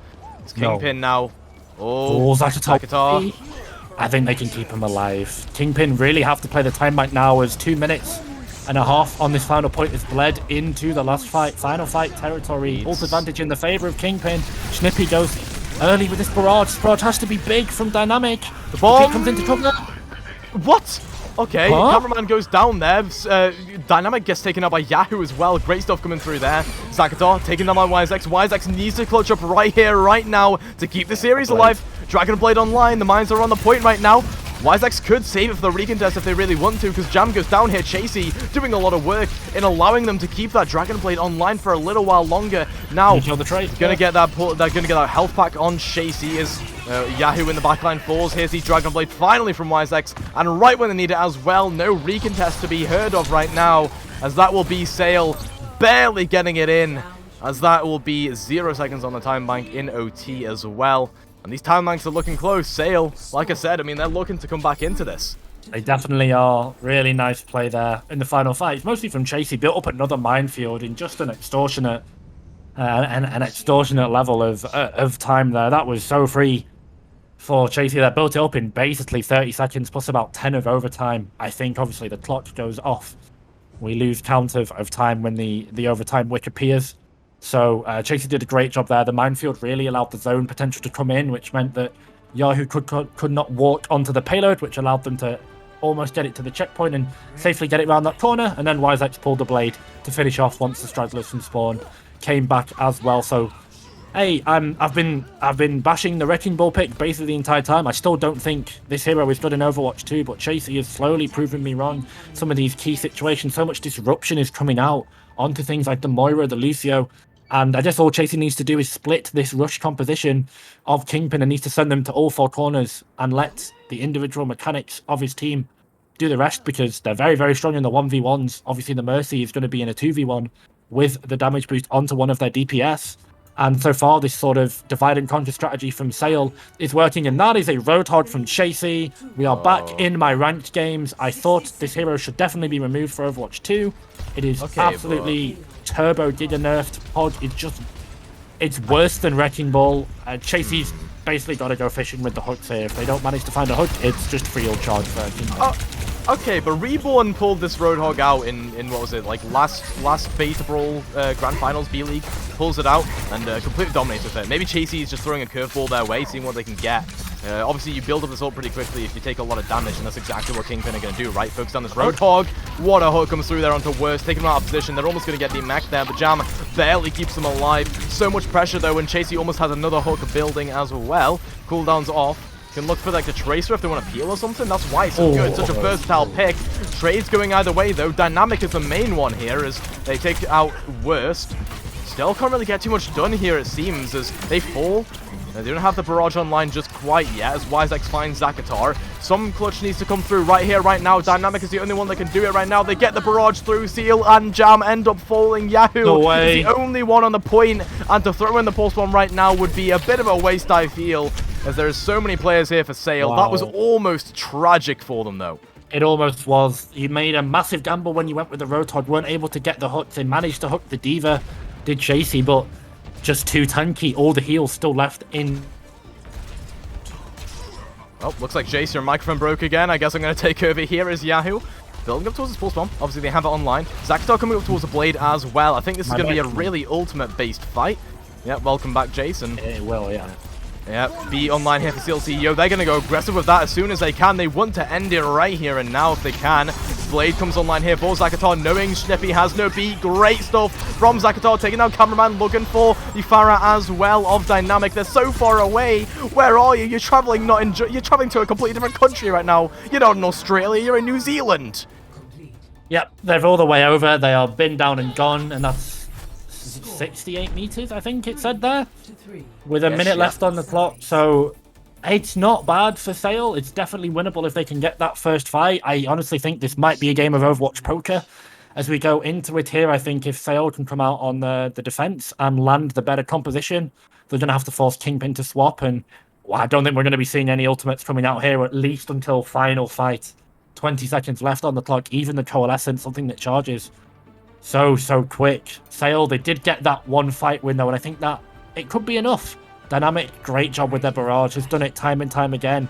Chasey almost locked the Junker Queen, but as we said, it's all about the composition, and Sale, they're going to be going for time, they're going to be going for the clock. Spawn camp, and question marks? Absolutely, spawn camp on May here. They're probably going to go into one of these houses on the left or the right and look to speed out. It is important they do not get revealed. This May is going to be great at holding down the objective. Obviously, we've got to remember, guys, the free to be able to completely lock someone in place is gone, but Kingpin, I think if they want to match it, they can go over to something like the Junker Queen if they're not feeling confident on the Reinhardt. Still very, very good into the Queen, into any rush comp. The May, still strong, even though you cannot lock someone completely in place for a second or a half. So it's going to be all about these May walls. If they manage to get this first fight win, it's going to be really good for their time bomb and for their ultimates. Remember, May ult on the point in overtime could be so, so good.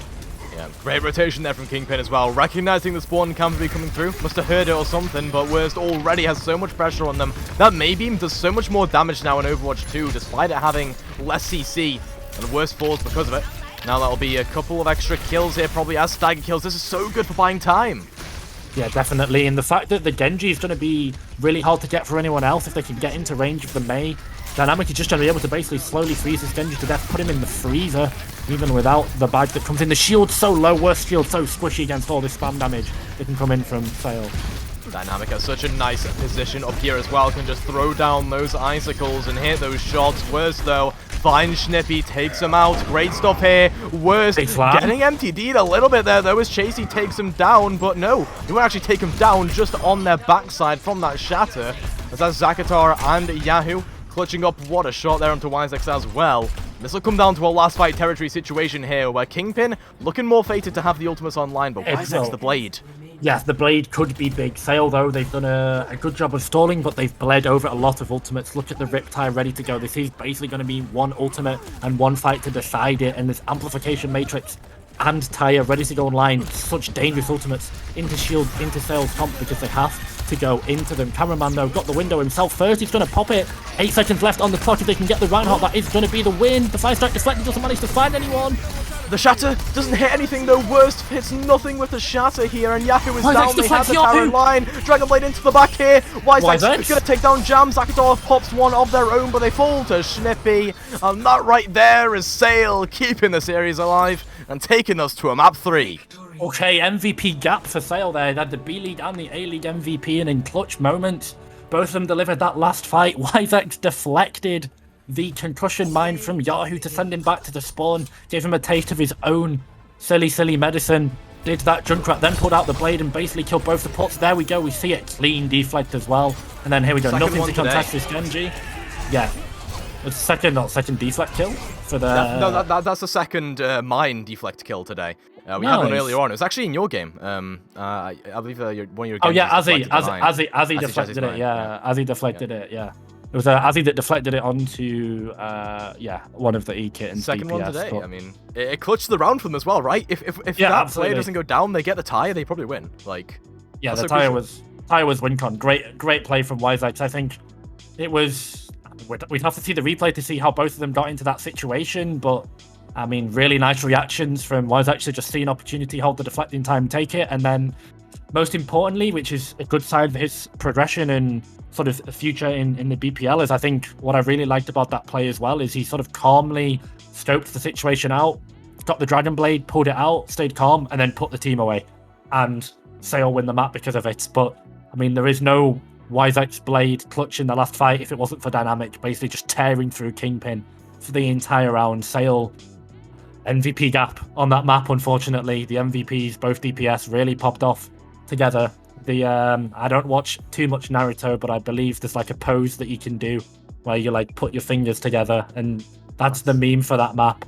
For someone in chat will know what I mean. Any weebs in chat. Are you talking about the Shuriken? The one where thing. Yeah, the one where you like you sort of both lean to the side and like you touch like the tips of your fingers, and it's like a power bond thing.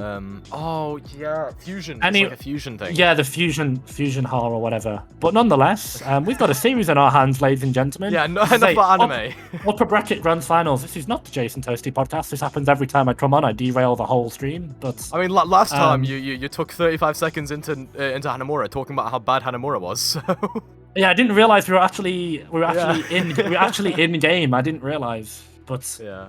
Hey, Well, that was nonetheless. our last Overwatch 1 tournament, so maybe it won't happen again, you know? It I mean, was.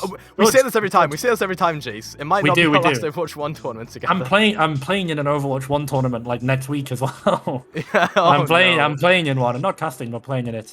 But we're here for Overwatch 2 and a breath of fresh air and something I've not said in a long time. Genji was a major impact in that fight, in that last map.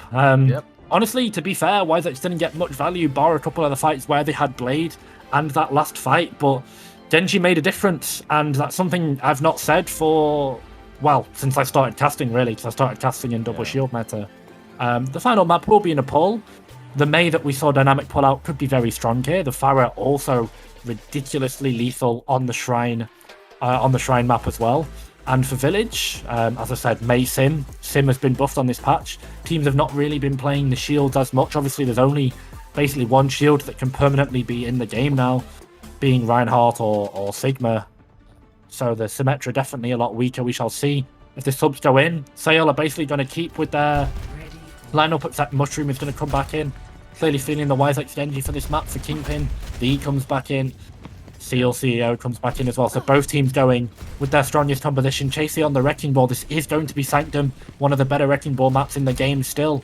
So can they find it? Worst back on the Junker Queen. So here we go. Both of these teams at their strongest on their strongest compositions. I'm not quite sure how this matchup goes. It is technically a rush into a dive composition, but as I said, Kingpin's ability to sustain against this dive is going to be so good if the discords from cameraman are not pinpoint. But until then, it's all about this first engage from Chasey. Worse has a couple seconds left on their commanding shout as well. They use it to get out of spawn, so maybe a dive early here would be good. But Sale, I think, have already lost the opportunity. They're backing out, they're kiting, you know, waiting out the opportunity as Chasey just walks in, body blocks, I guess. Why not? Yeah, Tank some of that body damage for your team, and I mean, hey. Power Drive going to come through here, looks like. Yep, Mushroom and Cameraman already down, but not to say the DPS can't get anything else done. Maybe for Sale? Nope. Dynamic goes down, Wisex probably next to fall as well. You can wound through that deflect, so Wisex doesn't really have much defense against this composition of Kingpin. No, he's going to get late staggered as well, likely. Great first fight, though, from Kingpin. They circle around, they press tab, they scout the Zenyatta. The Zenyatta got caught. There was no speed boost available from Mushroom to be able to peel back to that Zen. Even if there was, commanding shout plus speed boost is quicker than just speed boost on its own. So they run down the Monk. The Monk gets run down. That's fight 1. Now they find Chasey. That's basically fight 2. Fight 1.5 gone. Sale, it's going to take them a while to take down this composition, so they need time bank and they're bleeding over 3%. This is really, really, really good for Kingpin right now. Indeed, and now Worst pushing up towards this choke, wants to take some presence there, but there is an Ashe on the opposing side, so they will end up backing. Oh, Wisex taking some of that damage with the deflect. Doesn't have it online now, though, so they'll be backing away and letting Chasey get kind of injured on there. Worst does a bit of damage to them. Everyone's low here for Sale and Kingpin. I mean, they're looking pretty fine, honestly, with Jam's heals on board. Not much healing here for Sale either, right? They're playing the Zen Lucio, so it's going to be a lot of, very squishy. Especially if Kingpin play aggressive. Not like they're going to do that right now. They're letting the enemy team play onto them. But Sale, I mean, they have to play aggressive at some point here. 60% on the board right now for Kingpin already. And Jam has a call if they want to go aggressive at any point. Just one button press as there's a Bob coming in. Now they have to fade away. Boop comes through there, but some kills to kick things off. Seal and Cameraman, Seal and Worst going down there. Cameraman finds a kill. And that is a quick finish there for Sales as a team kill on board. The team kill came through, but there was just so much damage that Kingpin were able to soak up, so much sustain, whereas Sale are so squishy. One little right click, one little left click, one little Torb left click can really shred anyone on Sale and get them in Junker Queen rushdown range. Sale absolutely have the sustain advantage. They should just look to barrel into them. Chasey definitely free pickings here. The Rampage comes in and it finds 4. Yeah, finds 4 with the anti-trance, not able to do too much there for Cameraman. Finally, towards the end of it, he'll get some value, but now the blade comes through from Wisex onto Kingpin's team. Finds 1 with it, Jam goes down, there's a healing gone, and Chasey takes down Seal CEO with a pin across the point. And it looks like Sale are looking okay for now. As Kingpin, I mean, that was so much investment as well. Sale 3 ultimates, I believe, came out. 4 ultimates from Sale, that is not bad. You do force a swap from Kingpin, you do have control over the objective, so Sale, they're very squishy, very flimsy composition, basically bar Chasey, but they're playing it well. I mean, both of these rank shields are flimsy too. That's going to be a pin. Can they keep Chasey alive? No, they just run him over with Beast. Goodbye. No way. That's just been an MTD there. I can't lie, honestly. Couldn't get the counter pin through. Unfortunate. Now the backline presence will come through from Yahoo trying to duel out against us then. No way to lose. The kick comes through, but either way, they finish them off and they get the flip. Kingpin now brewing up towards one fight territory. Yeah, they are. I do remember that now that Cameraman on the Zenyatta does have that knuckleball kick that they can do. That Zenyatta passive being able to just boot someone away. I'm glad they go over to the Moira. It's going to be all about sustaining this last fight. The Tourbillon turret needs to go, and then I think Sale can go over to the point with the Shatter. It is only going to be the Shatter for the win condition, and he just one-puts the Genji. That's a headshot on an Earth Shatter. Not quite sure about that. Yeah, I mean, it's a critical hit, right? It works. You hit it right up close to them and it deals extra damage, so I guess it counts. Chasey goes down, though. That'll be them falling. At least they used their Earth Shatter and got their value in the team fight. So that's a great shot from Dynamic onto Seal. Trying to clutch things up right now as they take down D's turret. Pretty big value there, I must say, as that'll be them getting taken down by Yahoo as they fell worse.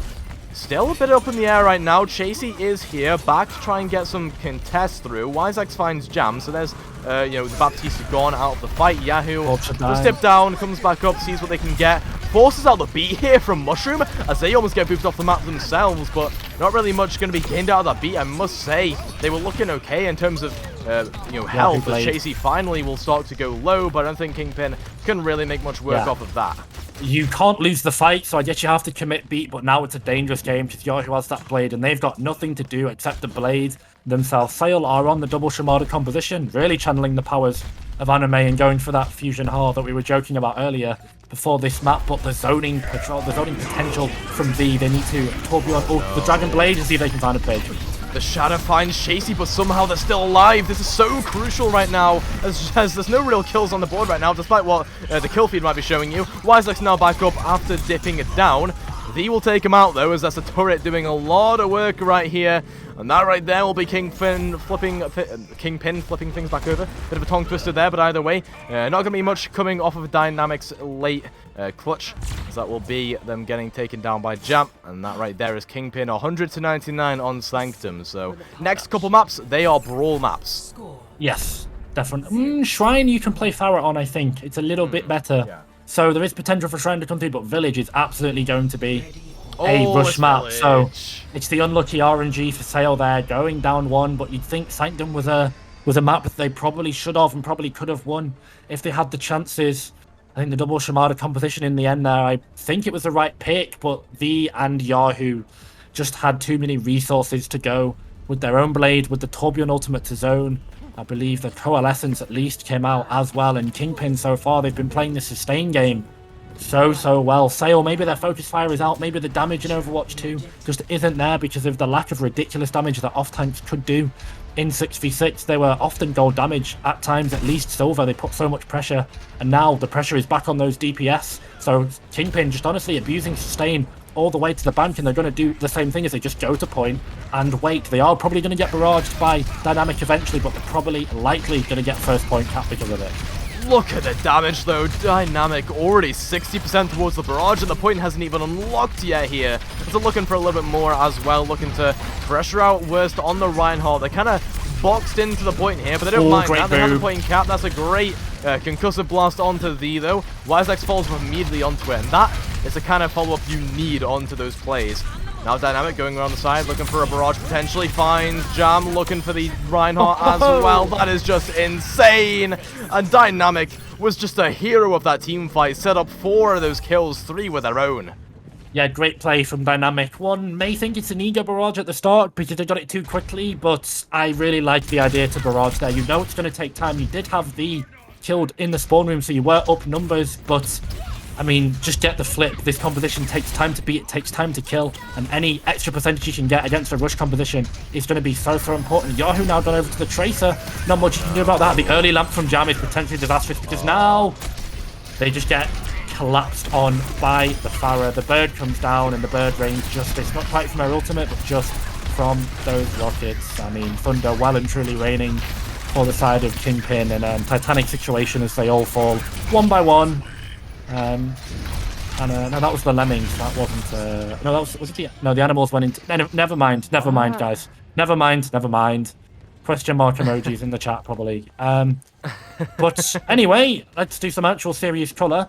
Sale, they're going to abuse this rotation time and time again. Kingpin now have completely swapped the composition. They finally have something to smother this barrage with the defense matrix. But if Worst gets dragged out, if they get mispositioned, then Dynamic is going to be free. Great minefield. There we go. They can't cover.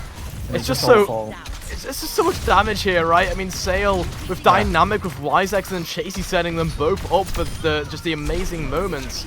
I don't know what you do here if you're Kingpin, because you have to rotate into the point against these two players. What Sale are doing really well, in particular, is their ability to execute these kills that they're getting. This Pharah is splashing 150 damage, 120 damage onto these members, and when they're not solo killing like they do to V, Wisex and Chasey are there to get that Swift Strike melee to take them over that damage threshold to get to 200, 250, 90% on the board. This is last fight. Wisex pulls the blade and gets close the board.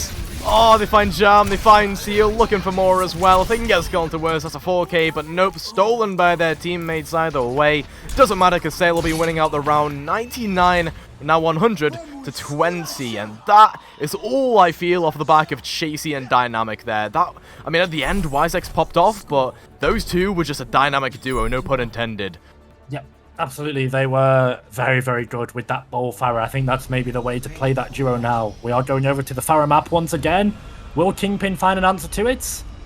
Maybe, maybe not. They're going to try and beat the 3 on the floor. Remember, one of the ways to beat Pharah is you can either kill the Pharah in the sky or you can kill the 4 on the floor. That was 6v6 now. I mean, Kingpin have to rush down the Lucio, the Wrecking Ball, or the Genji, and it's going to be a hard time catching all of them because they're going to be going in with those Pharah rockets, and they want to go in against you because they're going to hopefully get their kill, finish off the Pharah splash damage, and then go out. It's going to be a really interesting matchup. Once the Torb turret goes, it's going to be very free for Dynamic in the air to find all this damage, and when you play Pharah, you play so much energy, so much expectation on your Pharah, and when you've got an MVP candidate like Dynamic, you absolutely should do that, because Dynamic so far, once again, as we've seen time and time again on the Pharah, just dominating when he needs to. Really has been, as Jam might be in a bit of a tricky position there. Will manage to get out scot-free, but Chasey's still pestering the backline, and right now it feels like Worst doesn't really have much help in the front line. Staying safe and sound for now, though, as Dynamic around the side will put in some damage, see what they can get done. A great weaken onto Wisex to stop this dive from coming through. Chasey's now on the point, but still so pesky, can't really get taken down. And right now, it's just Dynamic, right? So much damage there onto Worst, while everyone else on Kingpin is dealing with the Pharah, dealing with the Wrecking Ball. It is. Dynamic is the litmus test in this map. If they can take him down, they can absolutely win the fight, but they just can't touch the Pharah. And there is no hit scan in sight. Yes, the D.Va can defense Matrix, but only for so long. You cannot keep the bird out of the skies forever. And Kingpin, it felt like they've not been able to get going, just like Sale in map 1, where with this Wrecking Ball composition, now on this D.Va, they just can't quite manage to find the numbers or the rotations. That's a turret going down early again. The on this Torbjorn not really getting much value. Yahoo, though, finally getting the pick onto camera. Yeah, camera goes down, but is that going to be enough to stop Dynamic's rampage? That is the question. Wisex falls, and Dynamic is going to be pressured out a little bit here by Worst, who matrixes some of that barrage, but not all of it as they get taken down. But I do think it's fine here for Kingpin, as even without the D.Va, you should be able to stay alive, but that's if Chasey isn't going to clutch things up here for you, as they are stalling. Yeah, the mines come through, stopping some of the Kingpin players from punishing them, but either way, Chasey will eventually go down here. Here's the weaken. That'll take him out. Wisex does a little bit of extra trolling, a little bit here, as they onto the point. Okay, Jam, Worst go down. Dynamics back into things here. No way. Seal has the beat online if they want to try and clutch this one up, but right now, they're forced back. Sale is still in control, and Kingpin. What? Great job from Chasey, though, to stall and touch the objective. Gave up almost just the amount, 99.9% basically, was on the board to flip over to Kingpin, and he gave it up. Great beat as well from Cameraman, who I think hit that rollout in about 2.5 seconds. As he do, Wisex pulls the blade. Does he manage to find the Genji? No, the beat comes in. But Kingpin, they invest everything. Yeah, Kingpin have put a lot into this team fight right now, other than that bomb from Worst, which isn't really high util, as that right there will be a great kill onto the Mercy. And Dynamic cleaned up by Steel CEO, was obviously Yahoo did most of the work there, but Kingpin, they have one heck of a trek to win this series out. They do now. They've got 8% on the board. 84% is going to be basically a fight and a half, a fight and a recontest for Sale. And guess what? They're going to build up the Dragon Blade. They're going to build up that barrage as well. Worst D.Va Bomb is going to be great at zoning and help keeping them on point to stall it out, but this D.Va is going to have to be so crucial in this fight, because if they miss a rocket or two from Dynamic, it could be game over. It really could. Worse is trying their best, right? But they're so low HP, they're going to invest the bomb right here and now. They're in such a bad position, though, to remag. And that right there is Dynamic getting the barrage through, but the bomb is bigger. Worst finds 2 with it. And that'll keep Kingpin alive for now, because Dynamic, they invested the barrage. They did, invested the barrage. I didn't mind it because they'd seen the bomb go out, but unfortunately, the rest of Dynamic's team died around him, and they managed to, did the rest of Kingpin, V, and Yahoo just collapsed on the Pharah, who honestly did it at basically breakneck range, point blank, was that Pharah, and basically just taken out before of it. Just to train from above, the full voice line, never completing when you do with the low barrage, because you're just too squishy. Nice engage from Chasey, the minefield comes out, Sail looks like they're on the point and slowly building up momentum. Can they kill V?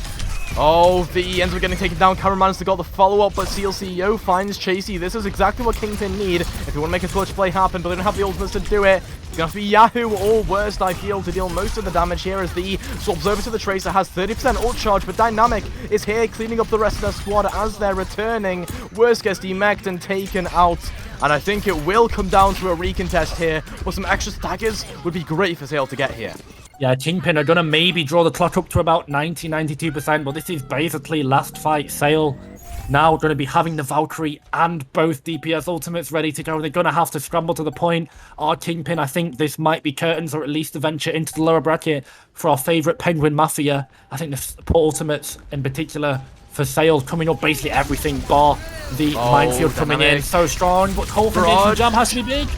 Yeah, no, V takes down Dynamic. That's great here for Kingpin, as now they're going to come back into things. Wyzek, they have the blade online, trying to find as many people as they can. But right now, the recall comes through the Tracer, but it doesn't matter. Wyzek finds 2 Yahoo at the end, and right there, that is the winning play here for Sail, as they have to take down Worst. They're going to have the bomb, but they should end up falling regardless. No kills coming through from the bomb here. You might have a couple of extra staggers here for Kingpin, as a beat comes through from Seal CEO, but they can't touch the point. And Sail, they complete the reverse sweep to bring themselves to grand finals. Yeah, they do go 2 on the back. It wasn't quite a full reverse sweep, to be fair, but they did a great job in that last fight. Wyzek's getting play of the game here, and once again, like Junkertown, like Nepal, there was a blade needed in the crucial fight here. Slices Seal CEO up, stays in, and just with the last swing of his blade, look at the time remaining, gets the quick 180 dash as well to immediately collapse onto that D.Va. And it was, let's be real, once again, it was the Dynamic show for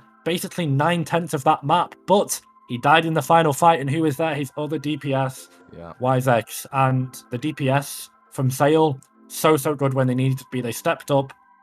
Great duo that they made there with the Pharah and the Genji, and in key situations, it was all behind the strings. We know the Mafia is something that is quite dark and dingy and sort of behind the scenes. I'm going somewhere with this, trust me.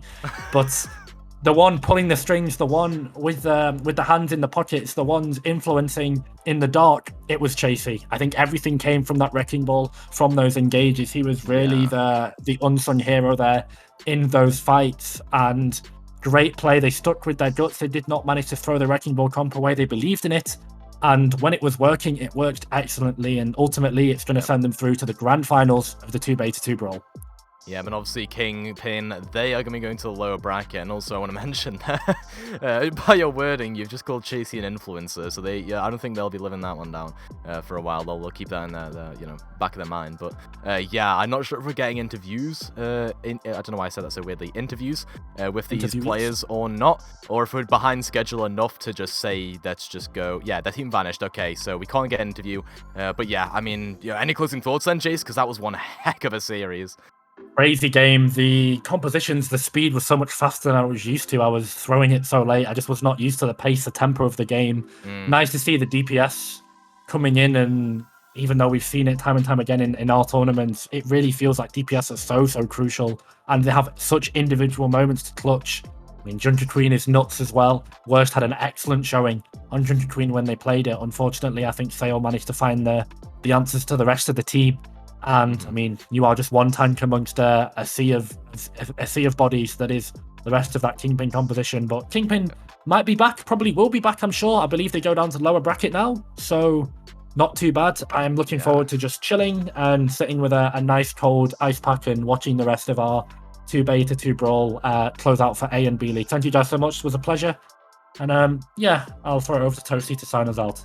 Yeah, absolutely. I mean, it's been an absolute pleasure being here. Obviously, I'll be signing off for today. I'm not sure who the next casters are going to be for the next game. We do have a second B-Stream game coming up, a final one, rather. I don't know why I said a second one. It's going to be a fifth one of today. A lot going on in B-Stream, but, you know, I believe Shun Lizard will be taking it alongside Zizzy, if I'm not mistaken. So those two will be bringing you the action over in the lower bracket finals of A-League. Make sure you tune in for that and stay tuned. But for now, that's been it from us. Thank you all for coming along, and we'll see you later.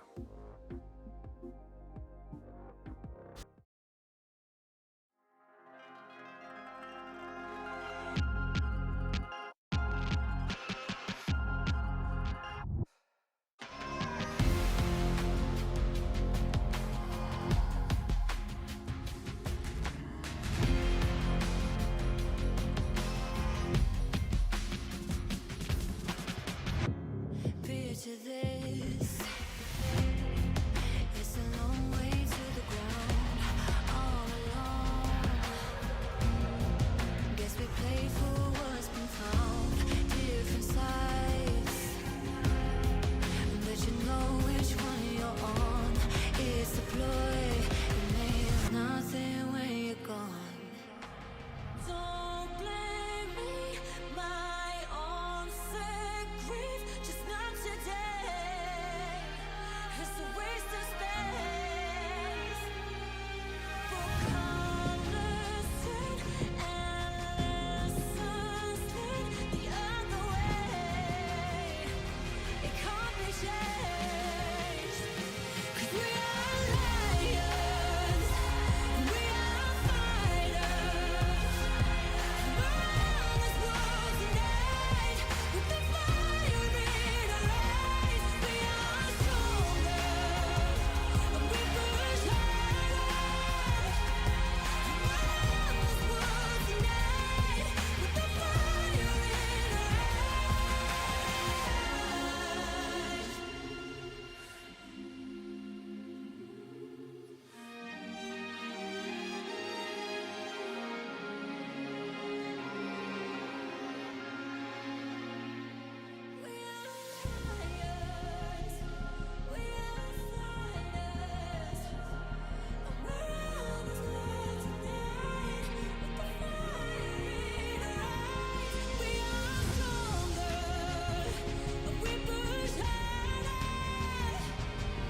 We're on this world tonight with the fire in our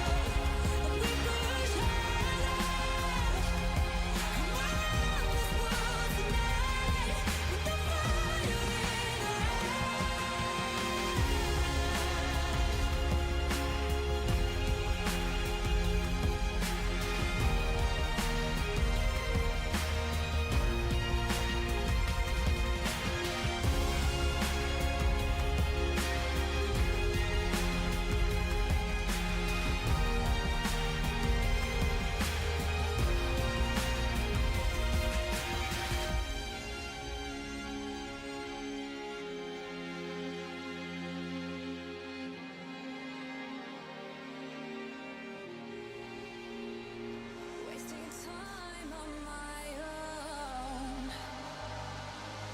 All the places that we go, all this pain builds within. Footsteps fade, what could have been? Finally, I feel more free. The end of you and me, let it go, let it be. My heart belongs to me.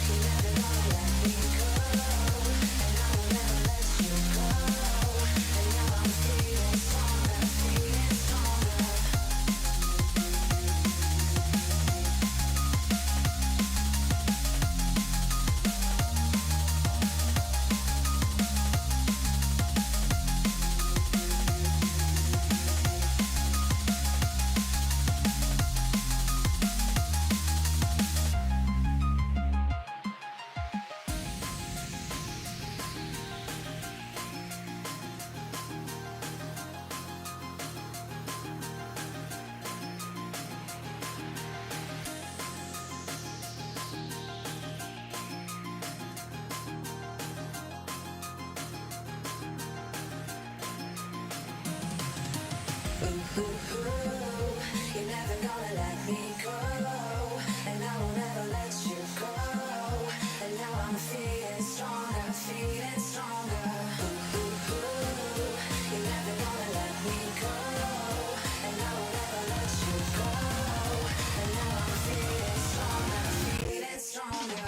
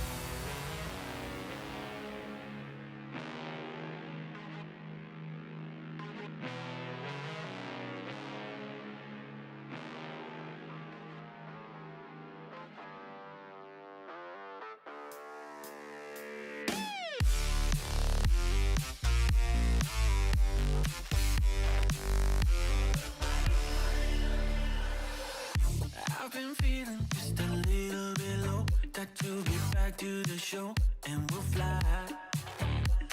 Yeah. You don't have to feel like you're on your own. No one should have to dance alone, not tonight.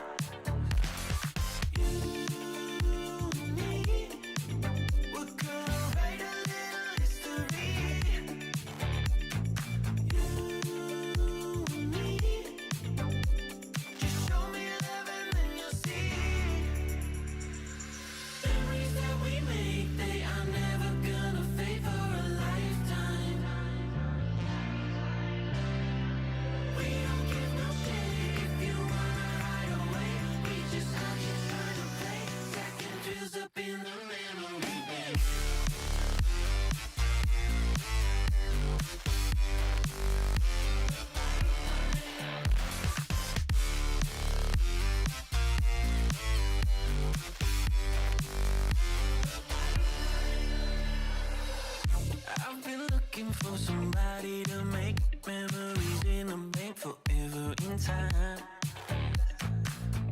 There's no reason to be hard to find, 'cause we've already lost our mind. You and me, we're gonna write a little history. You and me, just show me love and then you'll see. Memories that we make, they are never gonna fade for a lifetime. We don't give no shit if you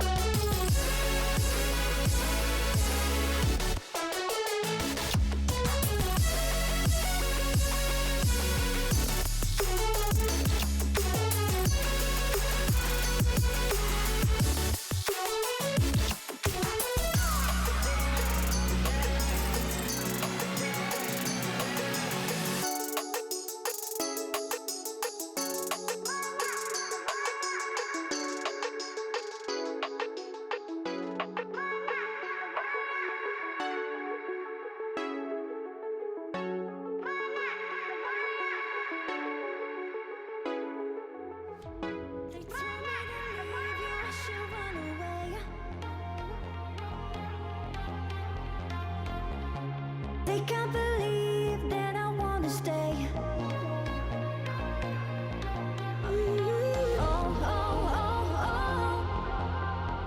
I try too hard to please you.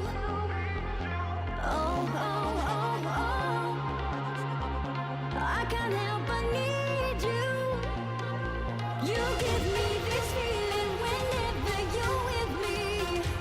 I find it hard to breathe. My air you keep stealing, but still I'm believing. You're good for me. You're good for me.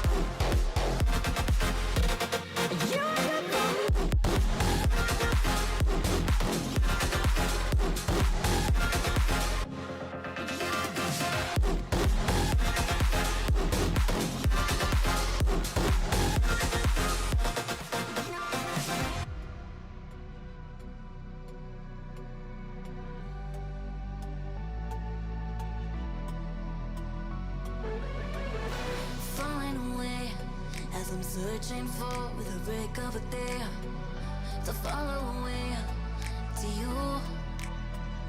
'Cause at the end of the day, I ain't looking for no reason to change.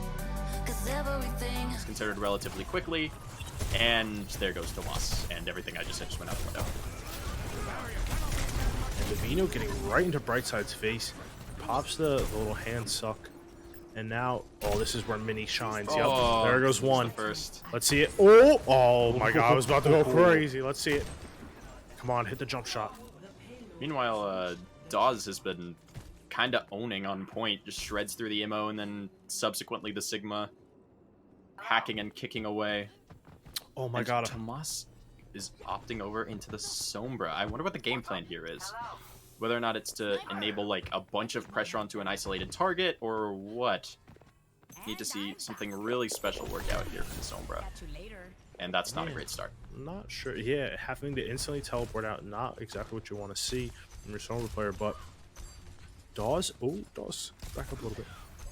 Oh my god, having to back up again. Tomas getting so low. Oh my god, I thought Mini was gonna. Such a problem. Pounding in the shots here, and the headshot as well. Oh no. My god, Mini. You are not trapped in there with Mini is not trapped in there with you. You are trapped in there with Mini, Juicebox. Real. Get out of there. And my god. Somebody just stop him. Pounding. Titan does use the trance, wants to keep everyone alive, and Dawes matches with their own trance. They do commit the flux. Both teams commit the flux, actually. I didn't see Navino pop his, but must have popped his pretty recently. Oh, did he? Navino got rocked. Gotcha. But, the blade comes in, and oh my god, Ascend gets 3. Almost 4? Is he gonna get 4? Oh my god. Brutally quick from the Genji of Nightmare 2. and that's going to be a monstrous time bank.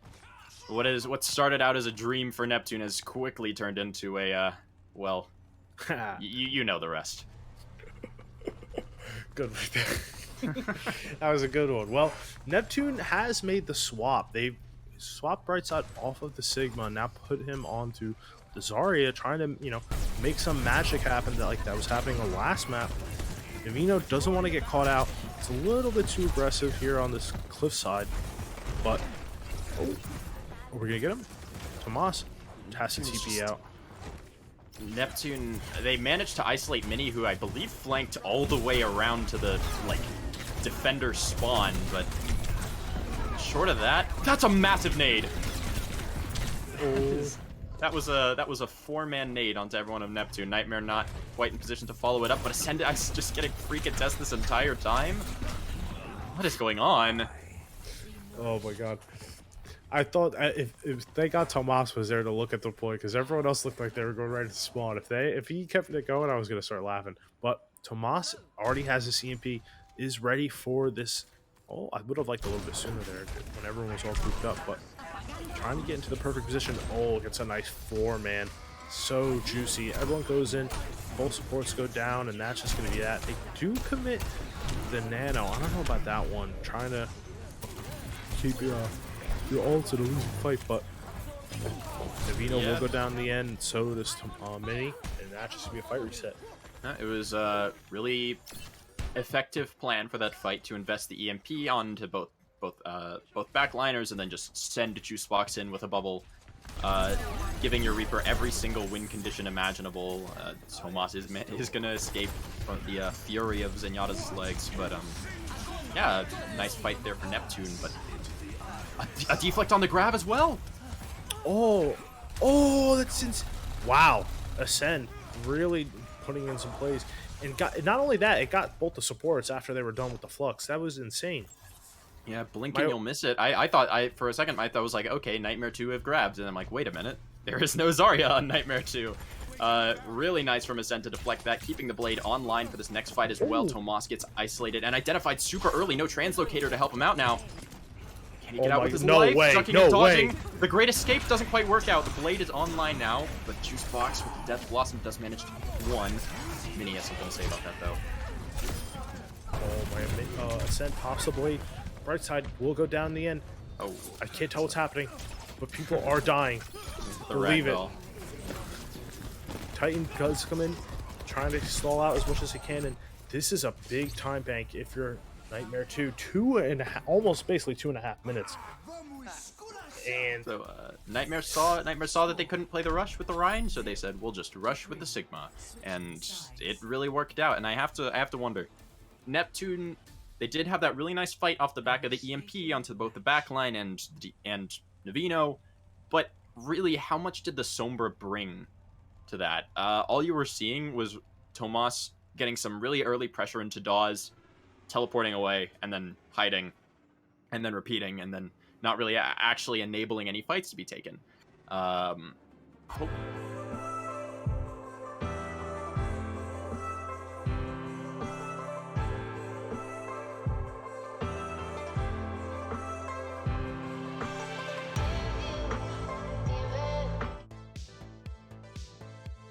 Welcome back to the BPL 2 Beta 2 Brawl Tournament follow-up to the original Beta Brawl that we had during Beta 1. My name is Zizzy. I'm here with Shun Lizard. We're going to be your casters for this final match in the elimination bracket in A-League today. It's going to be between Kingpin and White Collar Revenge. What are we looking forward to in this match, Shun?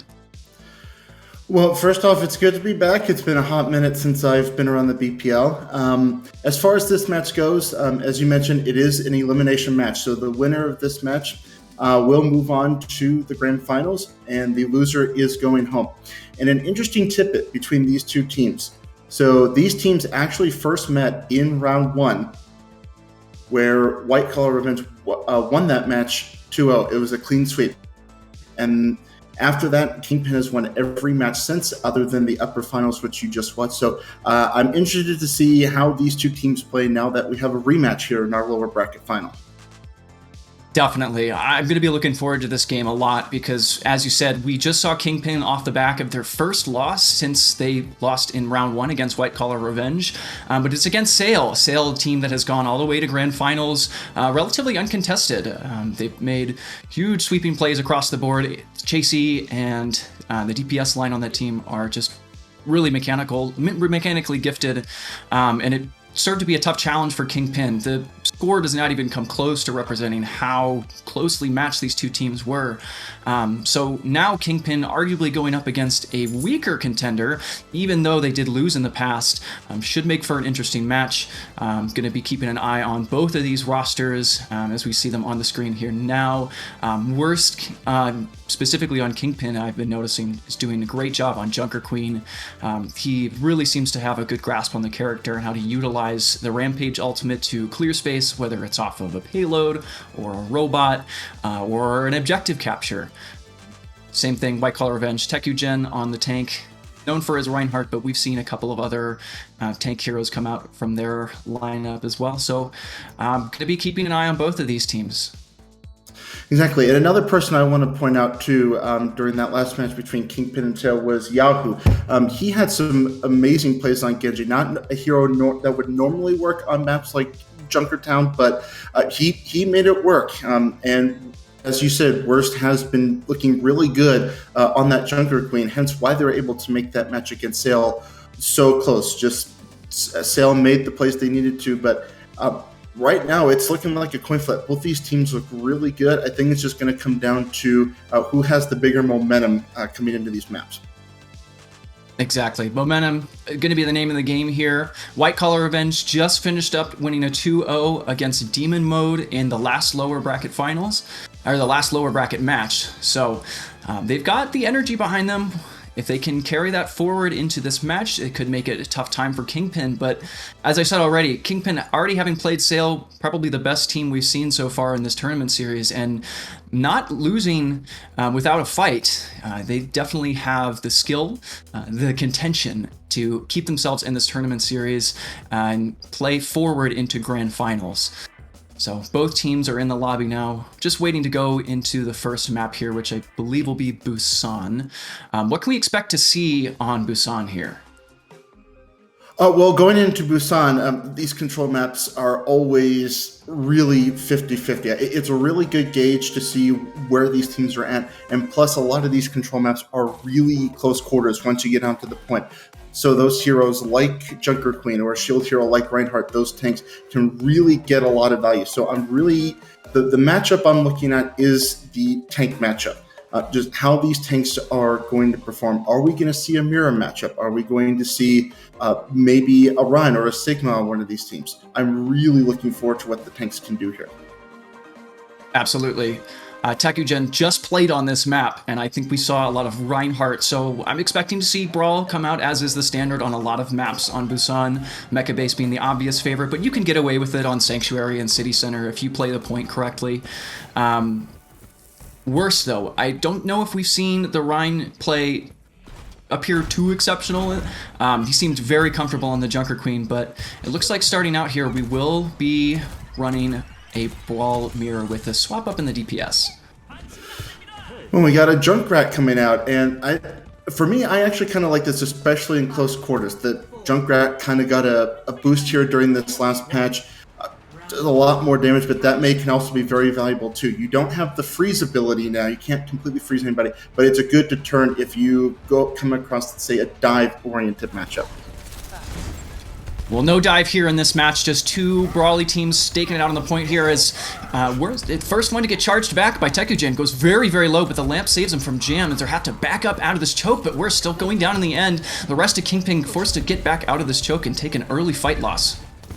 Yeah, Tekugen, I want to say notorious on the Reinhardt, but that was a big pin right there. Getting the tank for Kingpin out early is huge. That allows them to count the point, and now they have some of this space to work with as they get this percentage going. Yep, and speaking of percentage, alt charges are going to be coming up very quickly here as Tekujin has another offensive charge into the team Kingpin, but Lee catches out Tanakby trying to pick him up in the back line as the rest of the front line is brawling out in the middle of the point here. Kingpin picking up 2 in that fight from Yahoo, who actually gets the lamp, but Lee finishing off the back line of White Collar Revenge, a very quick turnaround for Kingpin to flip the point. That was, and that was a beautifully oriented play there. As soon as they got the elimination on Tanakby, that whole fight just fell apart. Without the Mei, you don't really have that CC, you don't really have that stall ability, allowed Kingpin to get on the point, and already we see another elimination from that concussive mind. So Kingpin doing a really good job here, at least early holding the point. Yeah, and there's only so much that alt advantage can do here now that Kingpin has successfully staved off 2 fights here, 2 engages from White Collar Revenge.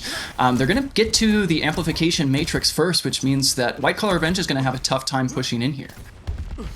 That is.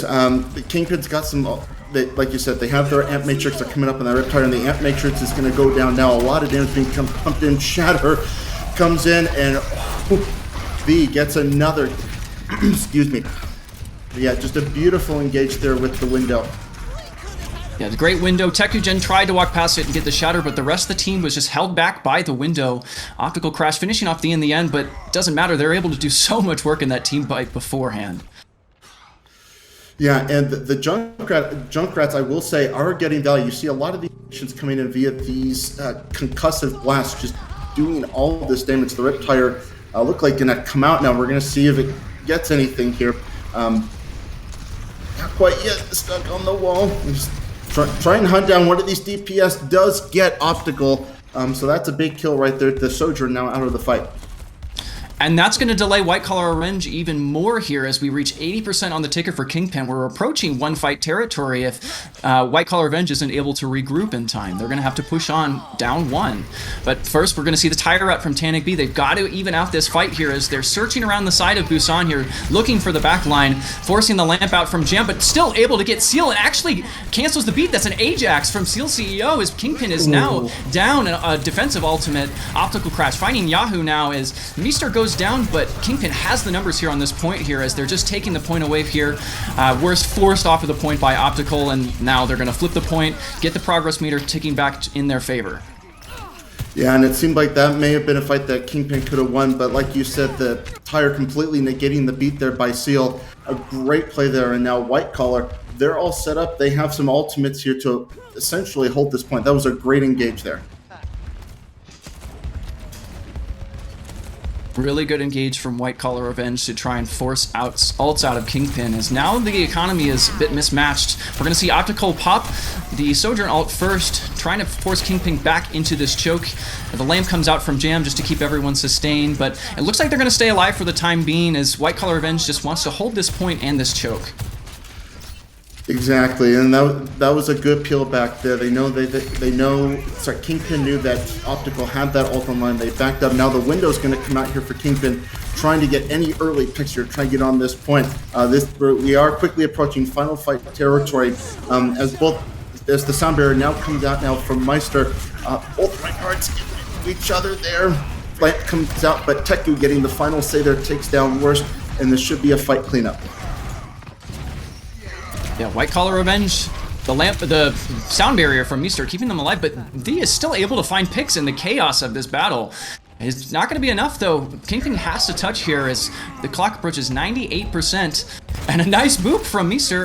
Not able to keep the Doomfist off the point for now. Worse is just going to have to stall until the rest of the team can get back, but the numbers available for White Collar Revenge is just too much, and this first map on Busan is going to go the way of White Collar Revenge. And this is what we were talking about earlier, right? Both these teams very evenly matched. I know we mentioned we were looking at the tank matchup, but how about the Junkrats in this map? You just saw elimination after elimination with not only the concussive blast, but the Riptire making those fight-changing plays, being able to flip it for both teams. That was a really back and forth map, but I really like the way all these DPS are performing so far. Yeah, unfortunately for Kingpin, it just doesn't seem to be enough a lot of the time. We'll see V and Yahoo get picks, but White Collar Revenge has their sights set on the backline, and if they continue to go for that path every single time, it's going to be tough for Kingpin to make a stay on this point. Exactly, and now we are going on to Control Center. not much in the way of changes. The only difference here, White Collar Revenge staying on the Sojourn, Kingpin staying on the Genji. And we also have a Mei for White Collar Revenge. So both teams sticking to what they're good at. And an early pick there on the Yahoo by Panic. Man, all it takes is one icicle and fight's over. And Worst is going to go down. This should be an early cap here for White Collar. Yeah, Tanic be opening up these fights for White Collar Revenge. They did this on the last match we saw them play against Demon Mode, just hitting headshot after headshot after headshot with the right-click icicles. It really makes a tough time for the enemy team to kind of hold their own if they're constantly reusing up resources to get into the fight. But Kingpin not wasting any time trying to get out in the open here. Nice wall from Tanabe, but no follow-up. But a nice shatter from Tekujin finds all 5 members of Kingpin. Lamp goes down to keep everyone alive for the time being, but the follow-up is extraordinary from White Collar Revenge. Great coordination, able to get a team wipe from Kingpin as White Collar Revenge. A solid hold here on Control Center. That was a great engage, and especially in a choke like this, you get a 5-man shatter. There's almost nothing you can do. I mean, they do get the lamp down, but it's too little too late at that point. And we already have some ultimates coming online. White Collar has that Amp Matrix ready to go. Jam coming up on his. Kingpin coming up on a Riptire. So we're going to see if Kingpin gets out of this choke. But right now, White Collar doing a very good job holding these choke points. The lamp forced early again as Worst goes down, but these able to find Meester in the backline. No speed resources available for White Collar Revenge, but these going to go ahead and finish off the rest of the backline with the Riptire. White Collar Revenge has no healers. They have to hold this space here or risk losing the point even earlier, but Kingpin, it doesn't seem like they have the resources without Worst, so they're just stuck in this corner on the side. Now they're going to push out, though, with the Amplification Matrix from Jam. Yahoo finding a nice pick on the Optical Crash, the Mirror, and now Kingpin slowly turning the momentum back in their favor. They're going to get bodies on this point. A seal falls to a pin from Teku, but Kingpin just has too many people on point right now. White Collar Revenge is just going to struggle to maintain objective over this point.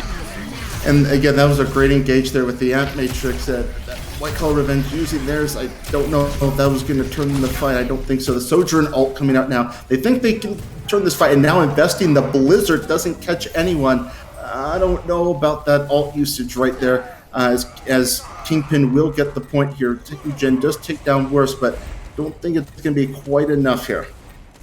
It's just the Squishies contesting this point against Tekujin on the Reinhardt. With Worst, again, sent back to spawn, so Teku is able to just kind of live free here, but they're finished off in the end. White Collar Revenge has to back off for the time being. They do, but they did a really good job stalling out that point. They're 91%, so this is essentially last fight here. Kingpin have to win many fights in a row to bring this back to even. So that was a great stall there by White Collar. Pretty even fight right now. No ults on the board for either team, so this is just going to be a dry fight. Yep, we see the wall out from Tanic B again, trying to level off Worst, but they stay alive for now. Another early window forced, a lamp forced rather, as Worst going dangerously low, forced to back off to the point with the rest of their team, as White Collar Revenge is now making a push for the objective, but Teku actually loses their life for it. Maybe a little bit overambitious as Thee is just putting out so much damage on the Junkrat. They keep this offensive baited for the time being. Thee just making play after play after play on that Junkrat. It's amazing that the kind of plays you can make, especially with these abilities like the Concussive Blast. And now he's got another Riptire. If this can catch a couple members, this is going to be trouble here for White Collar. They only have a Shatter to defend against this. Well, the beat will be up soon, but it's a matter of charging it before the Riptire comes out. But we're seeing a Shatter now from Tekujin. Doesn't find anyone in the face of the window from Jam as Yahoo actually finds Optical Crash. Teku charging and finishing off V, though, as both of these teams are trading right now, and with the Overclock out from Yahoo, he's going to be looking to try and clean this up for his team as the objective is ticking over to 95%. This is the last chance for White Collar Revenge to touch, but Kingpin has 3 ultimates available. It's just not going to be enough. It is not. I mean, Meister's going to touch the point there, but there's not much you can do. Shadow's going to come down from Worst. The tire is out. All the ultimates pretty much being expended as Meister does go down there. Overtime ticks away, and that is going to be Control Center going the way of, or Mecha Base, excuse me, going the way of Kingpin, coming down to a round 3 on Sanctuary. And that was a great turnaround from Kingpin. I think they recognized that Worst was maybe being a little bit too aggressive in some of those fights, forcing out the cooldowns from Jam on the Baptiste. But at the end there, we saw a little bit more of a concentrated effort as to moving around the Reinhardt and taking fights with him. So we'll see if Kingpin can translate that into the future, but we might see a switch over to Junker Queen from Worst. And as you mentioned earlier, Junker Queen possibly could get some value here on around like Sanctuary, where you have this point that's enclosed. It's more brawly, more up in your face. So we'll see if the Junker King can get value here, but White Collar sticking to what they did best the first 2 rounds. Oh, early pickoff from Jam, finds the headshot on Titanic B, and without the Mei, Kingpin has absolutely no reservations about taking this point here as they're finish off Meester trying to escape.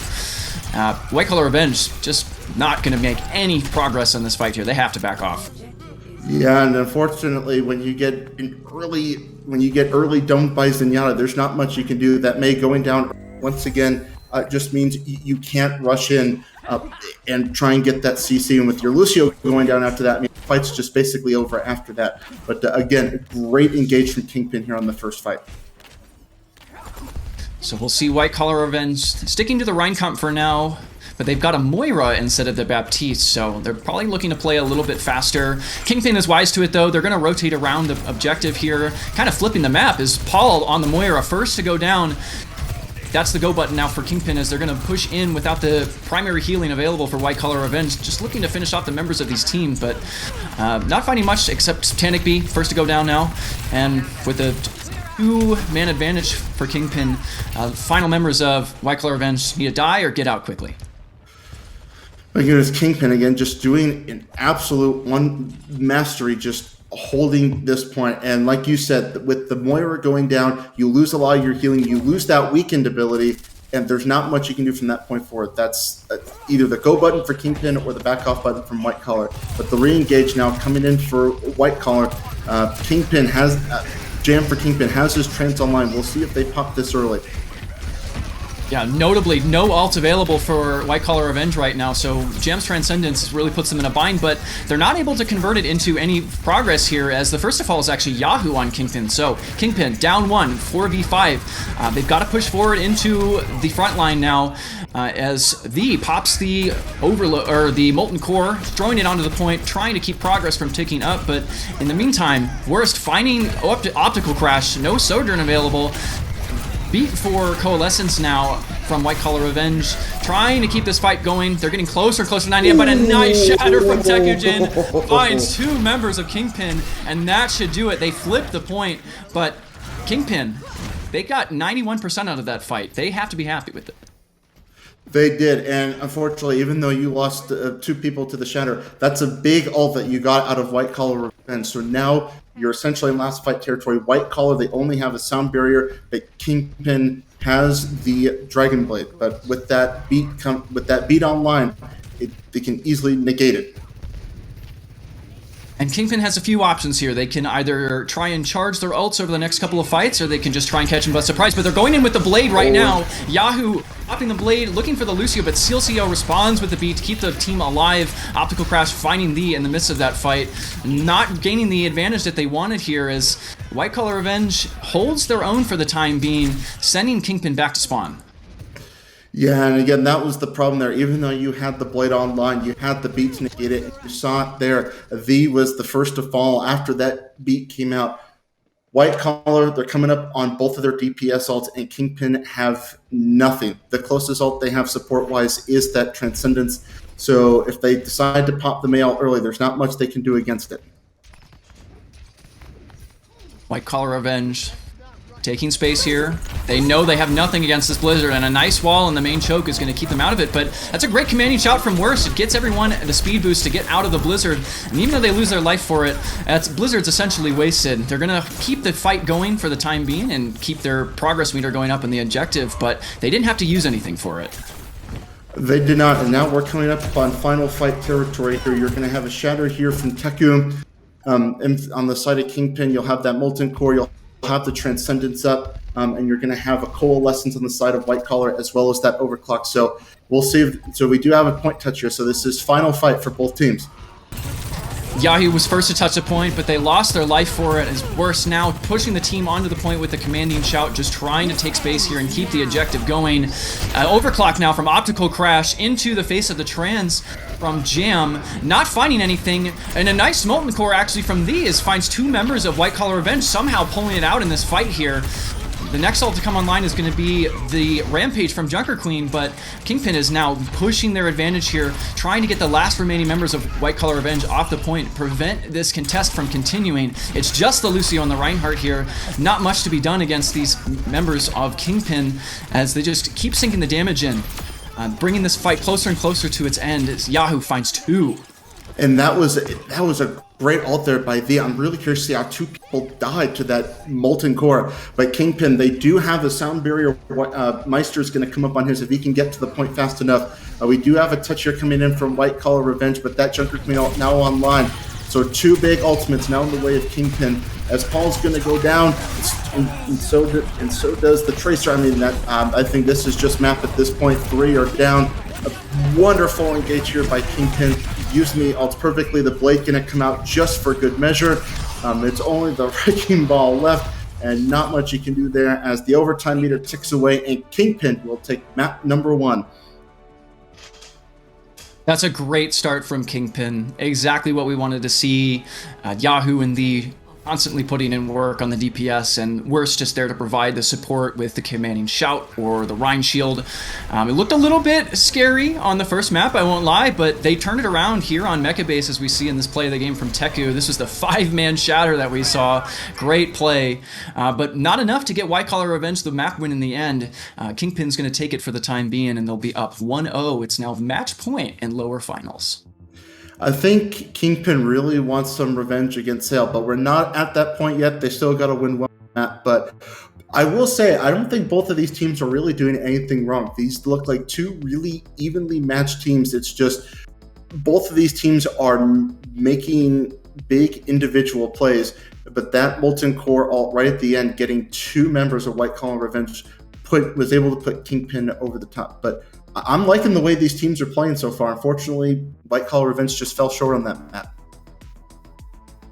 And I'm curious what you think what went wrong there, Shund. It seemed to me like they just didn't play the Reinhardt comp as effectively as they should have on Sanctuary. There were a few times where the fights were very chaotic, very disorderly, and the front line and the back line were just split, and that allowed Kingpin to go in on a pick advantage that they had and just continue the fight in their favor. But curious what you think might have gone wrong, because it went very close to the wire at the end. I will say, in some of those fights, I did notice that the supports were getting picked off really early, especially when Paul went over to that Moira. You saw him getting picked first constantly on those fights on Sanctuary. So, and obviously, if you lose one of your supports, it's not an impossible fight to win, but it makes it very difficult. So, you were right; those fights did look chaotic, but when you get into these Brawl style comps, I think that's the way they're designed to work. Like, especially now that we're in a faster pace in a 5v5, you're going to have a lot of these chaotic fights. It's just being able to not get out of position. But when your healer gets out of position like that and they go down early, fight's not going to go in your favor. Yeah, exactly.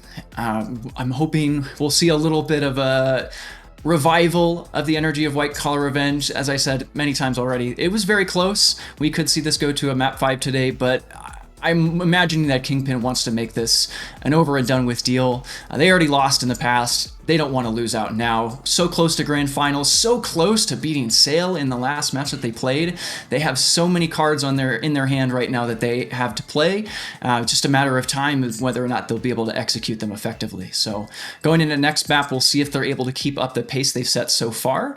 It looks like it's going to be Circuit Royale, so could favor the more, I would say, flexible team. Tekugen, we've seen him play a bit of the Sigma, a bit of the Reinhardt.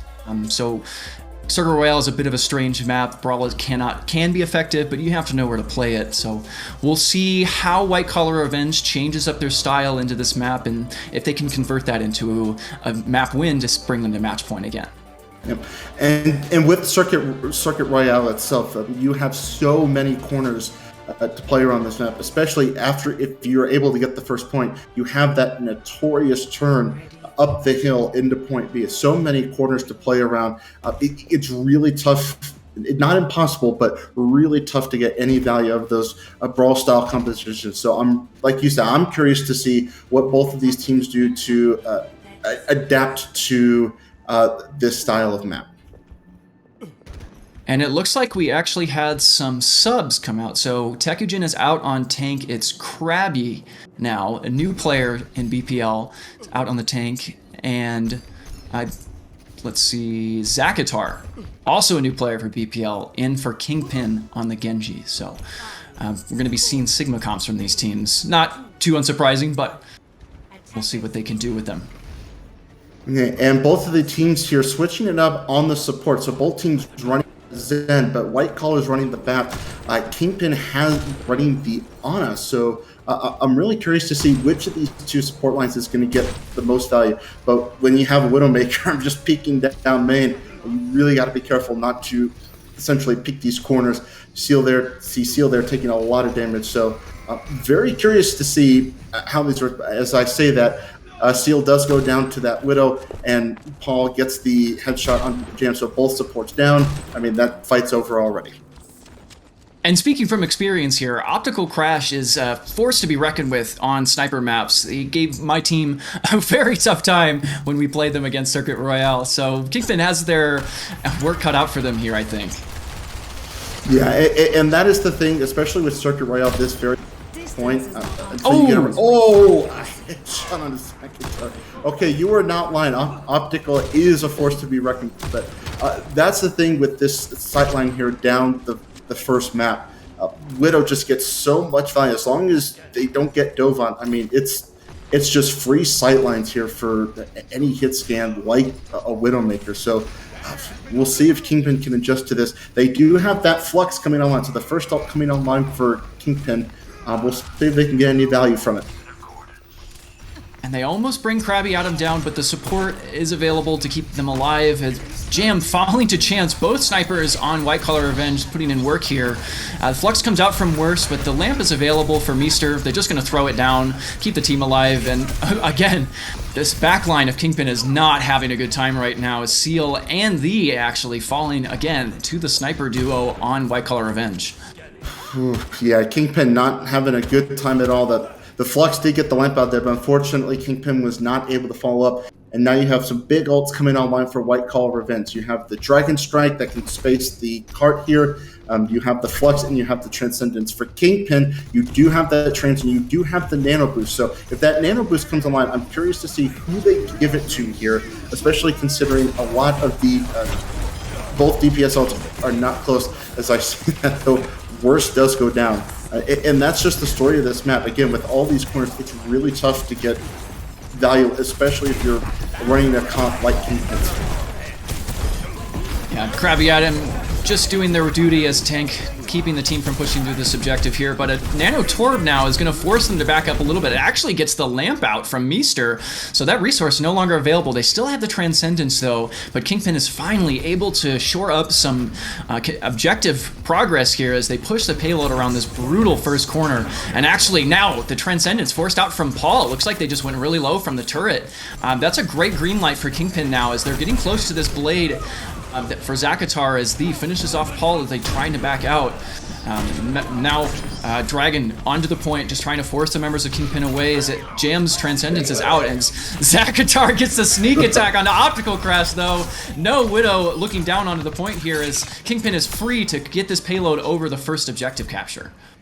And that was actually a great nano there by Seal, and you called it. When you nanoed that Torb does a lot. Don't think he does a lot of damage, but he can put out a fair amount of damage. And because of that, you have members of White Collar Revenge going though. They had to pop that trance, and then they didn't have that resource for the later fight. Kingpin cleans it up, and they're able to get that first point. Wonderful engage there from Kingpin. And now Zakatar gets an early pick on Paul. So the aggression now all of a sudden coming out here for Kingpin. Yeah, Kingpin wants to give White Collar Revenge exactly 0 opportunities to defend point B here, because if the Widow gets sightlines, they know it may as well be a lost fight for the next 2.5 minutes. They do have ult advantage here, though, as Worst is just going to spam out this first choke in front of the point B capture. But now we're seeing an ultimate response. Meester dropping the amplification matrix, but Optical's able to find Seal in the midst of it with the assistance of it. Worst, though, diffing the Sigma with the Flux, and now Zakatar going in with the Blade. No Transcendence. It's going to be an easy cleanup as they finish off the remaining members of White Collar Revenge in a team wipe. And not only a team wipe, that's a very fast point B take right there. Kingpin, once again, a beautiful engage there, able to get that window out. They avoid the damage, and it's just a cleanup after that. So Kingpin doing a wonderful job there. Look close there on point number 1. Zakatar does go down, but Kingpin doing a wonderful job here, recovering and getting that second checkpoint. And now we're into the awkward phase of this map, as the card is pretty free to move around this first corner, but this high ground is a great opportunity for White Collar Revenge to kind of stabilize here, but they're going to actually switch over to Tracer, Optical Crash off the Widow. And this is, I think, a good switch here for White Collar. You want to get some of that pressure, especially on the back line. The Tracer does a really good job of that. Kingpin coming up on both of their support ults. White Collar, Krabby does have that Flux online. We'll see if White Collar can get any of their other ultimates online. That nano up. So once again, it's a question of who Kingpin's going to nano here. Flux is going to come out from Krabby. They know that Transcendence isn't out. Doesn't get anyone, and B actually gets a pick. So that Flux may have backfired there. And that was huge for Kingpin. The Flux forced out, but they didn't even need to use the Transcendence. So now Jam is free to just use it now to keep this team going forward, and all the meanwhile, this card is so close to the end here. It just hasn't been contested by White Collar Revenge. White Kingpin has just been free to push it without contest. So now it's getting very, very dirty here. Flux coming out from Worst, just trying to finish off the back line. Paul going down, and there goes Chance as well. Kingpin just has the numbers here. They're going to keep any members of White Collar Revenge touching this point, as it's just becomes a brutal stagger after brutal stagger. Say that though, Zakatar going down, but it's just the ball on this point now. White Collar Revenge has to come back quickly here if they want to hold this point, but now V has the Molten Core, going to throw it on point. It's going to be very difficult to contest, and with that, the payload is going to roll over point C. Kingpin finishes the map in a mid and 20. Wonderful stuff there from Kingpin, and I believe, correct me if I am wrong, but after capturing point A, I don't think Kingpin lost another team fight. I think they won every team fight after they took point A. So that was wonderful stuff from Kingpin. They recovered. They were able to cycle their ults perfectly, get that Flux out of White Collar Revenge, and it was just smooth sailing there. So wonderful stuff by Kingpin. Yeah, you're exactly right.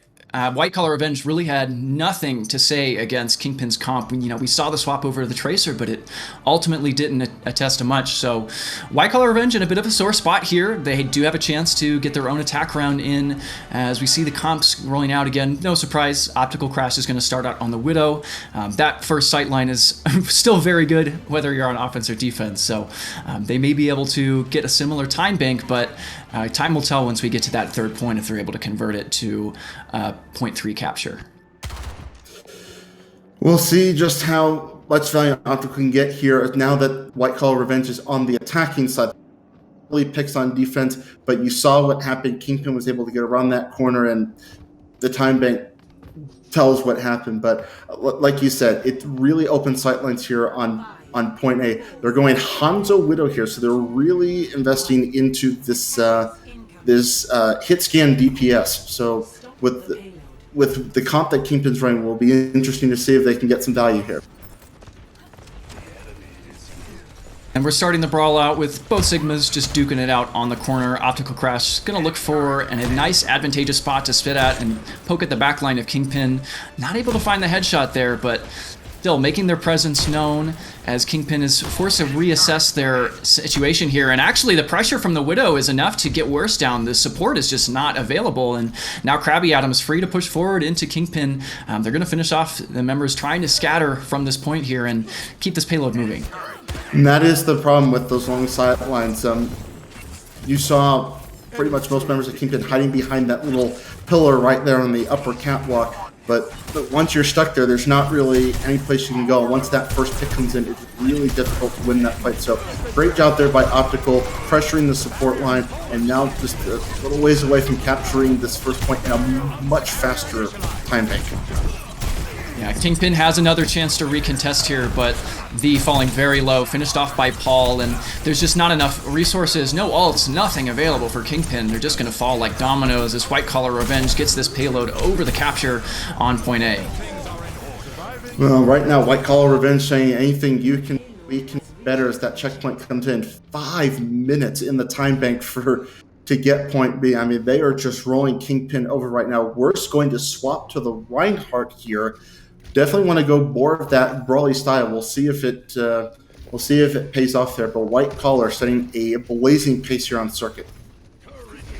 And it's going to be tough for Kingpin. They've essentially reset their ultimate economy, so they have to play fast here. The Flux is first to come out from Krabby. Going to find Seal CEO, but as I said, there's just not a lot of resources for Kingpin to work with. They just have to play fast and hope to stall these points out, but they're just going to get wiped for it here, barely able to scratch off some time.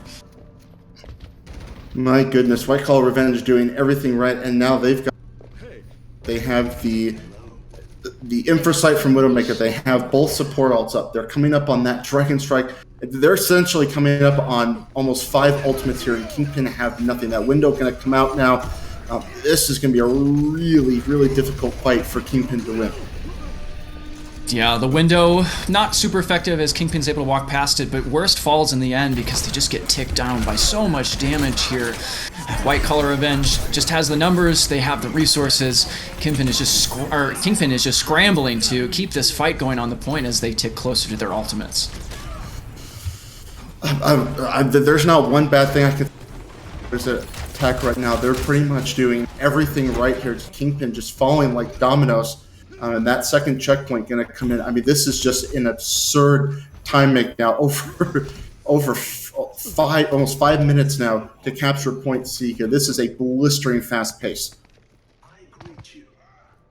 Finally, though, we are seeing the first ults start to trickle in for Kingpin. They're going to have a blade, but Meester has the Trank, but in the meantime, Optical Crash is just going to find the bit of a Widow difference there, if you ask me. White Collar Revenge just going to play their advantage here as Kingpin tries to respond with a quick speed into the team. Jam actually finding Paul with the amplification matrix, and now they actually forced the trans out from Meester, and that's huge because now Zach is going to be free next fight to get a blade off without any contest.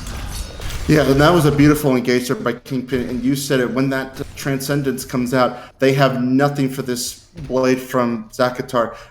He does go down, but he is going to have pretty much an uncontested blade for this next fight. They only have a Flux against it, so the White Collar's got to be careful here, because if they're not, this blade can get a lot of value.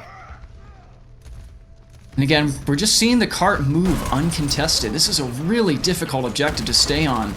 V does find chance, though, as Seal barely escapes with their life from a boop off the edge and actually converts that into a boop elimination of their own. Paul going off the sides of Circuit Royale into the tracks, and a nice pin onto Optical Crash from Worst. Why not? White Collar Revenge's push is stopped for now. Remember, and this is what Kingpin needed, right? You get some of these key eliminations. It's kind of, it forces a quick reset, gives you some time to build your ultimates. As I say that, though, Optical, another headshot. Just a menace right now on that Widowmaker. But Kingpin starting to come up on some of those ults. You have the blade, but now you also have the sound barrier. White Collar Revenge has that window, but as I say that, the blade's going to come out. Meester does go down to worst player. See if the blade can get any value. No, Zach actually goes down, but Optical's going to go down as well. I think Kingpin should be good for right now. Still a great response with the beat. It's going to keep Kingpin at this choke contesting, but no shield now for Worst, forcing the lamp out from Jam. They're super, super low, going down in the end to Chances. Now we're seeing a Bastion out from V. It's desperately trying to contest the point, but Kingpin is just falling here. They don't have much of a response to White Collar after that failed blade. And I called it. I said before the match, Bastion, we see at least one person bring out the Bastion. They did it. So thank you, V. I appreciate you sticking to tradition.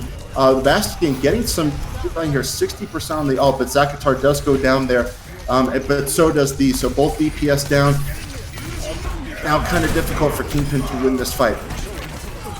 Kingpin desperately throwing anything into wall to see what sticks. A shatter out from Worst doesn't find anyone.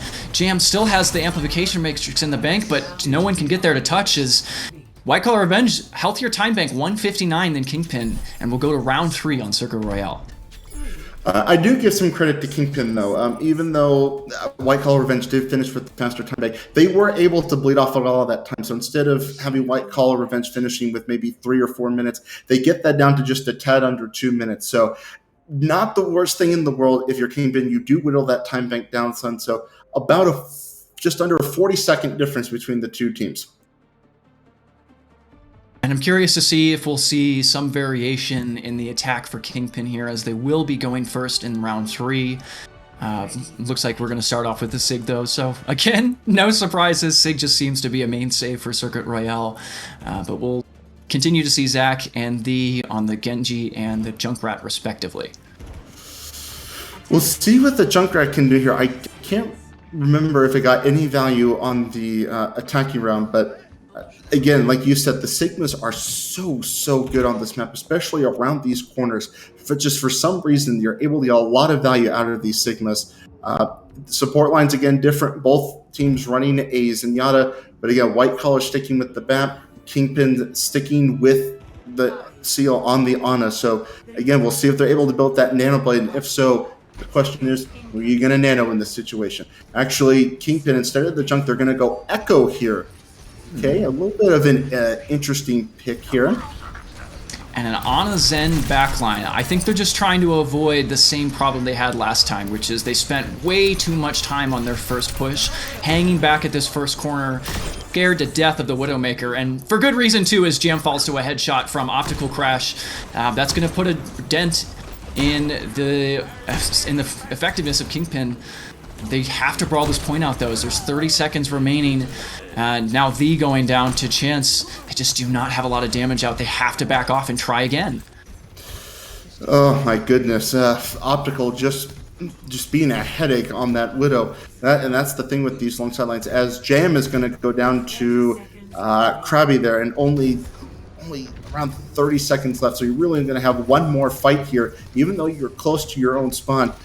These long sightlines proving to be really detrimental to Kingpin's attacking chances, if I can find the right word. But it's essentially a last fight here for Kingpin. Kingpin wasting no time to just try and get an advantage here. The sticky's out from Thee, and the follow-up dash in from Zakatar gets them off the high ground for now, but the Widowmaker is still alive. They do have to contend with that, but one less sniper is good news for Kingpin. Chance going down to Worst, is Thee actually falling to Meester. Lamp out from White Collar Revenge. They don't have that available, but they should be coming up with the Transcendent soon. But now we're seeing the Nano Genji. No Blade available yet, as they forced to just respond with the Amplification Matrix, going down to a deflect through the window from Zakatar, and Jam finding the last say in this battle between Widowmaker and Zenyatta. And Kingpin looks good here. They got to convert a couple more eliminations into a successful push, or objective capture rather, but they're going to do just that and eat closer to their ultimates. But White Collar Revenge might have one last recontest before point A. What a deflect. What a deflect there from Kingpin. Don't know if they're going to be able to get to this point in time. Not. That's going to be point A, and for an escort map in overtime, that is massive to get checkpoint A. And Kingpin now coming up on some big ults. Duplicate's going to be up. You're going to have the Blade. You have Flux, and you have Transcendent. You have everything you need to keep this payload going, especially around this tough corner. And crucially, Meester had to use the Trance last fight. They don't have that available, so Worst is just going to go in with the Flux for free. They do have the Lamp, but the members of White Collar Revenge going dangerously low. Jam forced to respond with the Transcendence just to keep this push going, as Worst able to convert an elimination onto the Sigma. And now Zakatar going in with the Blade, finds Meester, finds Paul, both members of the backline down. Kingpin holding their own for now. They're going to keep pushing closer to point B. Ooh, and that's a really good stagger there. Onto the Tracer there. This might be a point B capture here in overtime. Kingpin just doing a remarkable job here cycling these ultimates. The only one online right now for White Collar is that Pulse Bomb. Might get a recontest in here. No, they will not. That is a point B capture for Kingpin. Do we dare say we might be looking at a overtime completion here. I don't want to jinx anything, but it's looking that way. I don't want to jinx anything either, but now chance of recall is forced out. It's going to make getting this pulse bomb a lot harder. They're just going to have to get buckets with it, and unfortunately, they completely miss the rim. Just goes off onto the ground. No ults now for White Collar Revenge, as Kingpin is looking healthy here. They're getting closer and closer to the Flux. They're going to nano Worst for good measure, just to get him closer to that ultimate ability, and now with the Flux online, they're going to throw the support lines up into the air away from the window, but finished off before they can drop, and White Collar Revenge finally putting a stop to Kingpin's push. They do finally put a stop to the push, but I think the damage done despite a 2-minute time bank. Kingpin was able to capture 2 points there on Circuit Royale. Considering how tough of a map this is, that is an amazing push there from Kingpin. White Collar really has their work cut out for him, but we've seen a lot get done in 2 minutes before, so we'll see what White Collar can do, but that was an excellent push there from Kingpin. Yeah, 2-point captures. Absolutely nothing to shake a stick at, especially when you only had a minute 20 to start with. White Collar Revenge has about 40 seconds more, but they may not be able to have as much success as Kingpin. They just looked so dominant in those last couple of fights there. But we might, again, see a Widow duel here on point A as the locks in the Widowmaker for the defense round. So we'll see if Optical is able to continue their domination on their attack round, or if the is finally going to put 2 and 2 together and make this click. And I do want to apologize. I did jinx it, so there was no full map. So I apologize for still. As you mentioned, Optical has done such a great job on this Widowmaker on both sides, offense and defense. And with the long sightlines on point A, Optical's actually gotten a lot of value with this Widow. Kingpin going to go the same way. They're going to go with the Widow on defense here, trying to match him here. No early pick there, so it's go time for White Collar. They got 2 minutes to try and match Kingpin. Oh, Meester gets shielded, barely avoids getting out with their life. And that was a great save there. The shield going right down in time, and V goes down to Optical. Calling it Optical, making the plays, takes down Jam too. 2 big picks there, and this cart's going to start moving pretty fast here. Seal going down as well. Optical just making the plays again and again on the Widowmaker. Not quite going to be able to cap here, as Kingpin will get 1 more contest here, but 2 big early picks there. And this is the value of Widowmaker in a 5v5 environment. 1 player down is a 4v5, and that is significant, whether it's a DPS or a tank. So Optical Crash doing a lot of work here for their team just to maintain their cart progress. But now Kingpin has a chance to recontest. They're going to try and move on, but Worst is just stuck in the worst place in the Sojourn. Disruptor shot going down. Optical Crash finding a mid-air shot onto Zakatar for good measure, finishing off V. It's going to be an easy point A capture for White Collar Revenge. May have spoken too soon. Apparently 2 minutes is plenty of time to do something. They capture point A. 40 seconds left, so you're quickly approaching last fight territory here. Kingpin, not quite to some ults, but they should get him online here. But White Collar, they're going to have that Jam still far away from that Transcendence. That's going to be the key. If White Collar can get the supports here, that may just do it for them on this map. And White Collar Revenge is probably going to look for this ult as soon as possible. They have to know that there are no ults available. And there's the Flux onto the Zenyatta, the rocks barely missing, but Jam taken down by Optical in the midst of the Flux, even as the Tracer in the backline forces a lamp out from Paul. And it's just not going to be enough as Zakatar going down.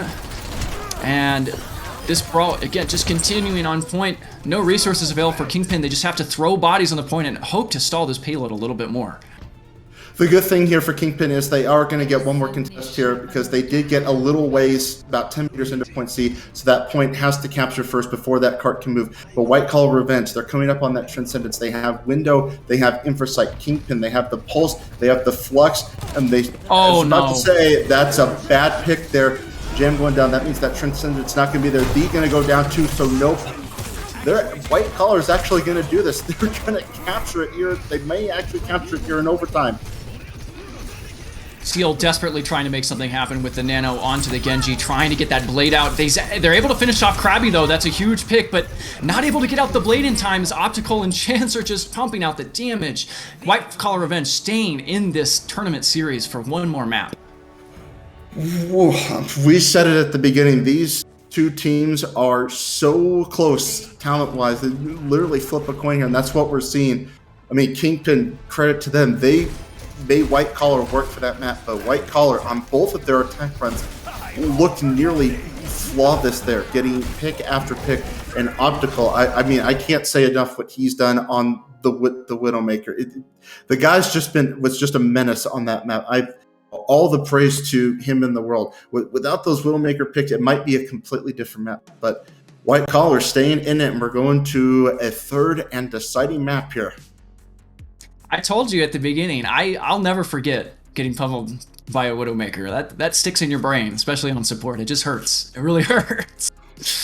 Optical, yeah, doing a great job all series long, just creating opportunities for their team to piggyback on and continue payload progress, even if they don't have ults or resources. If you just get one pick or get someone low enough where another teammate is able to finish them off, it means all the difference in the world for White Collar Revenge. So they're able to stick it out in the end. Kingpin is going to be forced to respond on the last map of the series. This is, again, match point. First to two will take it and go on to grand finals. And both teams here kind of looking down the barrel. They don't want to go home yet, as we saw a really nice contention from White Collar Revenge on Circuit Royale. Exactly. And one thing I wanted to mention, you brought up the 5v5 aspect earlier. Now that we're in this 5v5, the Widowmaker does get a lot of value, especially now that we're no longer dealing with double shield. You only have one shield to contend with. So heroes, even though we didn't see it, hold heroes like Soldier, like Widow, and all these heroes that would otherwise be negated by a double shield, they don't have to worry about that anymore. So with these long sightline maps, these heroes suddenly get a lot more value, and we saw it play to perfection on Circuit Royale. Both Widows, in fact, getting a lot of value on Circuit Royale. So just that's the excitement of 5v5, is these big pop-off play opportunities. Absolutely, absolutely. You know, we saw it from the DPS on Kingpin in map 1, and now we're seeing it from the DPS on map 2 from White Collar Revenge. It's just a back and forth coin flip, as you said at the start. So we'll see what the map is at the end here. If it's one that favors snipers, I might be quivering in my boots a little if I was Kingpin, but I think they can pull through. I think they can get it through the end. Worst is my GOAT. Great caster, great tank, great Junker Queen. I want to see it from him today. It looked really good against Sale.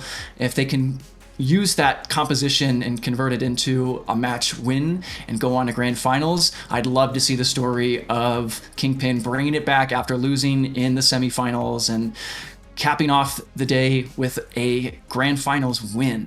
But that remains to be seen. White Collar Revenge still has a chance to get through here. So let's talk about what can Kingpin really do to contend with White Collar Revenge after what we just saw. Whew, that is a good question. For Kingpin, I don't think they're necessarily doing anything.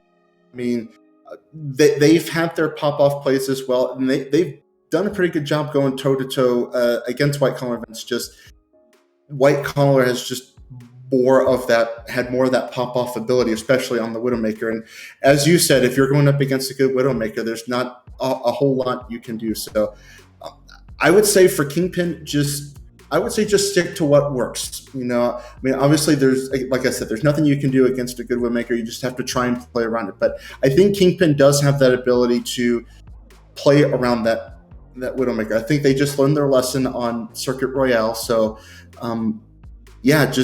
just play what you're comfortable with. Just don't try and enforce anything, especially on close quarter maps. Just stick to what you're comfortable with. I think the same would go for White Collar. They've looked mightily impressive running these Brawl comps. As we do see, Teku's going to come back in on the tank here. So maybe that leads me to believe we might be seeing a Brawl comp here, especially with the Reinhardt. So I say for both teams, just run what you're comfortable with. Both teams aren't really doing anything wrong. I've enjoyed the way they've played, and it's going to be interesting what they can do here on this last map. Absolutely. And production telling me last map will be Coliseo. So could favor the Brawl matchup. There are still a lot of great sightlines if you want to play the sniper comp, whether it's a Hanzo, Widowmaker, or just the Widowmaker, as we saw Optical can handle their own accordingly. But we'll definitely be interesting to see what the tank line is. You know, Sigma's not going to be a great tool to use on a push map. I think we're much more likely to see either a Ryan mirror or maybe even a Junker Queen mirror. Who knows? As I've said many times already, I think Worst is very comfortable on that hero. I'd expect to see them roll out on it, probably with the Lucio Bat backline, but going into the map here, we'll see what these teams are inclined to go with on this beautiful map. This map's gorgeous. It's awesome. I do love Rome. It is my hope one day. I've always wanted to visit Europe. So Rome is definitely one of my top places to go to. But the map as a whole is, as you said, is just beautiful. Just a beautiful map here. As we take a look at the compositions, these may change, but it looks like we might be going into a Rhyme mirror.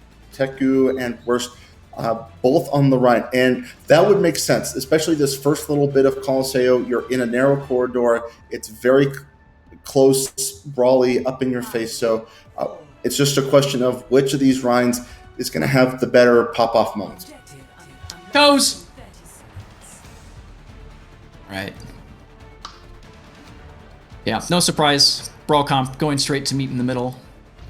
The DPS difference is interesting. We did see this DPS lineup on White Collar Revenge during Busan, and it worked well for them, but this is Push. This is a different beast, as both teams now meeting in the middle here. Another great wall from Tanic B is going to separate Worst, get them very, very low, but they actually lose out in the end to Thee with the Concussive Mine.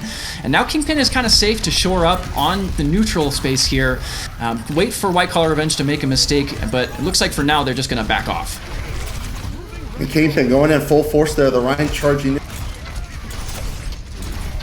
But it backfires. Jam goes down. Tanic B. Teku is going to go down, but so is Worst. That's 2 players down for Kingpin. And Yahoo so dangerously low here. Is he going to survive? No, he is not. So the rush there kind of backfires there for Kingpin. They do get a few meters, but White Collar are going to win the fight. So good first engage there from White Collar. Yeah, knowing when to back off there and turn it into a fight win. It really made all the difference there as Kingpin got a little too big for their britches, but we'll see the tire out from the first. No beat available quite yet, and actually it's going to come out right now. I think Kingpin just wants to get ahead of the game here as the tire is searching for the backline, forcing the lamp out, but Yahoo actually dying there as he was just free to shatter the backline. No response from Kingpin. That's an easy cleanup for White Collar Revenge. They're going to keep this bot going forward. Yeah, and the thing there is Worst also used his, so that's a big ult that White Collar was able to get out of Kingpin. Teku got value with his, and now White Collar, you're coming up on their tie, you're coming up on the overclock, and you have both of your support ultimates. Kingpin's going to have both of their support ultimates too, so not quite an even fight, but as far as supports go, we'll see how this goes.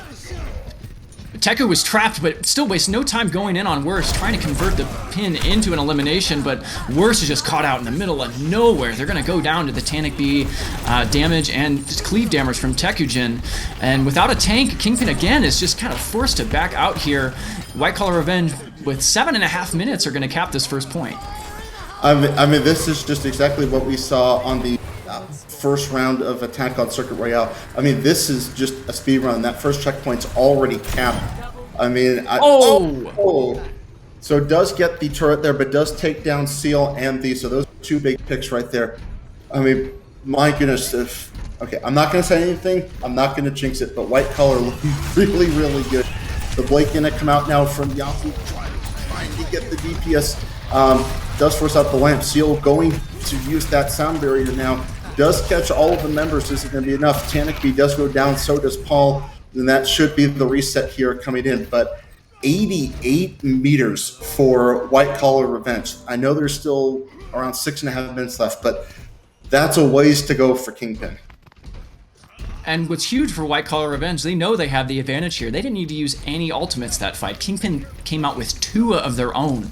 So White Collar Revenge has a distinct advantage going into this next fight here. The window, though, is going to be out first from Jam. Going to try and find a squishy pick here as Worst is just being bruised and battered, pushed forward and back. able to block the shatter though with a barely alive shield. Nice block there. Teku's gonna try and go into the team, but there's just not enough support anymore. White Collar Revenge, easy cleanup, and again, taking control of TS1. And again, that was just great back off there by White Collar. They're not doing anything wrong right now. They did use some big and I have tire up. And Meister should work up to a sound barrier. Kingpin, though, they're going to have a shatter, and they do have that molten core, so they can space out TS1 if they do. As I say that, though, Seal does go down. That's a support there, right there going down. That's not what you want if you're Kingpin. Yeah, and Meister already responding with the speed amp, knowing that Kingpin has no speed of their own, forcing the Molten Core out from the E just to kind of keep the members of White Collar Revenge at the back. Tyre not finding anyone. Yahoo barely able to live. Not sure how that works out, but the does go down to Tanic B in the end. But a great shatter from Worst lands three members. Lamp forced out, but it's just not enough healing resources. Worst is just going to push the front line back. But someone is pushing this bot forward. I don't know if Kingpin realized, but TS1 is getting dangerously close to the 0.3 capture. There we go. Okay, somebody does get... That was dangerously close to a C9, and heaven forbid, we've seen too many of those in the Overwatch League this season. But 125 minutes, I mean, I don't want to call it early, but this is just about almost an insurmountable lead here for White Collar with 5 minutes to go. I mean, they would have to essentially win 5 to 6 fights in a row to even get this bot close to White Collar's point. Kingpin needs a miracle to break out of this neutral zone here. They're gonna go out with the amplification matrix, and now a blade from Yahoo. Gonna look for Meister, but they're able to wall ride to live. Falling in the end though, and now Kingpin finally getting some eliminations of their own here. They're able to win a fight and actually continue progress on TS1. They do, and they are finally going to start to get some progress here. But that was a big ult from Tahu that they had to use. Seal is going to have his sound, so that is a key ultimate. But White Collar, they have that shatter and they have that window if they want to engage here early. So looking good for White Collar, but again, Kingpin does have that sound barrier in the back pocket. Window out now to engage. Lat goes down early, and it's going to be gone in the blink of an eye thanks to that window. And Worst is down. Your tank goes down, so no shatter in the play. And now Seal uses the barrier, but he goes down as well. And this is going to be a flip here, most likely for White Collar. As I say that, Jen gets 2, but he's going to go down. And White Collar, they're just... They can't do any wrong right now. Kingpin going to be able to regroup, even as Yahoo looking desperately for the Mega Pack in the back line. They will have more numbers here. They're going to force White Collar Revenge back a bit, as their respawns are just better. And they do have ults for this fight. They're going to have shatters on both sides, but White Collar Revenge is going to press go button first with a tire out, finished off by Yahoo with the dash, and a shatter from Worst, actually going to help finish off the remaining members of White Collar Revenge. They go down themselves, but Meister now trying to keep the payload stalled. It's just not enough. Kingpin is going to be making progress. They do get value with that shatter, but that's a big ult that window. White Collar, they're going to have that overclock, more importantly, they're going to have that sound barrier that they can counter this window with. So looking rough for Kingpin right now, but we've seen crazy things. As I say that though, Jam goes down, so no window in play thanks to the overclock, and it's rough for Kingpin right now. And this is interesting. We're seeing a fight take place on the coast side of Colosseo, away from the robot. Kingpin's winning, but Meister says, you know what? I know what the real objective is here. I'm going to hang out with my robot friend, and you guys are going to have to waste a lot of time pushing him back to try and win in the end. Yeah, and that's actually a smart play there by Meister. With only 2 minutes on the clock, pushing that bot back, that just means that's now more fights that Kingpin have to win here. We'll see if they can come up on the blade. They still have that window, but Meister's going to have that sound barrier. Paul's going to have this window up here soon. It's looking rough for Kingpin right now. At this point, they really do. A window's going to come out from Jam. Lamp has to be invested early as Worst does go low. Both lamps invested and down. Sound barrier are going to come out from Meister. Keep White Collar Revenge topped up. That shield going low for Worst.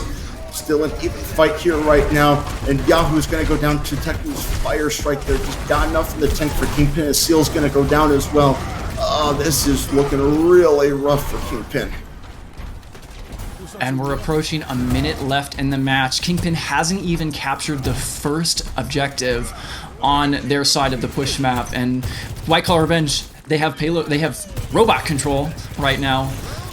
It's up to Kingpin to try and do anything to stop their progress here. They're gonna speed out very quickly. Nice pick from The, finds Optical Crash. The raid boss is dead. Now Kingpin can push into the front line of White Collar Revenge. Yahoo's free to play to try and find some members of White Collar Revenge, though I'm not sure it's needed in the end, but you'll still find Paul in that fight, and again, regain control of the robot.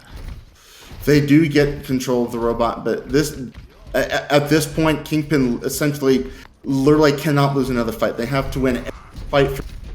They want to win this map and go to the grand finals. It's going to be rough, but they do have Shatter. They're coming up on window, and they do have Sound Barrier. Optical going to use that overclock now to try and get some early picks. Shatter's going to go down, doesn't get anything for worst. The Sound Barrier now going to be invested from Steel. They're throwing everything at this fight here to try and win it, but the tire's going to take down via DPS does go down. The lamp goes down. It's taken out pretty early. Worst does get Tanic, but the DPS just going down for Kingpin. Let's see if they can win this fight here. It's not looking good for Kingpin. Let's see if he can get some picks. Teku does get pinned. Meister's going to go down to that's a big pick there, so no healing there. Both Lucio's down. Teku does go down as well. There's a scrappy fight going on here around TS1, but that window going to come out. I mean, this just looks over. Lamp going to come out now from Jam. Jam does get Paul, though, with that shot.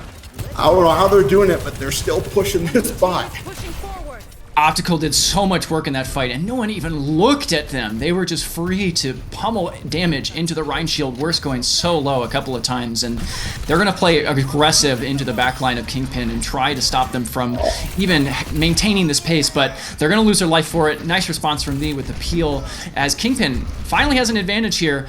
They're going to be getting really close to this first objective, but they have to win on this point. Worst thrown in the air, and no one's on the point! Oh, no.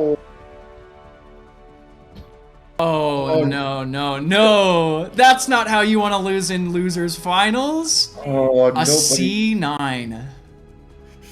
It has now officially been 0 days since the last C9. Oh, and what's heartbreaking there for Kingpin is they were looking so good there. The Shadow did come down, but he just got booped up in the air and nobody touches the point. I mean, that is so rough for Kingpin, but White Collar, they did what they needed to do, and they are off to the grand finals to go up against Sale. And that's a brutal loss for Kingpin. As you said, they had advantage there at the end. The White Collar Revenge was down, Optical Crash. They had ultimates online. They were just about to capture that first point and get them the forward spawn, which helps with coming back if you lose people. But in the end, we didn't see it, but all it takes is one person walking off that robot and the overtime ticker will just burn down. And what an unsatisfying conclusion to that fight. I'm sure Kingpin themselves are a lot more disappointed than we are, though. It's always rough to see a C9, but even with that, and I do give credit to Kingpin. They played this match incredibly close against a team like White Collar. With the players that they have, that was, I will say, that was a valiant effort from Kingpin. They made a deep run, so getting this far is nothing to sneeze at, but that is a really, really rough way to go out. But again, congratulations to White Collar. They are off to the grand finals to take on Sale, and that match is going to be a best of 5, so I'm excited to see how that one turns out. Yeah. Kingpin down and out for now. Had a great showing throughout this tournament, I think, though. Nothing to be ashamed with, but we will see White Collar Revenge move on to the grand finals against Sale, a team they also lost to 0-2, but we'll have a chance to shore up, contest against Sale's dominance this tournament series, and they've got the games in their pocket to do so. They've got, the losers bracket round 3 and the lower finals, and now with that momentum, we'll see if they can finally contest Sale and maybe put an end to their reign over this tournament series. But that will be over on the main stream, twitch.tv/Bad Pachimari League. But that is it for us on the B stream. We hope you enjoyed the lower finals between Kingpin and White Collar Revenge, a great series. Bit of a stinker in the end, but hey, it's not Overwatch unless somebody C9s. I think it's a given at this point, even in the Overwatch League. And they're professionals. They get paid.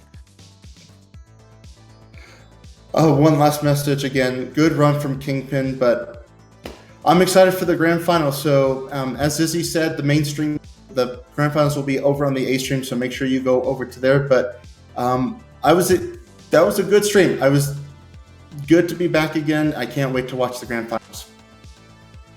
Yeah. Great casting with you, Sean. We'll see you all over on the mainstream. Everyone, have a really good night. Thank you for tuning in.